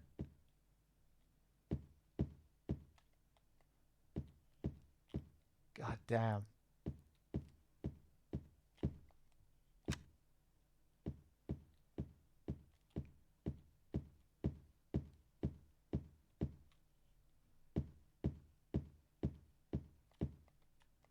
KMN Auto Parts.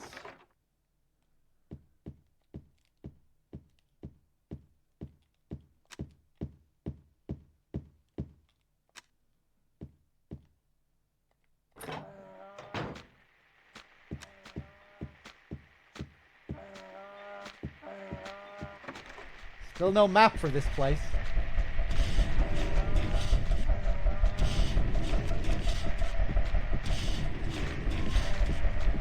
Ha! Ah!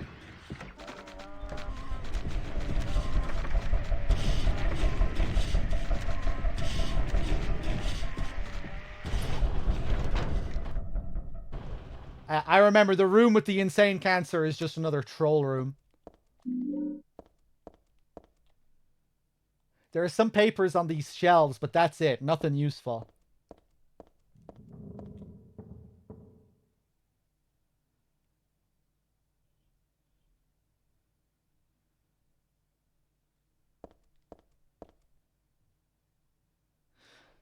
Simon the Luna... no, I think Silent Hill 2 may have been the first game to have dynamic shadows.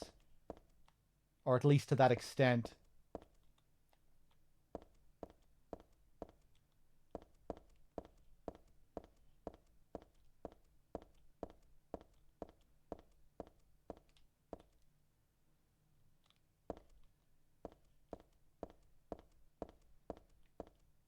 MGS2 does, yeah, it barely utilizes them.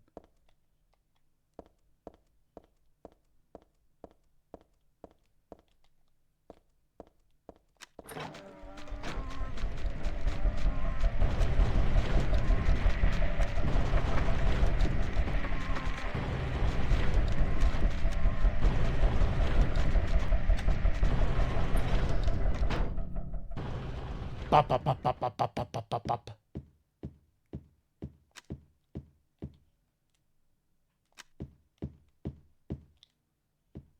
I don't know if I want to be here, man.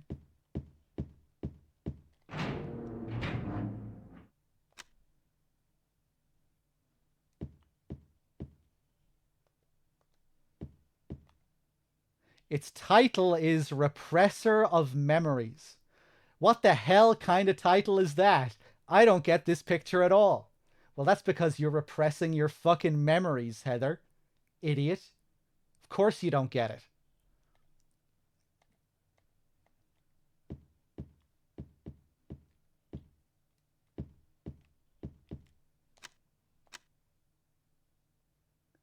Just a big blob. Looks like rain on a mirror or something.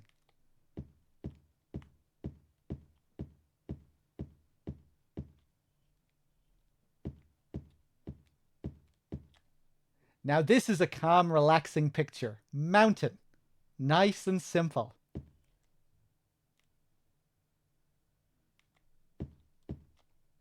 There's a price written here. Let's see. 5,000.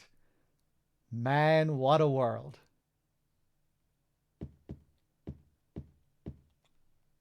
Looks like there was a picture here before. Only the caption is still around. Flame purifies all. Flame, eh? Well, I don't know what kind of picture used to be here, but I'm not too fond of fire. It's scary somehow. So again, these memories of Alessa, who was burned. Coming back to her. But yeah, kind of fitting that the repressor of memories is just something kind of blotched out. Memories that can't be retrieved.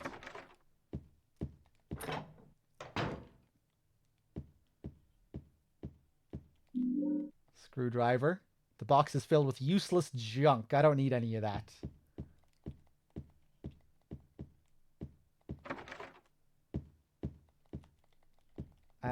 I thought there was a door here.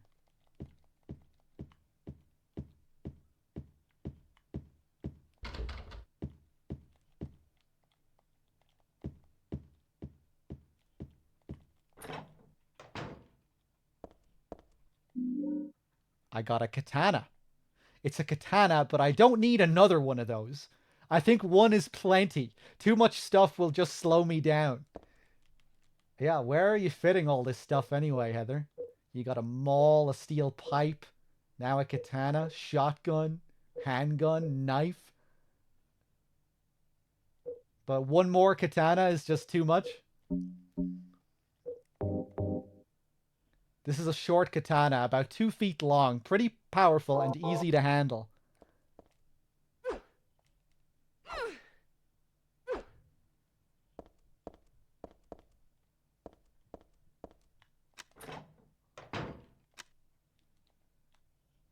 Works of art. Caution when moving. Okay. Well, it's got nothing to do with me.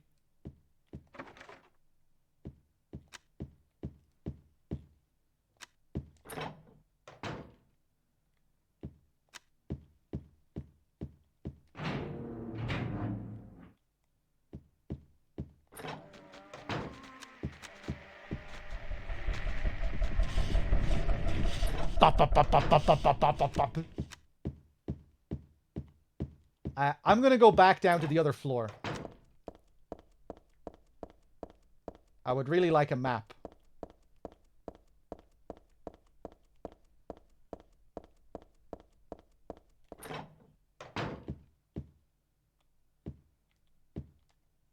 It's a poster advertisement for a dance studio. Who cares about that right now?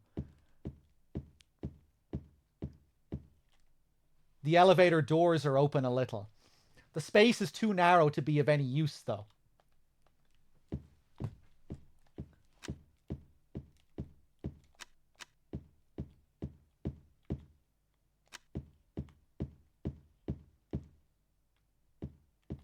Monica's Dance Studio.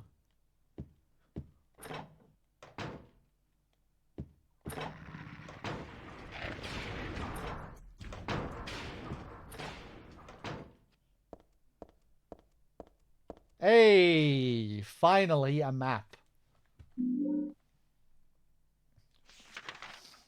Beautiful.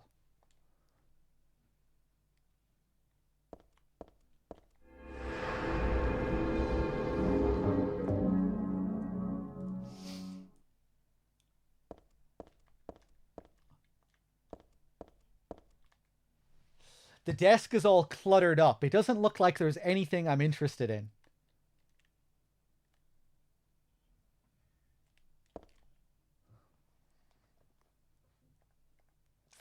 The drawer's open just a smidge. It must be rusted or something. I can't pull it out any further. I think we can use the screwdriver here.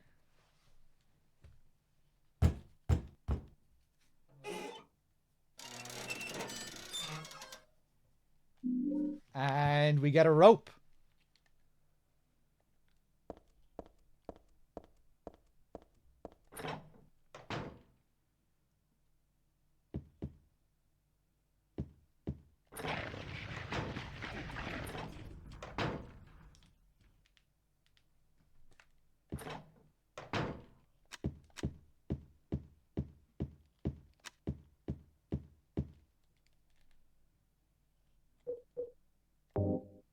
And here we can use the jack to open up this elevator, I think. You use this to raise a car when you need to change a tire or something.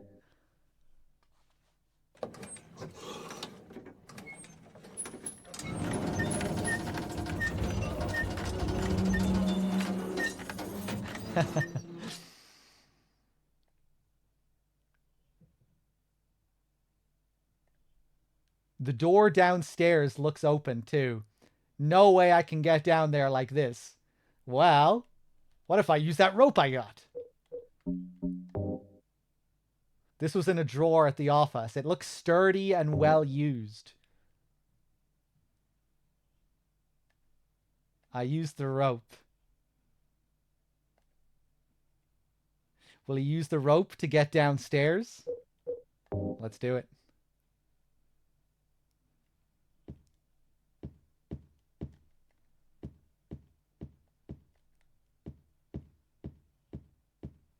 I'm just thinking again with the developers wanting Heather to be like a less stereotypical female video game protagonist.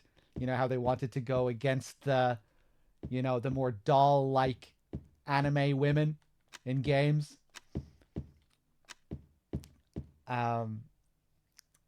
It's just with this area, it really makes me think of her like adopting more like masculine traits. How the two areas here, one seems to be like very archetypically feminine and the other one very masculine. The first one we go to is a dance studio with mannequins and all of this very feminine stuff, and then right next door we go to a like auto repair place where we're finding screwdrivers and jacks and ropes, and then we bring all the masculine stuff down to the feminine place where we, you know, get our hands dirty with the jack and using the screwdrivers and stuff.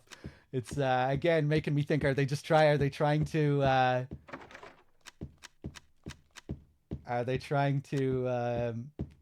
give Heather more of these sort of typically masculine traits?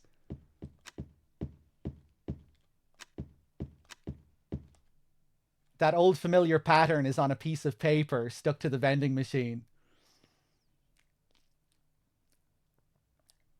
Who the hell put it there?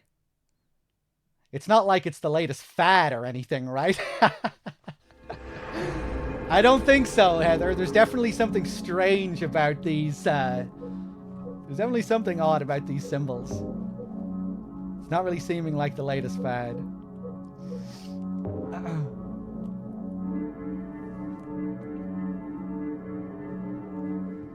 Definitely seems a bit more unusual. Oh yeah, what happens if we try and go back up? Ugh, what a bother to climb up that rope. I'm gonna look around this floor for now. Yeah, it's like earlier when we were in the shopping mall and it's not like she can't reach the key. She's just, it's too much of a pain to move the fucking crates to get at it. No, I'd rather put my life in danger to find a pair of tongs to get this key. Because moving it is just way too much of a hassle. Echo. It's an ad for an interior design company.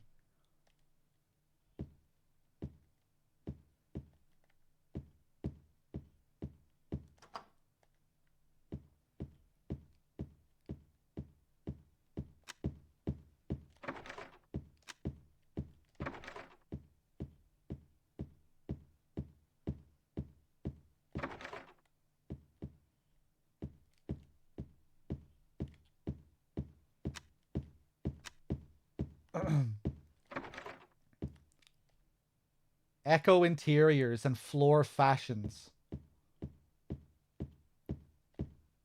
Green Ridge Mental Health Clinic. This door really reminds me of the door in Silent Hill 1. The picture card door with the 3 squares on it.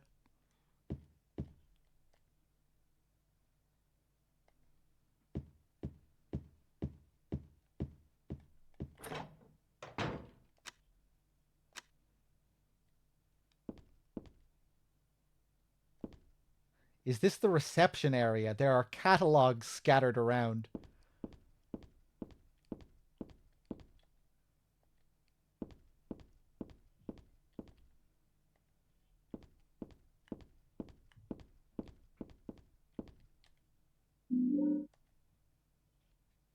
More beef jerky right next to the dog statues.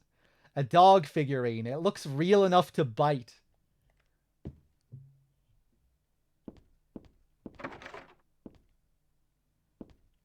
It's just a bed. Nobody's hiding under the covers.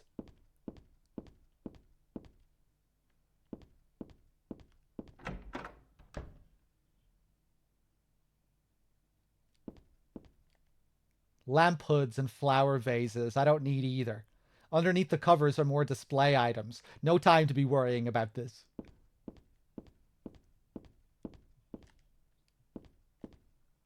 It's a cracked flower vase. Is this supposed to be for sale too?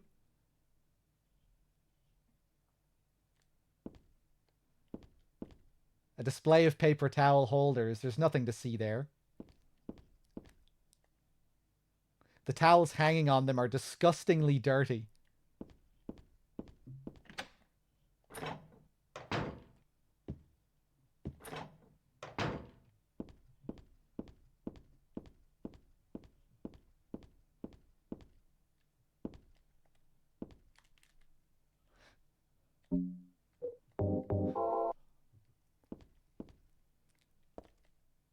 It's just for display. It can't really be used.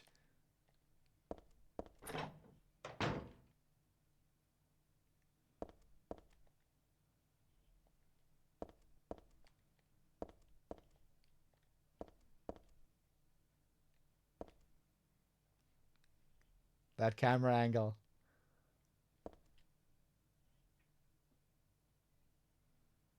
She drawn to the tap, to the valve.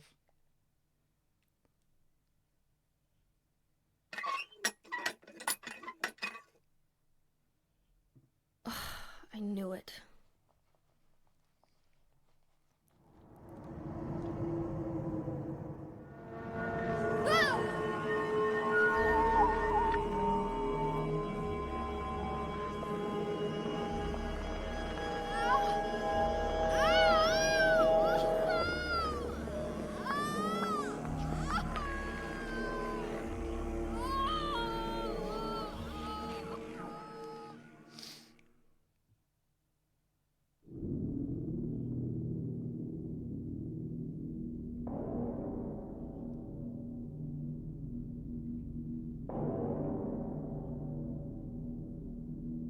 You should be hearing Harry's voice say those lines there, by the way.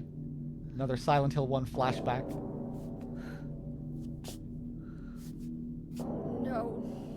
again.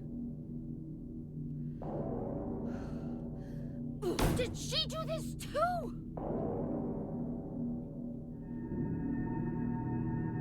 This is one of my favorite ambient tracks. So good. I'm twisting the handle, but nothing's coming out.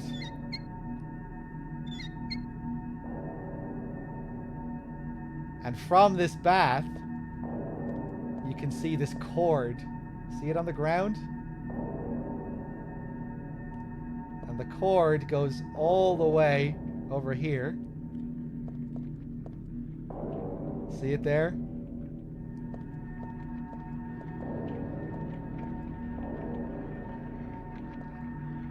Up to this monstrosity.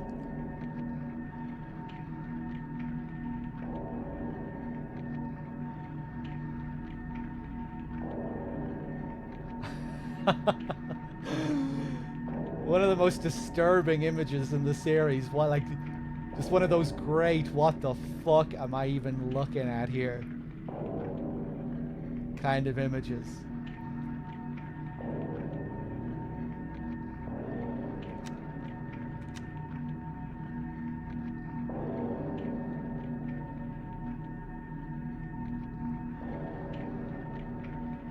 We got the ears, one ear on the right, one ear on the left, and the face in the middle.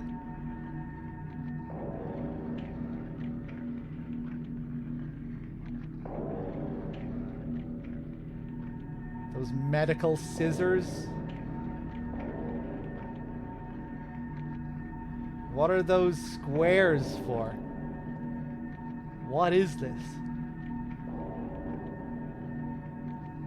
Hold on 1 second, guys.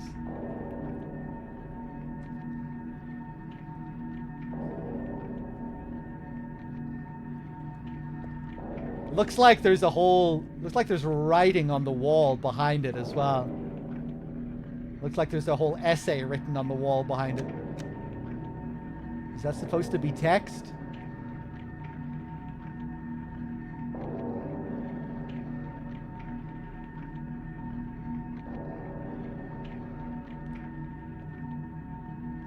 So, a lot of people interpreted this face as belonging to Lisa. That this is supposed to be Lisa's face. But I don't think so. I think it is actually the face of Marilyn Monroe. From one of her iconic photo shoots.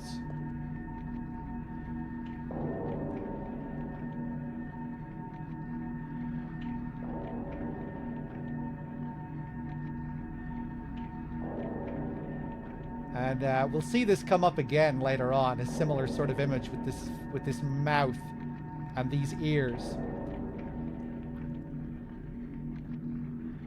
I believe Ito has said that it was meant to symbolize Alessa's just pure insanity and agony in her burned state as she was being kept alive for 7 years. Her shrieking madness or shrieking insanity, I think is how he described it.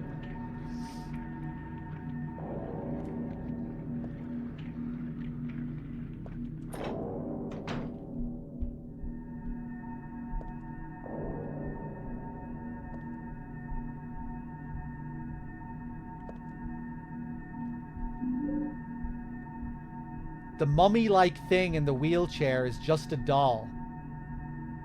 Or is it? Something about it makes me uneasy. Why, I wonder? And why is there a wheelchair in this building? Or a doll, for that matter?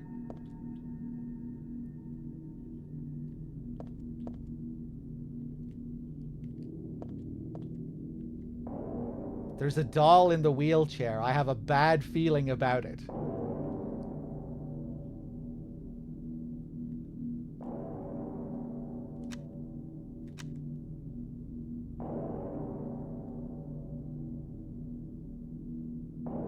Looks kind of bandaged. Kind of makes me think of the state Alessa is in at the end of Silent Hill 1 when you actually see her real physical form for the first time and she's just covered in bandages. You can't see her face at all. Oh, hello.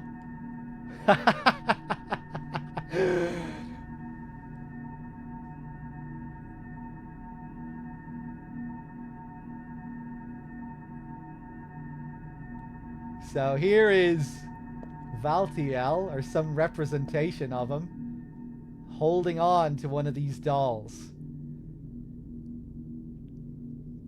So Valtiel is a creature we see in this game who we never fight. He just stalks us and observes us. And when we die, sometimes you'll see him on the game over screen drag our body away.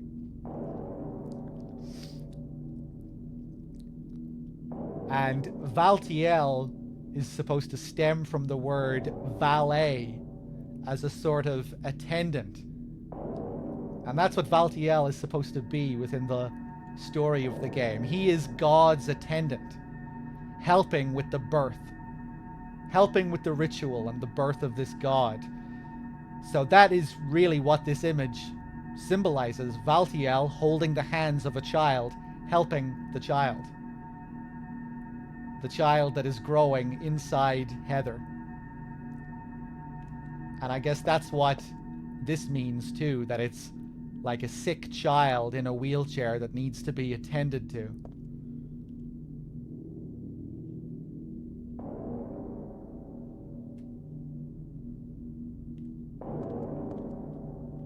If we try and interact with this, we get no interaction.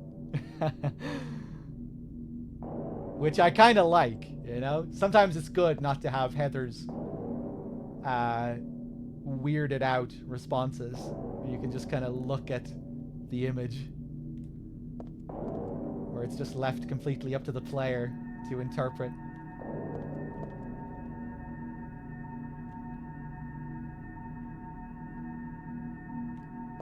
Yeah, I love this room here. Just some classic Silent Hill imagery with the amazing sounds. Love the wallpaper as well.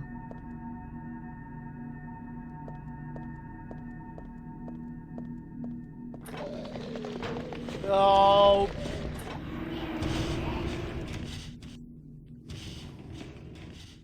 Yeah, you see a few dolls underneath him as well. I don't know what kind of plant this is, but it's withering away. Poor thing.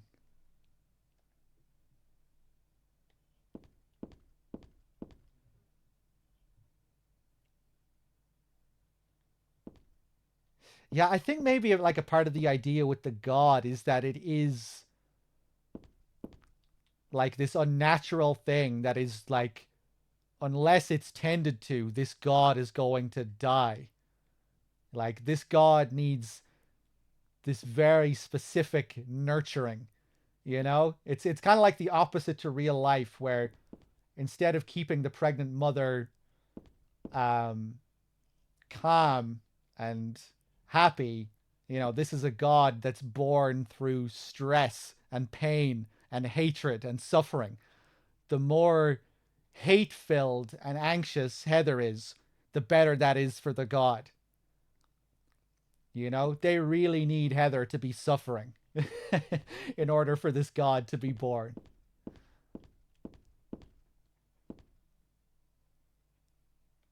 So maybe that's part of like the imagery with the god.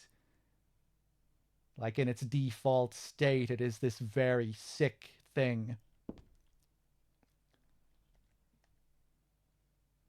Just wondering if that's just this plant description kind of made me think of that. Combined with what we see in the previous area with, you know, the sick child.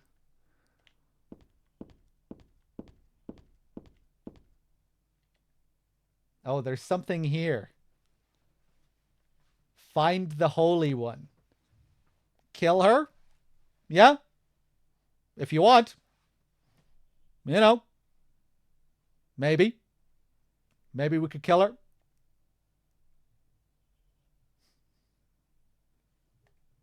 That's me. Who could have taken this photo? That's really creepy.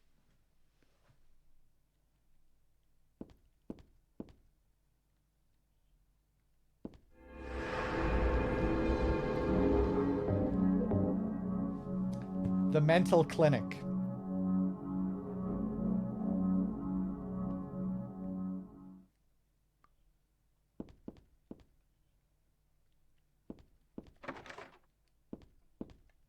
Examination room.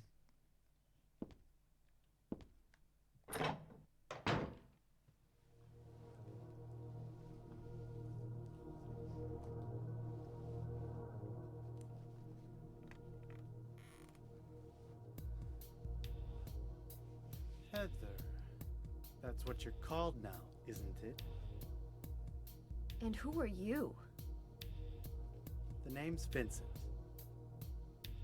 Don't forget it, okay? I'm on your side. So you say. But how do I know you're not with her? Her? You mean Claudia?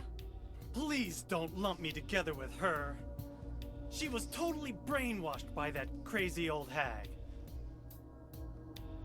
Well, I guess crazy old hag is a bit harsh.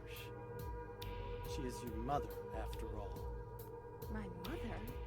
What do you mean? You don't remember? Ah, so Harry didn't tell you anything. I guess he hid the truth to keep you on his side, eh? That figures. He's a pretty sneaky guy. Don't talk about my dad like that! Sorry. I apologize. Please, calm down. How do you know my father anyway? I know everything. I know about your past, too. Then tell me what's going on. You don't know even that? That's why I'm asking. If you know everything, then tell me how I can put an end to this. Not yet. Why not enjoy yourself a bit longer? Enjoy? I feel like I'm going crazy. Doesn't this place get to you at all? Oh, it gets to me, all right. I find it most fascinating. Wait! I'm not finished talking! I knew you were on her side. How do you figure? There's something wrong with you, too. Pretty good analysis, Heather. I'd feel the same way, I think. So, there we have our first meeting with Vincent in the examination room mental clinic. I don't think I'll go in this room. That weird guy is in there. Just like with Douglas at the start of the game, where Heather just does not want to go back to these weird guys. These creeps that seem to know so much about her. I'm done with these shelves. I really love the transition, like just the initial transition into that scene. You know, like it's been so long since we've seen another normal looking human just going through this endless hell. And then eventually we get to a room with just this guy chilling. I just love the way he's framed at the start of that scene, just behind the desk in his chair. There's such a vibe about it. There's nothing worthwhile on the desk. So Vincent is kind of like the Kaufman of this game, but a bit more fleshed out as a character in comparison. The TV looks broken. The Switch doesn't do anything.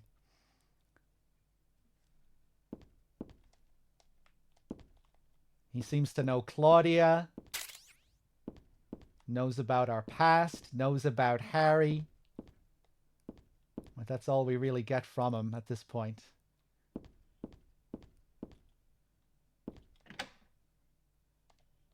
Togon with the 47 months. Thank you. Cheers.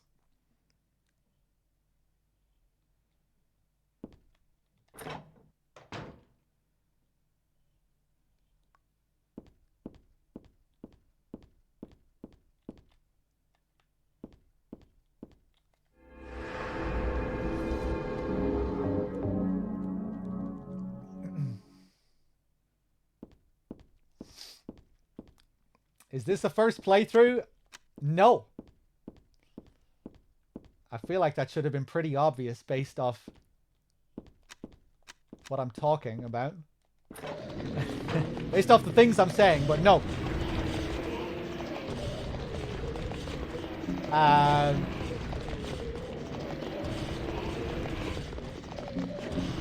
Use the beef jerky. Ah!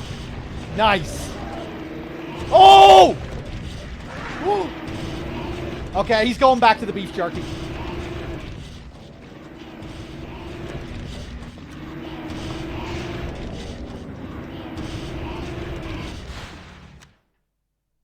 Jesus Christ. Yeah, the beef jerky is good for dealing with those guys. The slurpers.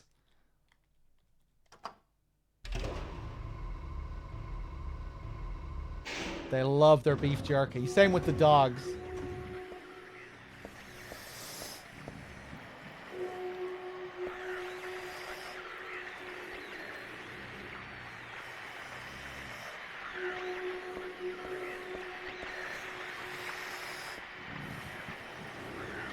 Oh, look at these figures here.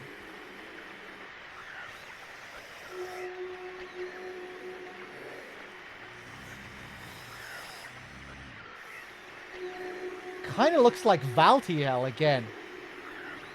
But in positions that we're not used to seeing him in. Being hung up, T-posing upside down. What the hell are you doing here, Valtiel?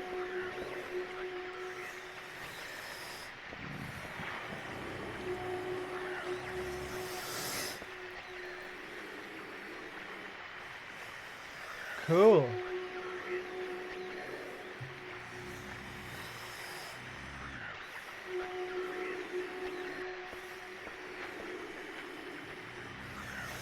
You can see that, those animated bloody textures on the ceiling as well. Look at that.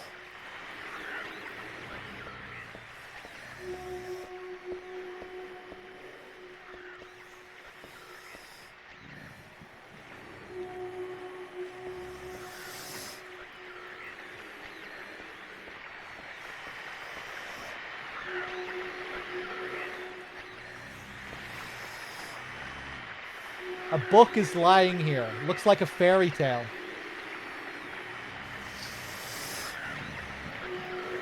Once upon a time, there was a monster living at the gates of a village.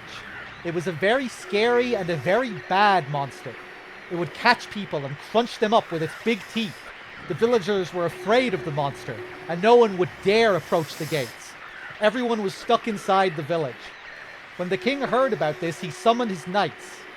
The knights eagerly rode out to defeat the monster. Ha! Take that! Their swords slashed and their spears flashed, but the monster wouldn't die.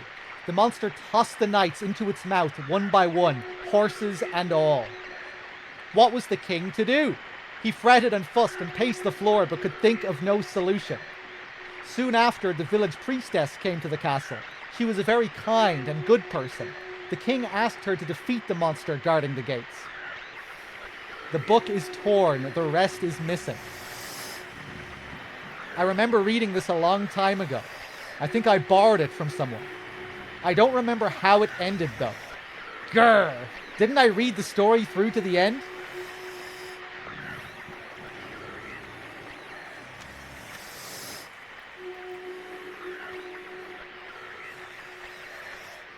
Look at his little feet. Look at his cute little feet.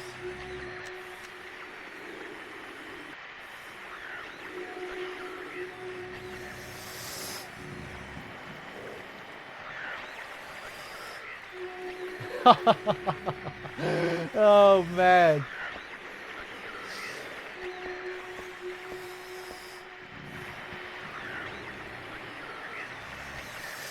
This is one of Ito's greatest creations, I think. What a monstrosity. Is this the monster from that book? If it is, and I don't watch myself, it'll gobble me up in no time. I can't tell where its mouth is, though.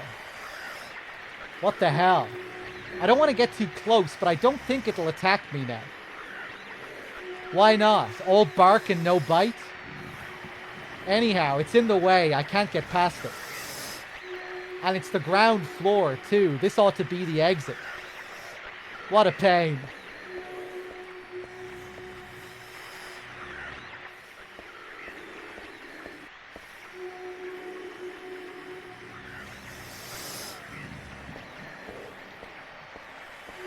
I love how it's set inside like a little cage almost. All those spikes going around the outer circle. Yep, so this is our exit. We need to get past this thing somehow.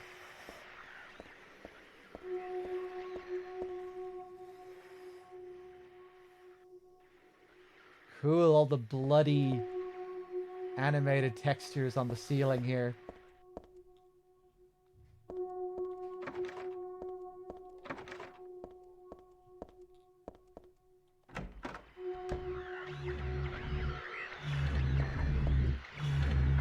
Is this register broken? There's money scattered all over.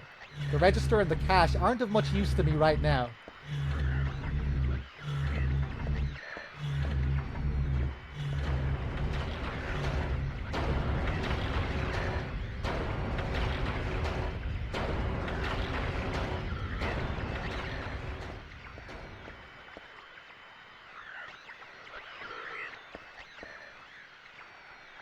For some reason, the only thing in the fridge is liver. I hope it's not rotten. Take it. Why not? The fridge is empty, obviously. All that's left is a red blood stain and one god-awful bloody stench.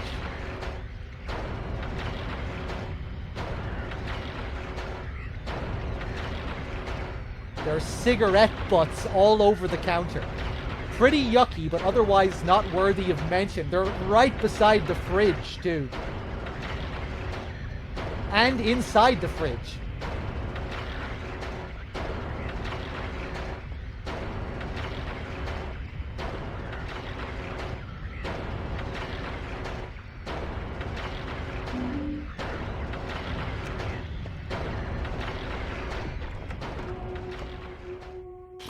Jesus Christ. Let me just scroll up here. Sax. This guy was actually the SH4 creature designer, not Ito. I was gonna say, actually, that maybe it wasn't Ito's because I wasn't sure. It's a great enemy design.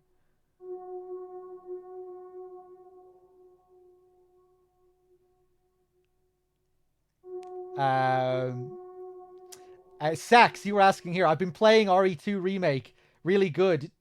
Do you do all 4 playthroughs? Is it worth it? I guess it depends how much you enjoy the game, Sax Payne. But yeah, I definitely recommend doing at least 2. You know, going through one Leon playthrough and a Claire playthrough, and then... yeah, it just depends. If you're really enjoying the game. I'd try out the second one at the very least, and yeah. You could always take a break and then come back some other time. If doing too many in a row is a bit too much, you know?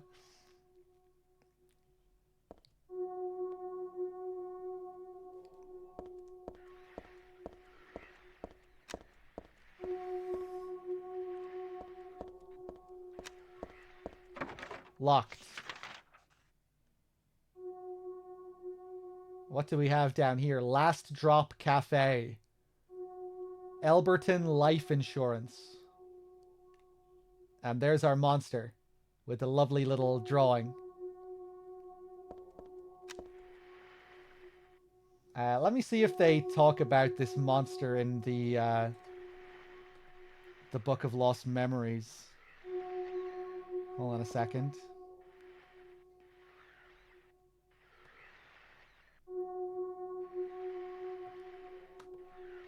If this thing will respond.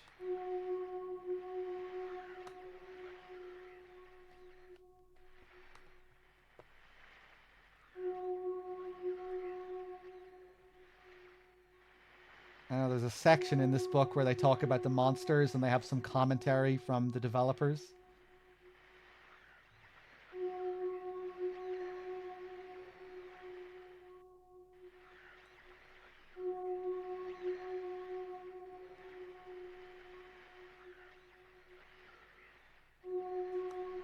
The creature is called the Glutton. That's its name. That's its official name. An extremely large cylindrical monster. Regardless of what weapons are used on it, it is impassable. Although it is a monster that appears in a story from a picture book, its form is manifested by the power of the other world. I don't think we get much developer info. That's all we get.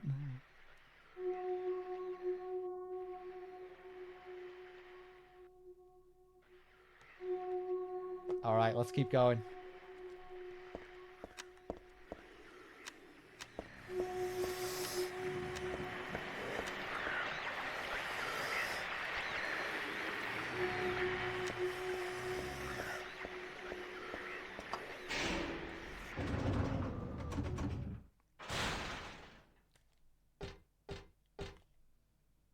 Okay, let's check out some of these other floors.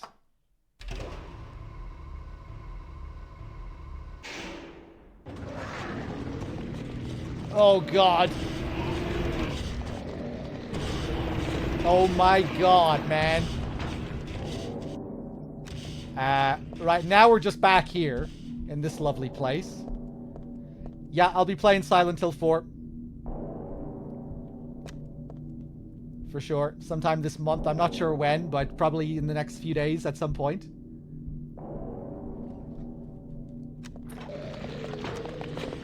Ah! Go!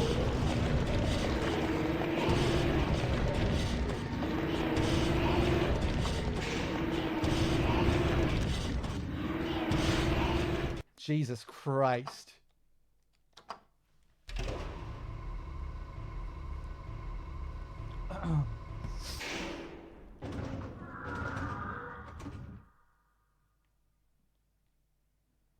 Did you finish Silent Hill 4, Dave? Remember a few years... Didn't you play it a few years back? I feel like I have this memory of you playing through Silent Hill 4. Yeah, you did. You finished it? A bulletin board's fallen down here. There's nothing useful written on it.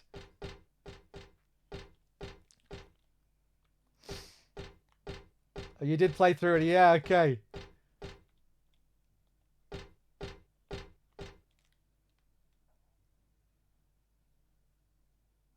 Again, more strange imagery here. Oh, yeah, yeah.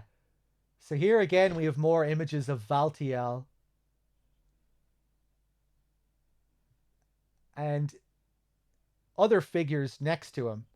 And I think the other figures are the robed figures from Silent Hill 1. Remember those figures you see all around Silent Hill 1? Like in the Otherworld school, you see them everywhere. These robed guys stuck to the wall.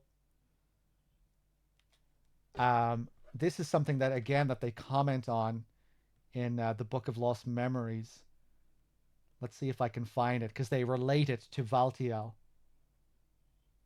Like the meaning of this figure. Let's see if I can find it. I found the note. Oh, yeah. Ceremonial robes. In the school's otherworld, a number of body-shaped figures can be seen. If one looks closely, it becomes clear that there is something familiar about what the figure is wearing. What looks like a body bag is actually the ceremonial robe of the town's religion. This robe is modeled after the appearance of an angel from Silent Hill's traditions, namely Valtiel. They talk about Pyramid Head here as well. One notable connection between Pyramid Head and Valtiel is the fact that they both stalk the protagonist persistently.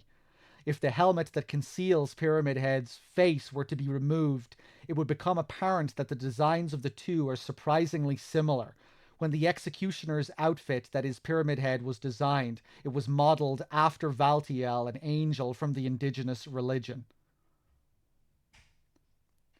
And we have a comment here from Masahiro Ito directly. In Silent Hill 3, the connection to the first game is quite clear, but the point of contact with the second game isn't so obvious. I created Valtiel because I wanted to relate the works of the series through a creature. In the religion of Silent Hill, Valtiel exists as one who is close to the god, and Pyramid Head takes the shape of Valtiel's reason for existence. That is to say, that Pyramid Head's character was born from the townspeople's idolatrous ideologies. In the first game, the ceremonial robes were in homage to Valtiel. So, pretty cool. Trying to see if there's anything else here. Yeah, because of course in Silent Hill 2, Pyramid Head is the manifestation of something that did once exist in the town. He takes the form of the old executioners of the town. And that's where the Pyramid Head helmet comes from. It's supposed to look like the hoods, the pyramid-like hoods that the old executioners of the town used to wear.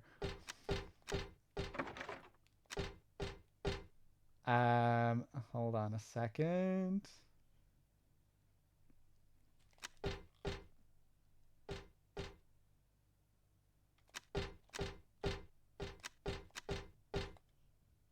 A bulletin board has fallen down here. There's nothing useful written on it. The sword is not supposed to look like a sword. It is one half of a pair of scissors.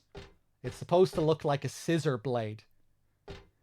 And if you look carefully at Pyramid Head's sword, Pyramid Head's great knife, as they call it, you can see the little hole up at the top of it that would link it to the other scissor blade.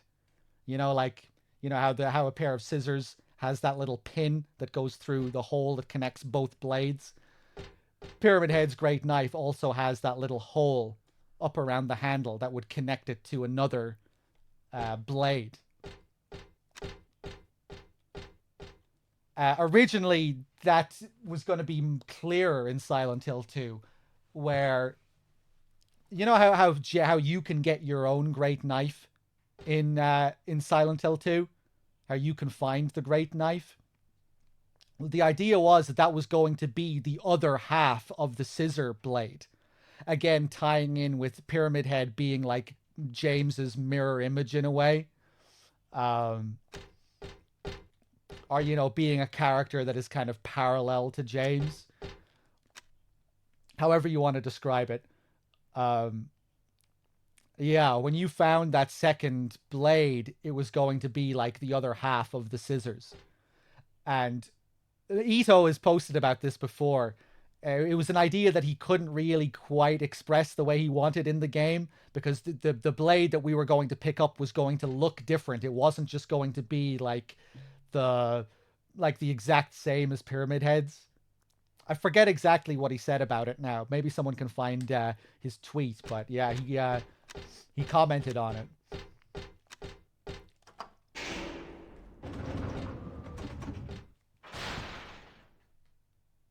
Let's see if I can just find it real quick. Hold on.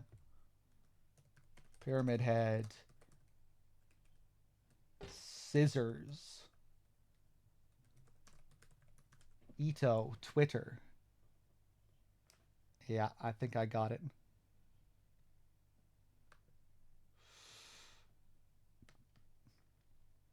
We're getting into Silent Hill 2 analysis now out of nowhere. But I mean, I guess it We naturally deviated to this based off what he was saying about Valtiel and all that. I think I'm missing the first half of this tweet. Yes, my decision, because I meant it one side of a scissors. James gets the other side of it at the room. I want to depict it's one of tips. That means Pyramid Head is the other James. But in fact, the one James gets is just the same as Pyramid Head's, though. I didn't have time to make it. So the English here is obviously a bit broken.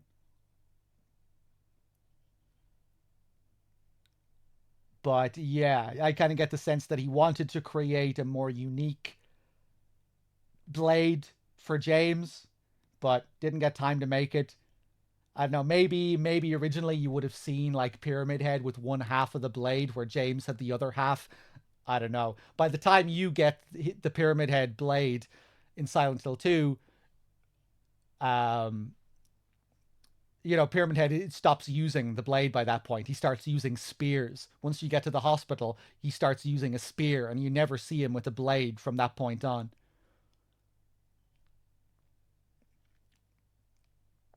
Hold on a second here.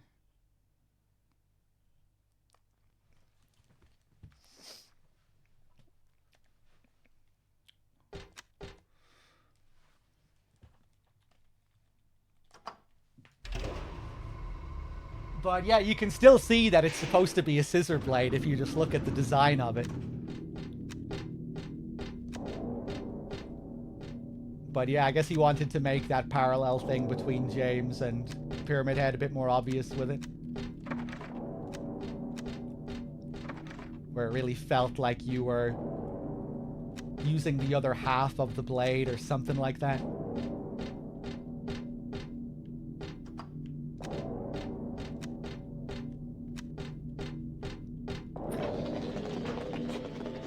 Oh god. Love the blue light.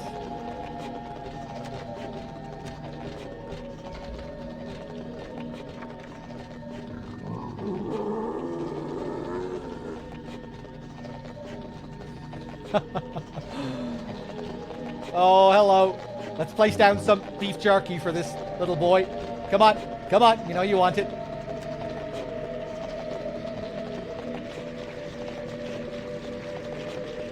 Will this second guy come up and join in?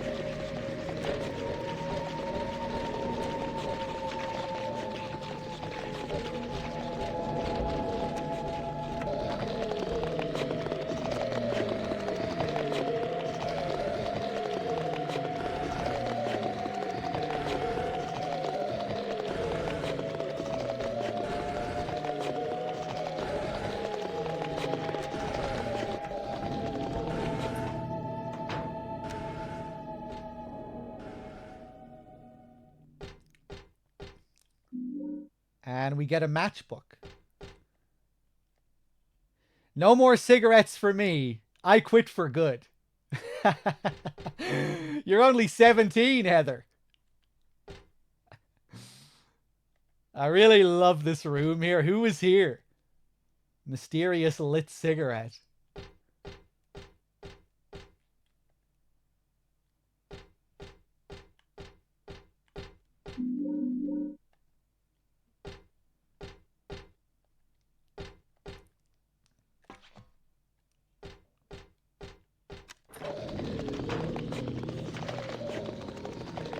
Okay.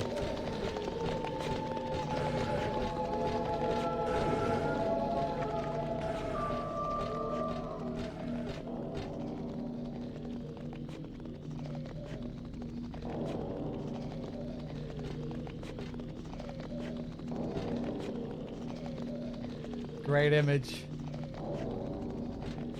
There's a big sheet of glass in the way. It doesn't break when I hit it, so maybe it's not glass after all. I don't know why, but the world on the other side is calling me.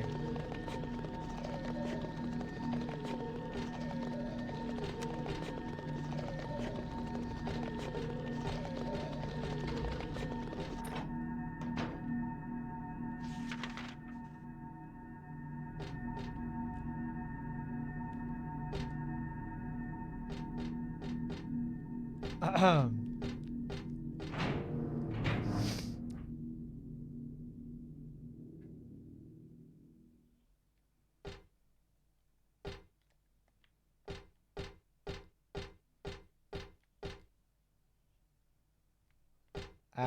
Hold on, let me just check the other room here. Nothing. Wow.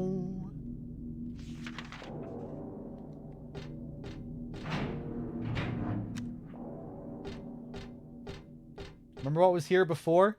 Repressor of Memories, the painting?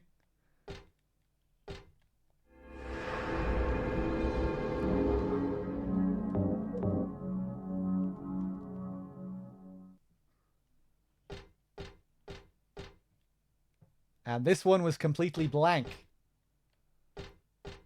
Now all the others are blank, and this one has come to life. The picture that was here is gone. Now there's just the caption. A vase is broken here on the floor. Looks expensive too. What a waste.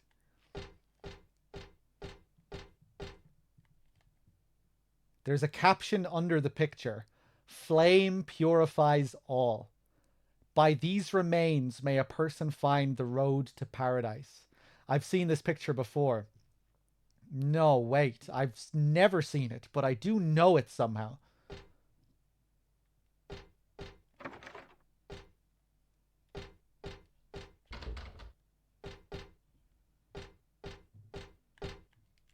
Okay.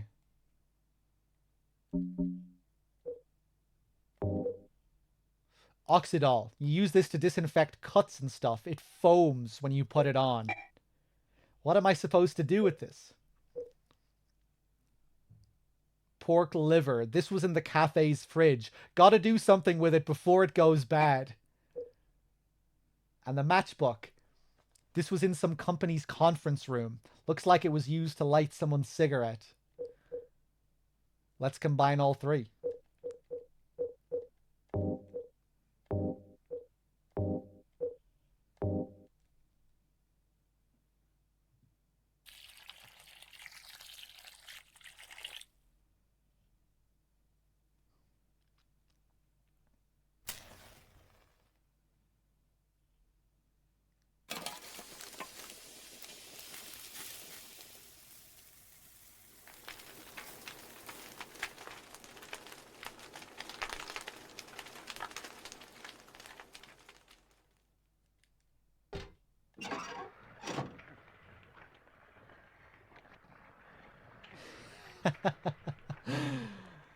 Hello again, Marilyn Monroe.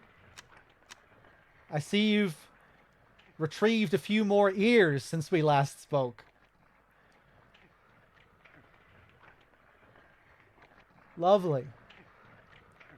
Beautiful.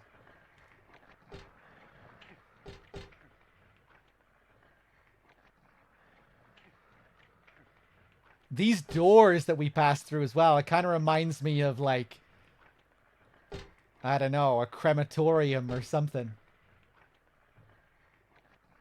Which I guess makes sense with the whole fire theme. And once again, we can't get any analysis from Heather.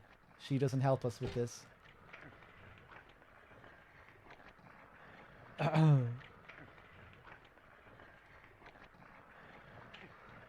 Wonder has Ito ever commented on the pages, the 4 pages. Again here, just like before.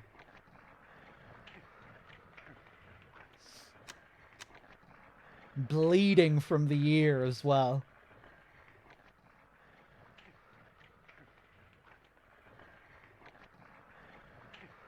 Shrieking insanity.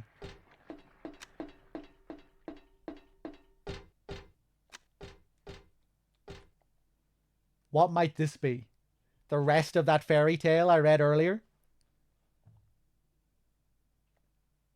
The priestess accepted the king's request and went to the village gates, but when she saw the monster, she tried to convince it with words instead of killing it. Shut up, you! I'm going to eat you up! The monster didn't listen to a word the priestess said. But she kept trying to convince the monster to give up.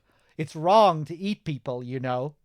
The monster grew very angry at this and attacked her, killing her with a single mighty blow.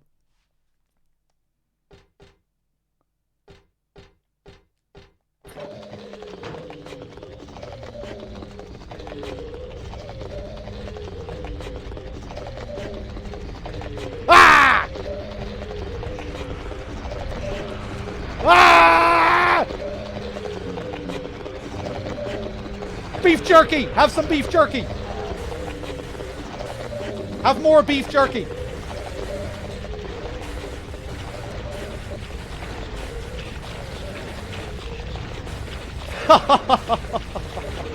Oh, nasty.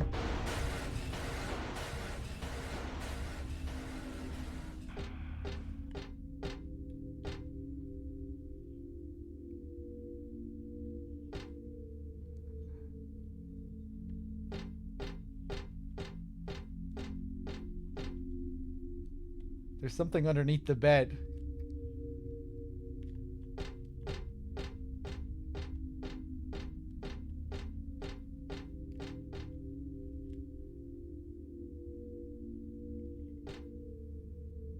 Place down some more jerky.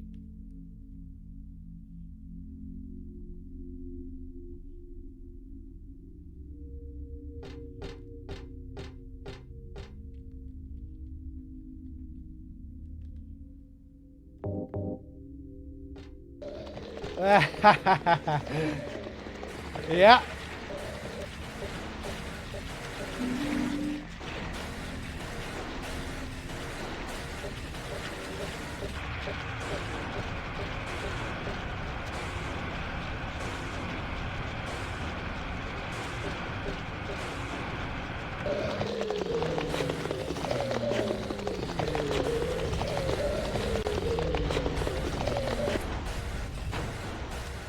Oh my god.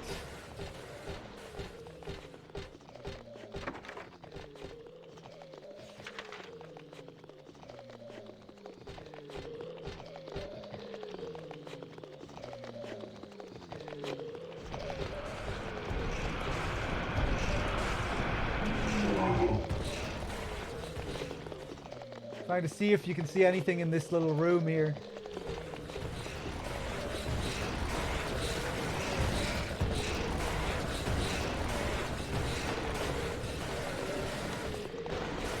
Ah!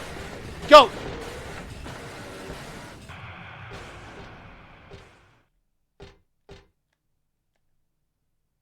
There are your standard coins and bills over here. Of course, it's not like money. Of course, it's not like money might not come in handy, and it goes without saying that it would be nice to have, but I think I'll pass on it anyway. A silver coin. The lamp's shining on some old silver coins I know I've seen before. I got one earlier, so I shouldn't really take any more. I mean, I'm no thief. I might act like one now and then, though. I don't need any more coins. Let's take a look at this coin. Silver coin. It's about the size of a quarter. I get the feeling it's really old.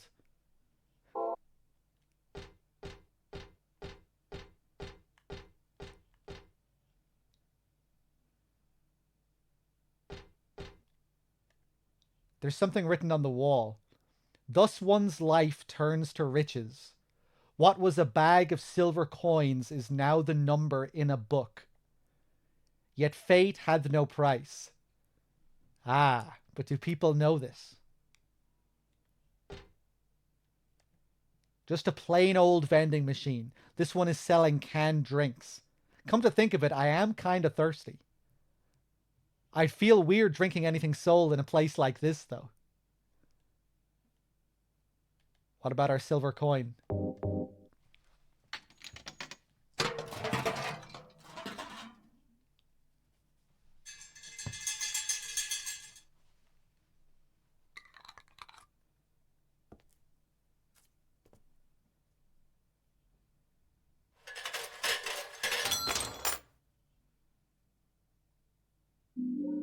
Life insurance key. I love this little room here. Love how you can make out what the text says too in the environment.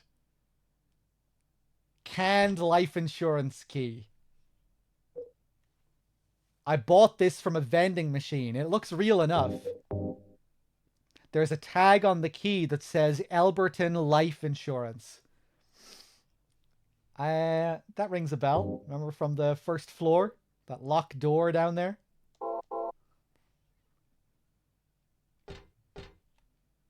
Possibly relating to this verse as well here. Thus one's life turns to riches. What was a bag of silver coins is now the number in a book. Yet fate had no price.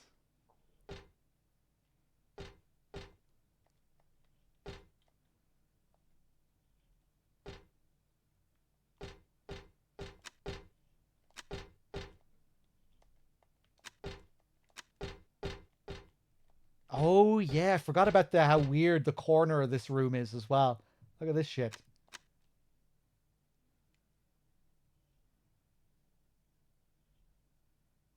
Is that another wheelchair at the back? Some kind of red square?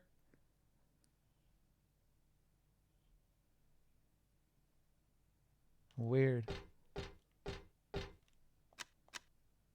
Yeah, it is a wheelchair. No doll sitting on it, though.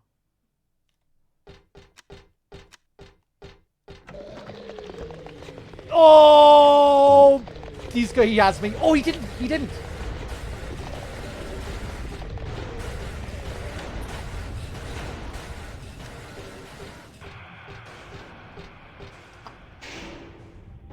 Wow. Didn't get knocked over once by the slurpers.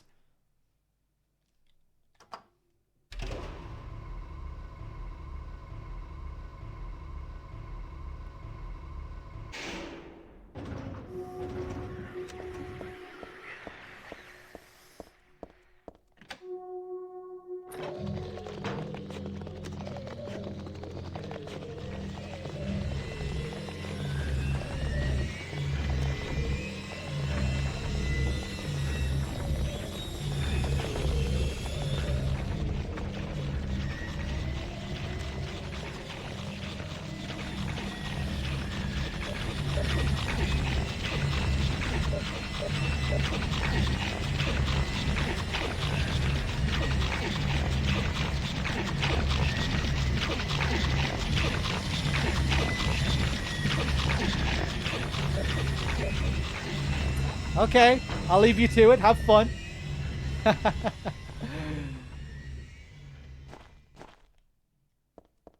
Jesus, this room. That's a lot of blood.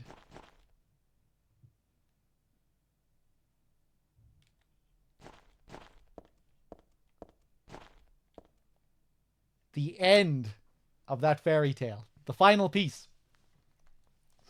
The king and his people shed tears at the death of the kind priestess. God took pity upon them, and granting their wishes, healed the priestess. The priestess opened her eyes just as she had done every morning of her life. She went once more to the monster's lair.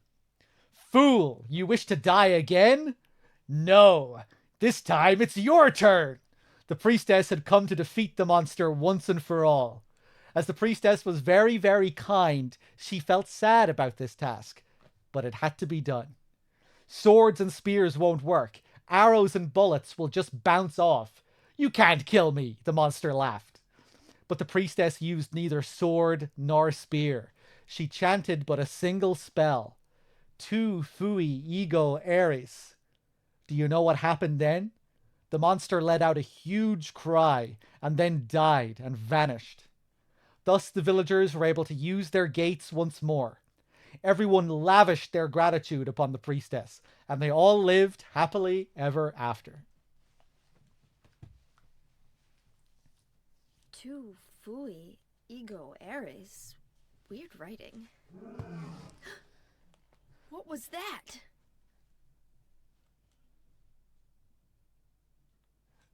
And of course, it Gets rid of our monster. I like how Heather didn't even figure it out. Come on, Heather. Didn't we already put those pieces together that the fairy tale might be referring to the same monster in the game?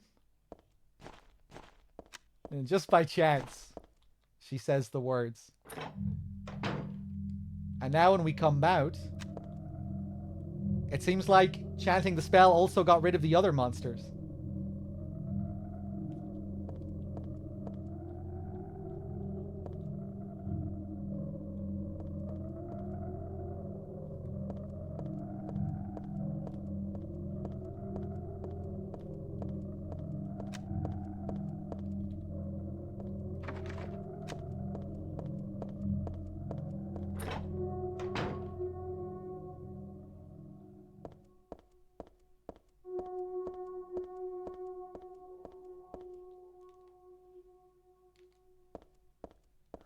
Is it even possible to go back up, I wonder?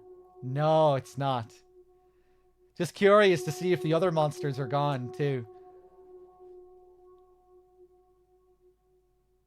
That would have been cool if they let you go back at the end, explore the place free of all the monsters.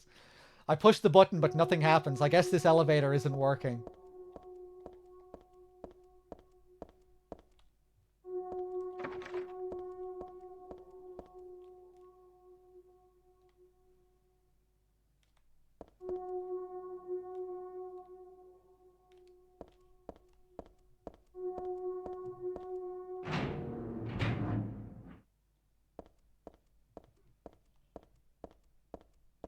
Finally.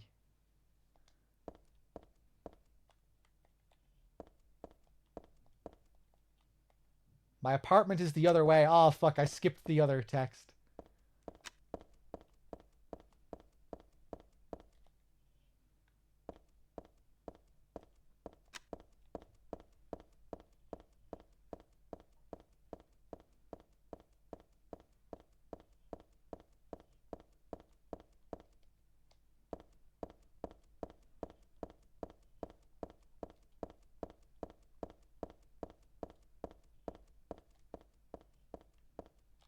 Daisy Villa apartment. We're home. House key. Daisy Villa apartment 102 is carved into the key. That's not my place. I don't know whose stuff this is, but I think I'll leave it alone. None of it is really can help me out right now. Bit of a blunder from Blaustein there. It's just a dust chute. Nothing to worry about.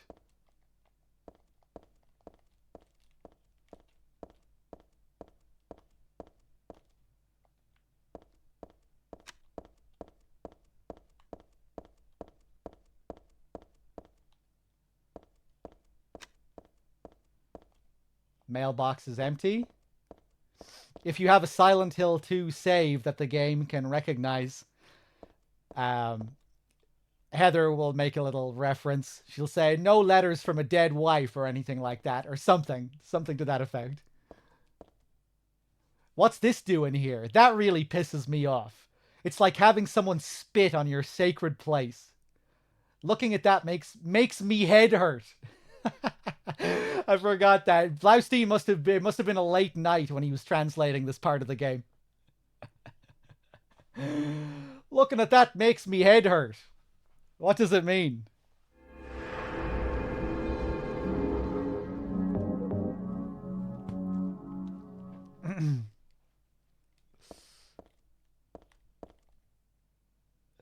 But this is my place. Why should I leave the apartment?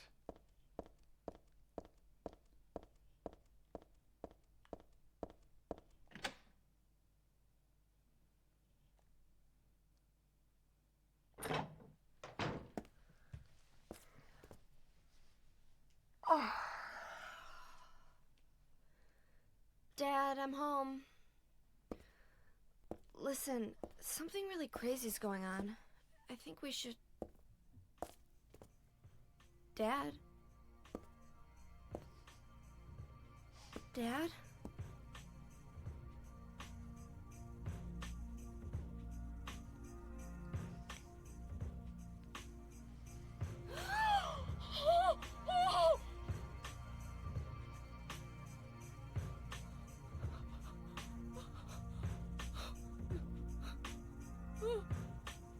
No! No! No!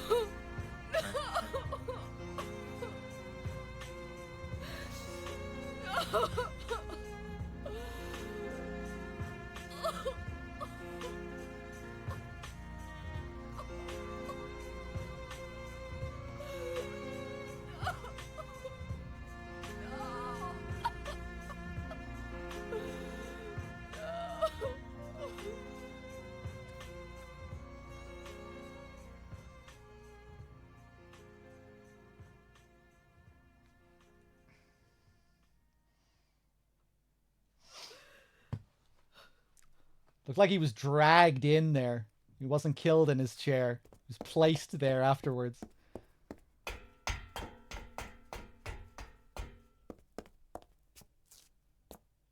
To be presented. Did you do this?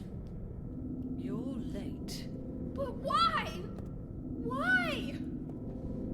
Revenge for 17 years ago, for one thing. If not for him, our dream would have come true. And then he took you away from us. I'll get you for this! There is another reason. To fill your heart with hatred. It must be this way. One day you'll understand why. No, I'll never understand! You must try to remember me, and your true self as well. You will birth a god, and build an eternal paradise.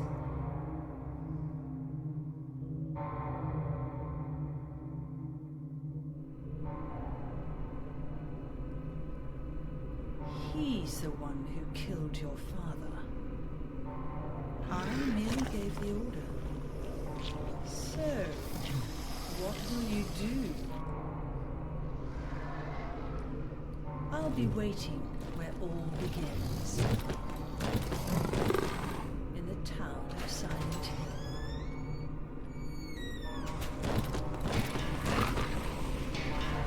Hello there.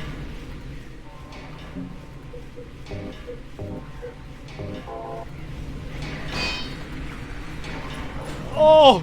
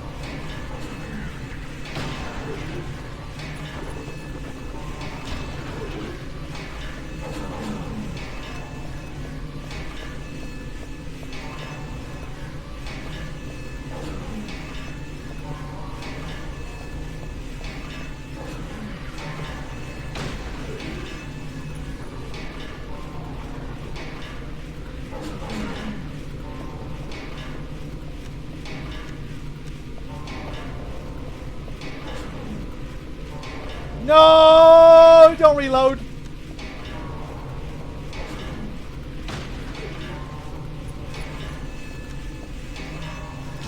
Fuck you.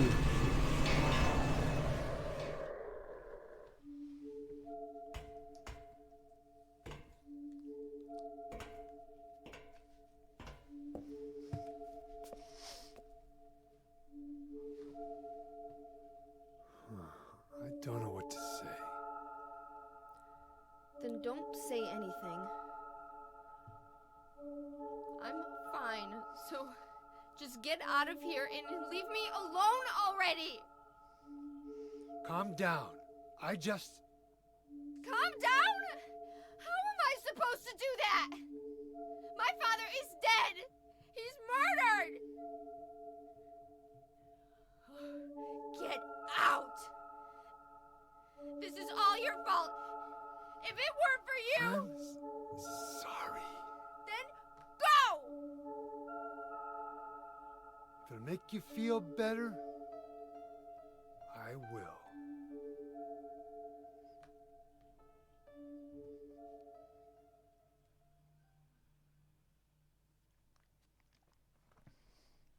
Is he okay like this? What else can I do? There's no one here to give him a decent burial.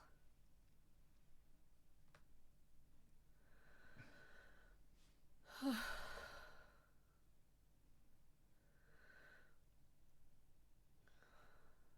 sorry, Dad.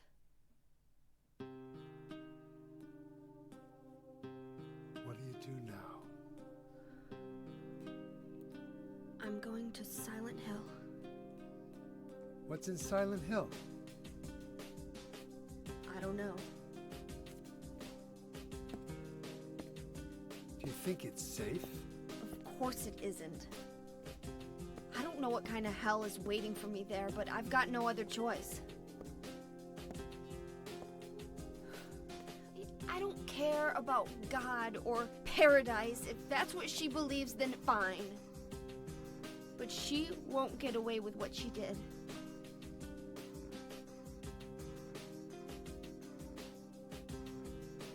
When I find her, I'll kill her myself.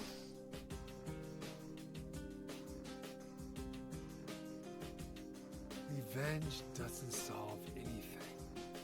Maybe not, but that's what I'm going to do. How are you gonna get there? None of your business. I'll give you a ride. I don't need your help. Yeah, but it's too far to walk. Besides, I'm partly responsible for this. I'll bring the car around back. Come by and we'll finish saying goodbye. You know, you might die too. That's fine. Nobody's gonna cry over my grave.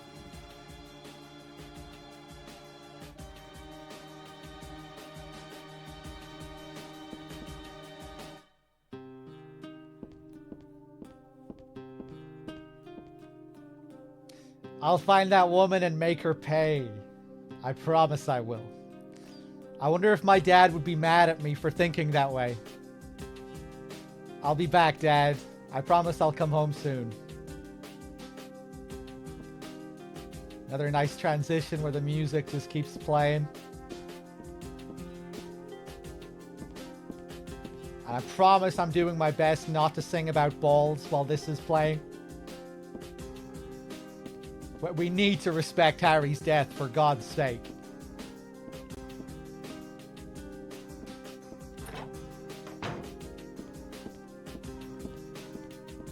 It's really hard, though. Dad, why did you have to die? You told me you were the strongest man in the world. Liar.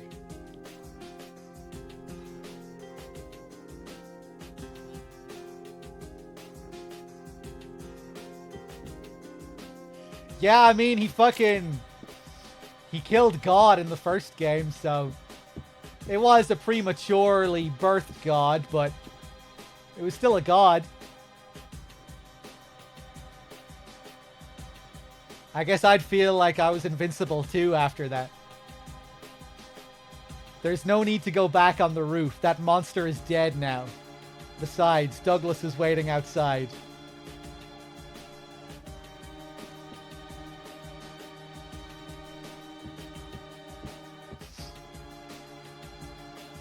Enigma with the 45 months. Cheers, man. It's just the regular TV. There's nothing different about it. to see her room here. I don't remember exactly when, but I think I got this doll at a garage sale. I still like it, but there's nothing I can do with it right now.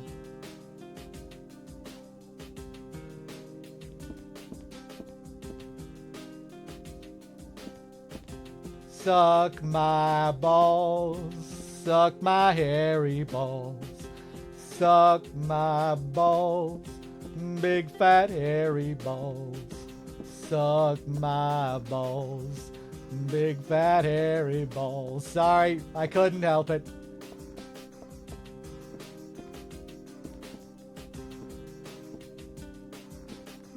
At least I didn't do it in his bedroom. You know, we waited. We had our little moment of mourning. And now we're moving on. This is what we need to do to move on. We can't let grief consume us. Well, actually we can, because we're going to go on a grief-fueled, vengeance-fueled trip to kill Claudia. This is my dresser. I don't need to change. I'll leave it alone. I'm exhausted, but I don't think I can sleep now. Morning always comes. It's corny, but it's true. But if your eyes are closed, it always feels like night. That's the hero's line from this movie. I always liked that line, but now it just seems stupid.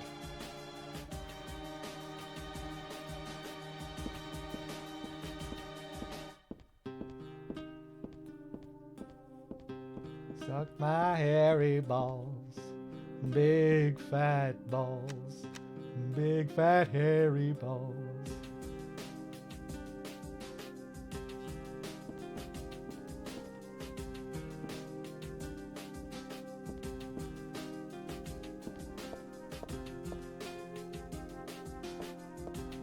Ba-da-da-da-doo.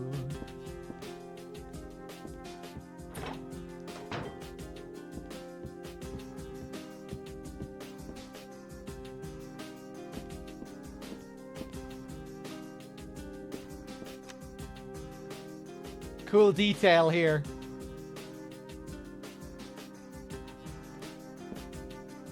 She doesn't say anything about it, but if you look at it, we have Alessa, the older Alessa, with Heather on the left side and Cheryl on the right side. All the different versions of Heather's self.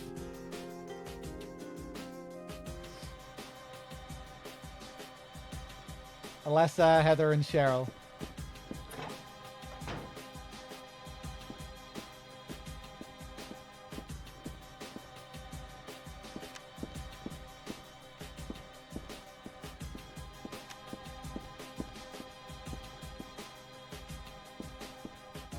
Dad's bookshelf. There's nothing unusual about it.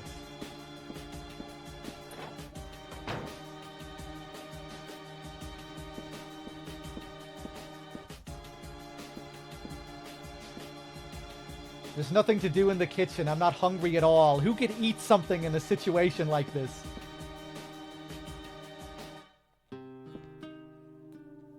Pretty tidy kitchen.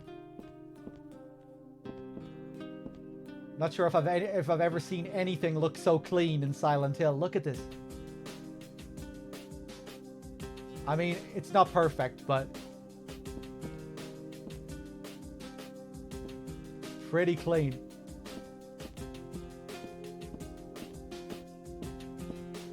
I can't reach anybody, not the police or the church.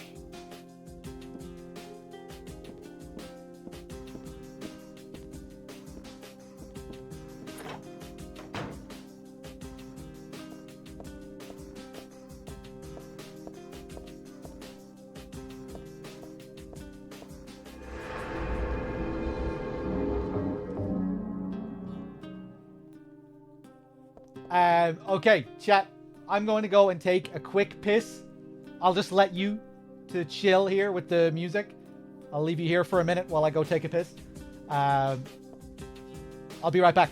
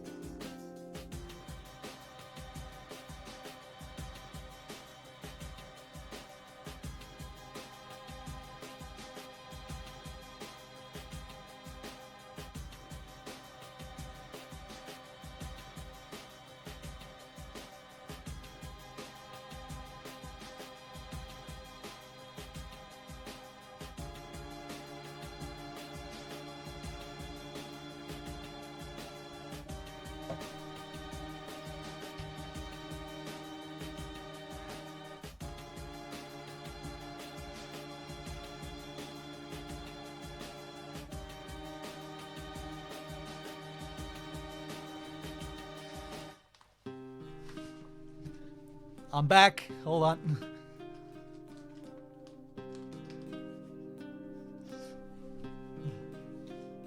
Okay. Let's go to Silent Hill. The prologue is over. The real game starts now.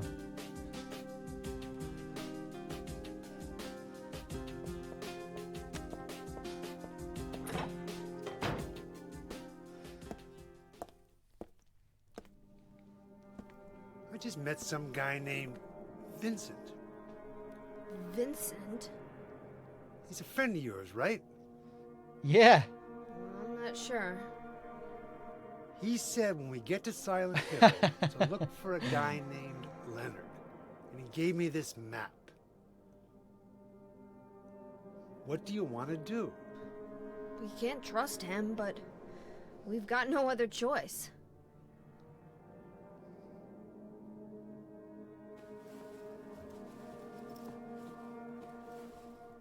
Here, take this too. What's this?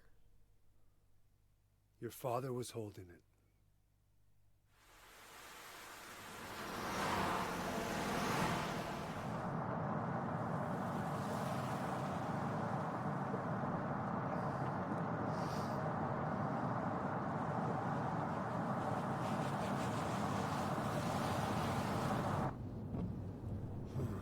Started raining. Are you sleeping? I'm awake. You cold?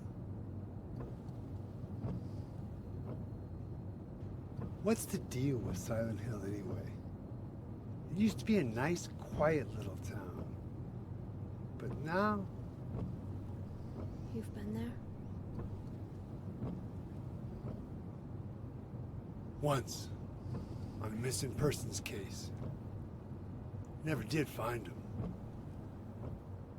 But I'll tell you, that's one screwed up town. My line of work, you hear a lot of nasty rumors. I was born and raised there. Sorry. I didn't mean to offend you. Sorry. No offense taken.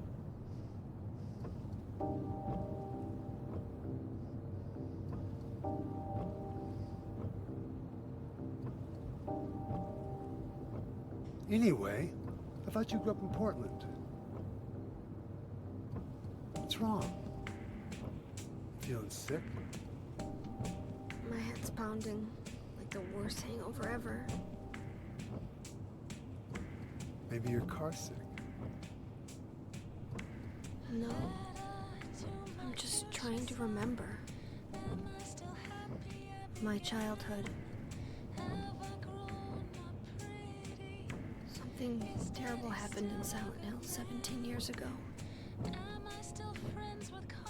A woman named Dahlia.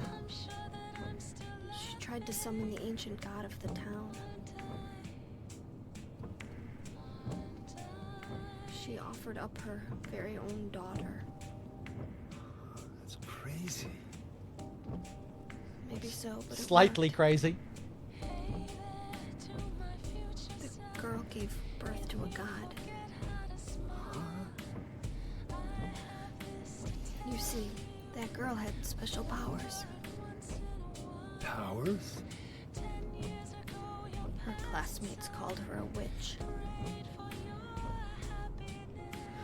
She could make things happen with her mind. She could kill people just by wishing for it. But in the end, that god was killed by a single person. My father, Harry Mason. I guess it wasn't much of a god if it could be killed by a human being.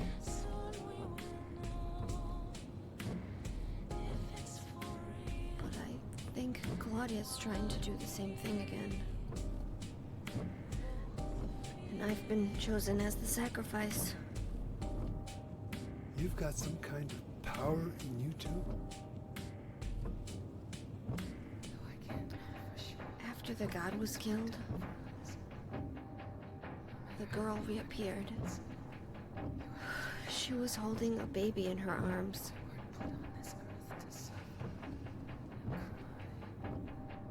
Before she died, she gave the baby to my father.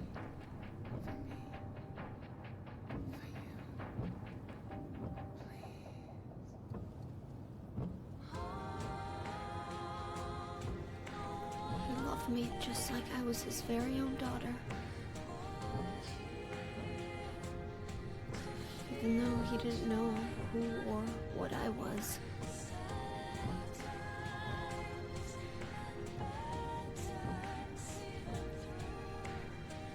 It was so sudden.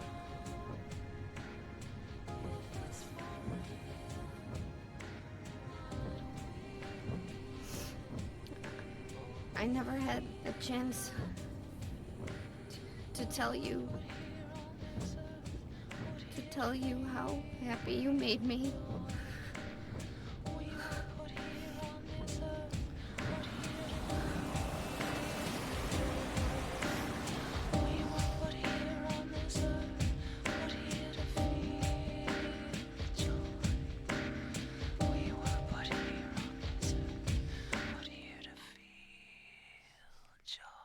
Now it's time for the real banger. I'm gonna head for that Leonard guy's house. You check out the hospital. You got the map, right? Yeah, You gonna be okay alone? I'm not a child, you know. Are you sure it's not you who's afraid to be alone? You're right. I am afraid. I'm 50-something years old. I ain't never seen nothing like this. I still feel like I'm dreaming. More like a nightmare, I'd say. Yeah. I want to wake up and have a smoke already. Meet me back here when you're finished looking around the hospital. Okay? Roger.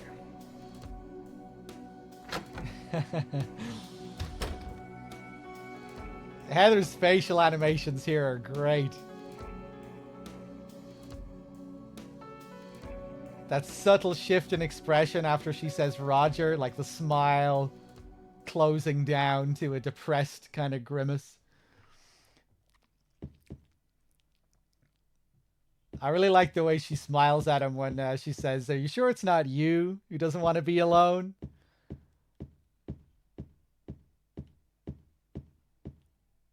Yeah, I love that track. So good. So here we are in Silent Hill. Back to the same part of town that we were in Silent Hill 2. We don't get to explore much of the town. Unfortunately, we can go back to Heaven's Night from SH2 and we visit Brookhaven Hospital again. The same Brookhaven from Silent Hill 2, but they rework it so significantly that it doesn't just feel like a rehash of the same place from Silent Hill 2. You go into a lot of the same rooms, but especially when you shift over to the Otherworld section, it's like a whole different kind of thing. You go into rooms and areas that you never visited in the Silent Hill 2 version of the hospital as well.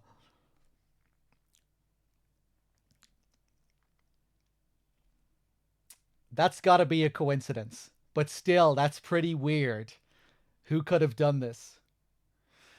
Yeah, I think the Silent Hill 3 hospital, you know, it's a recurring thing in all the games. Yeah, there's a hospital sequence in pretty much every game. I think Silent Hill 3 has the best hospital sequence out of all of them.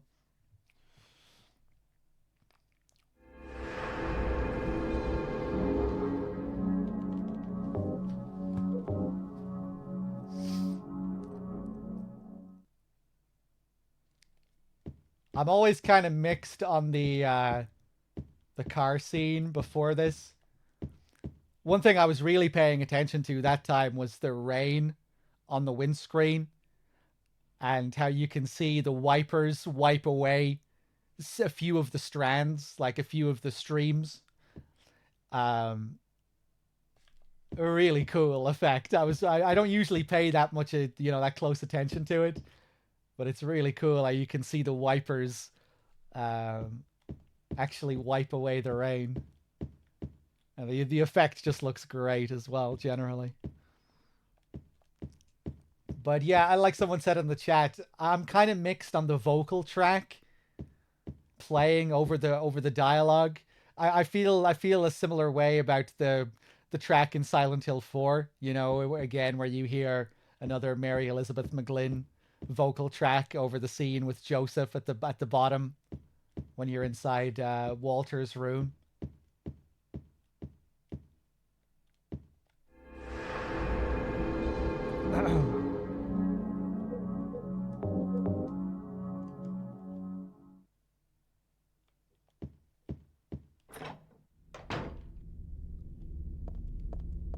Yeah, they shouldn't have done that. This game is terrible. Let's not go that far now, man.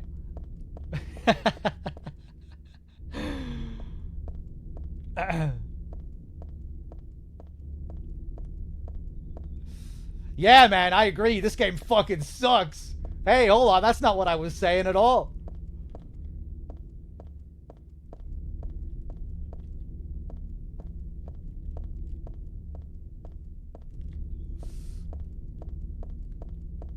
All right, let's see where we're going.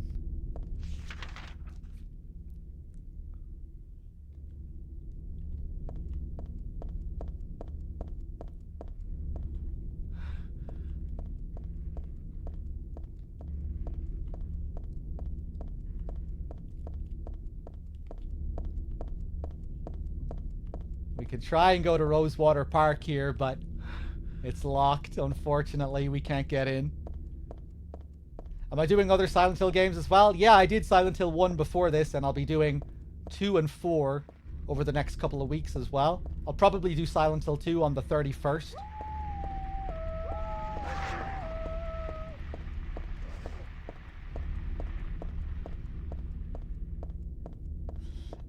At the start of that car scene, Douglas gives Heather this notebook, Dad's notebook, and that's where she's getting that monologue from.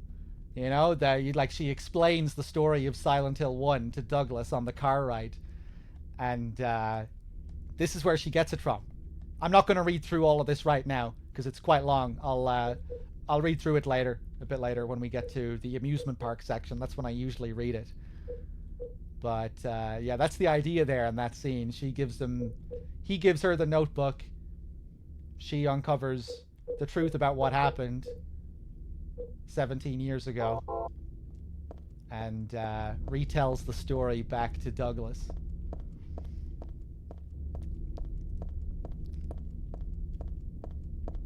Giving us our Silent Hill 1 recap.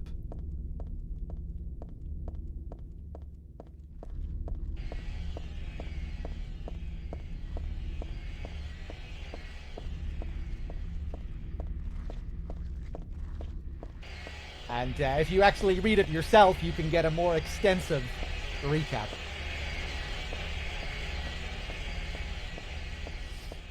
Alright, let's make our way down to the hospital.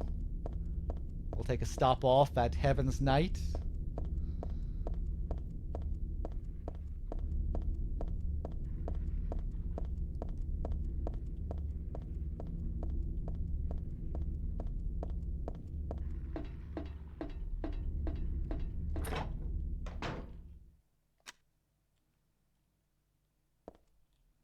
It's really weird being back here in another game.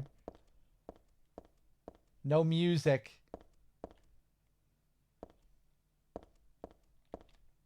It's a tourism pamphlet. I had forgotten it, but it's true. Silent Hill was originally a resort town. Welcome to Silent Hill. Silent Hill, a quiet little lakeside resort town. We're happy to have you. Take some time out of your busy schedules and enjoy a nice, restful vacation here. Row after row of quaint old houses. a gorgeous mountain landscape, and a lake which shows different sides of its beauty with the passing of the day from sunrise to late afternoons to sunset. Silent Hill will move you and fill you with a feeling of deep peace. I hope your time here will be pleasant and your memories will last forever. Editor, Roger Widmark. You can read that exact same pamphlet in Silent Hill 2 as well. And in both games, they kind of feels like it's ironically commenting on the protagonist's memory.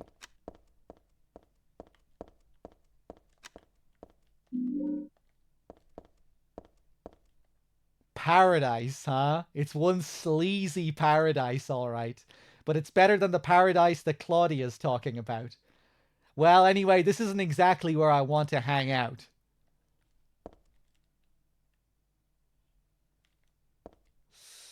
Yeah, if you have a Silent Hill 2 save here, you can see a flyer that's an advertisement for Maria. The return of Lady Maria, I think it says on it.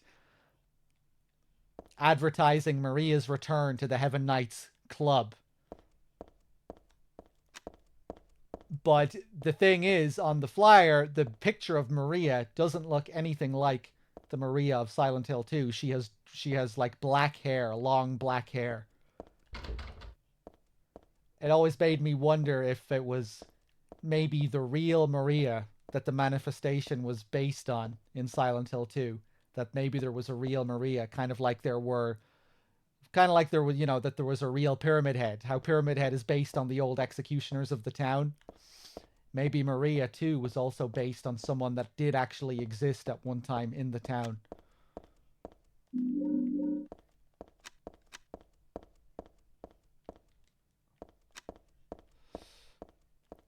Is Maria a stripper? Well, the Maria that the flyer is advertising, yeah, I guess she was.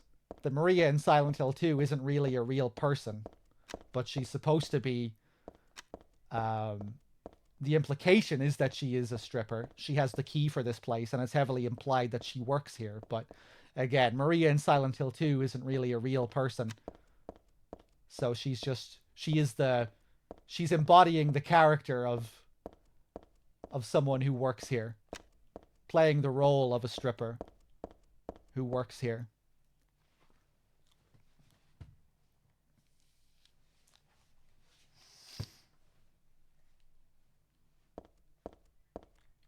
Yeah, it's interesting. In Silent Hill 2, a poster for Maria is like the first thing you see in the bathroom. It's the first character you see. An advertisement for Maria at Heaven's Night.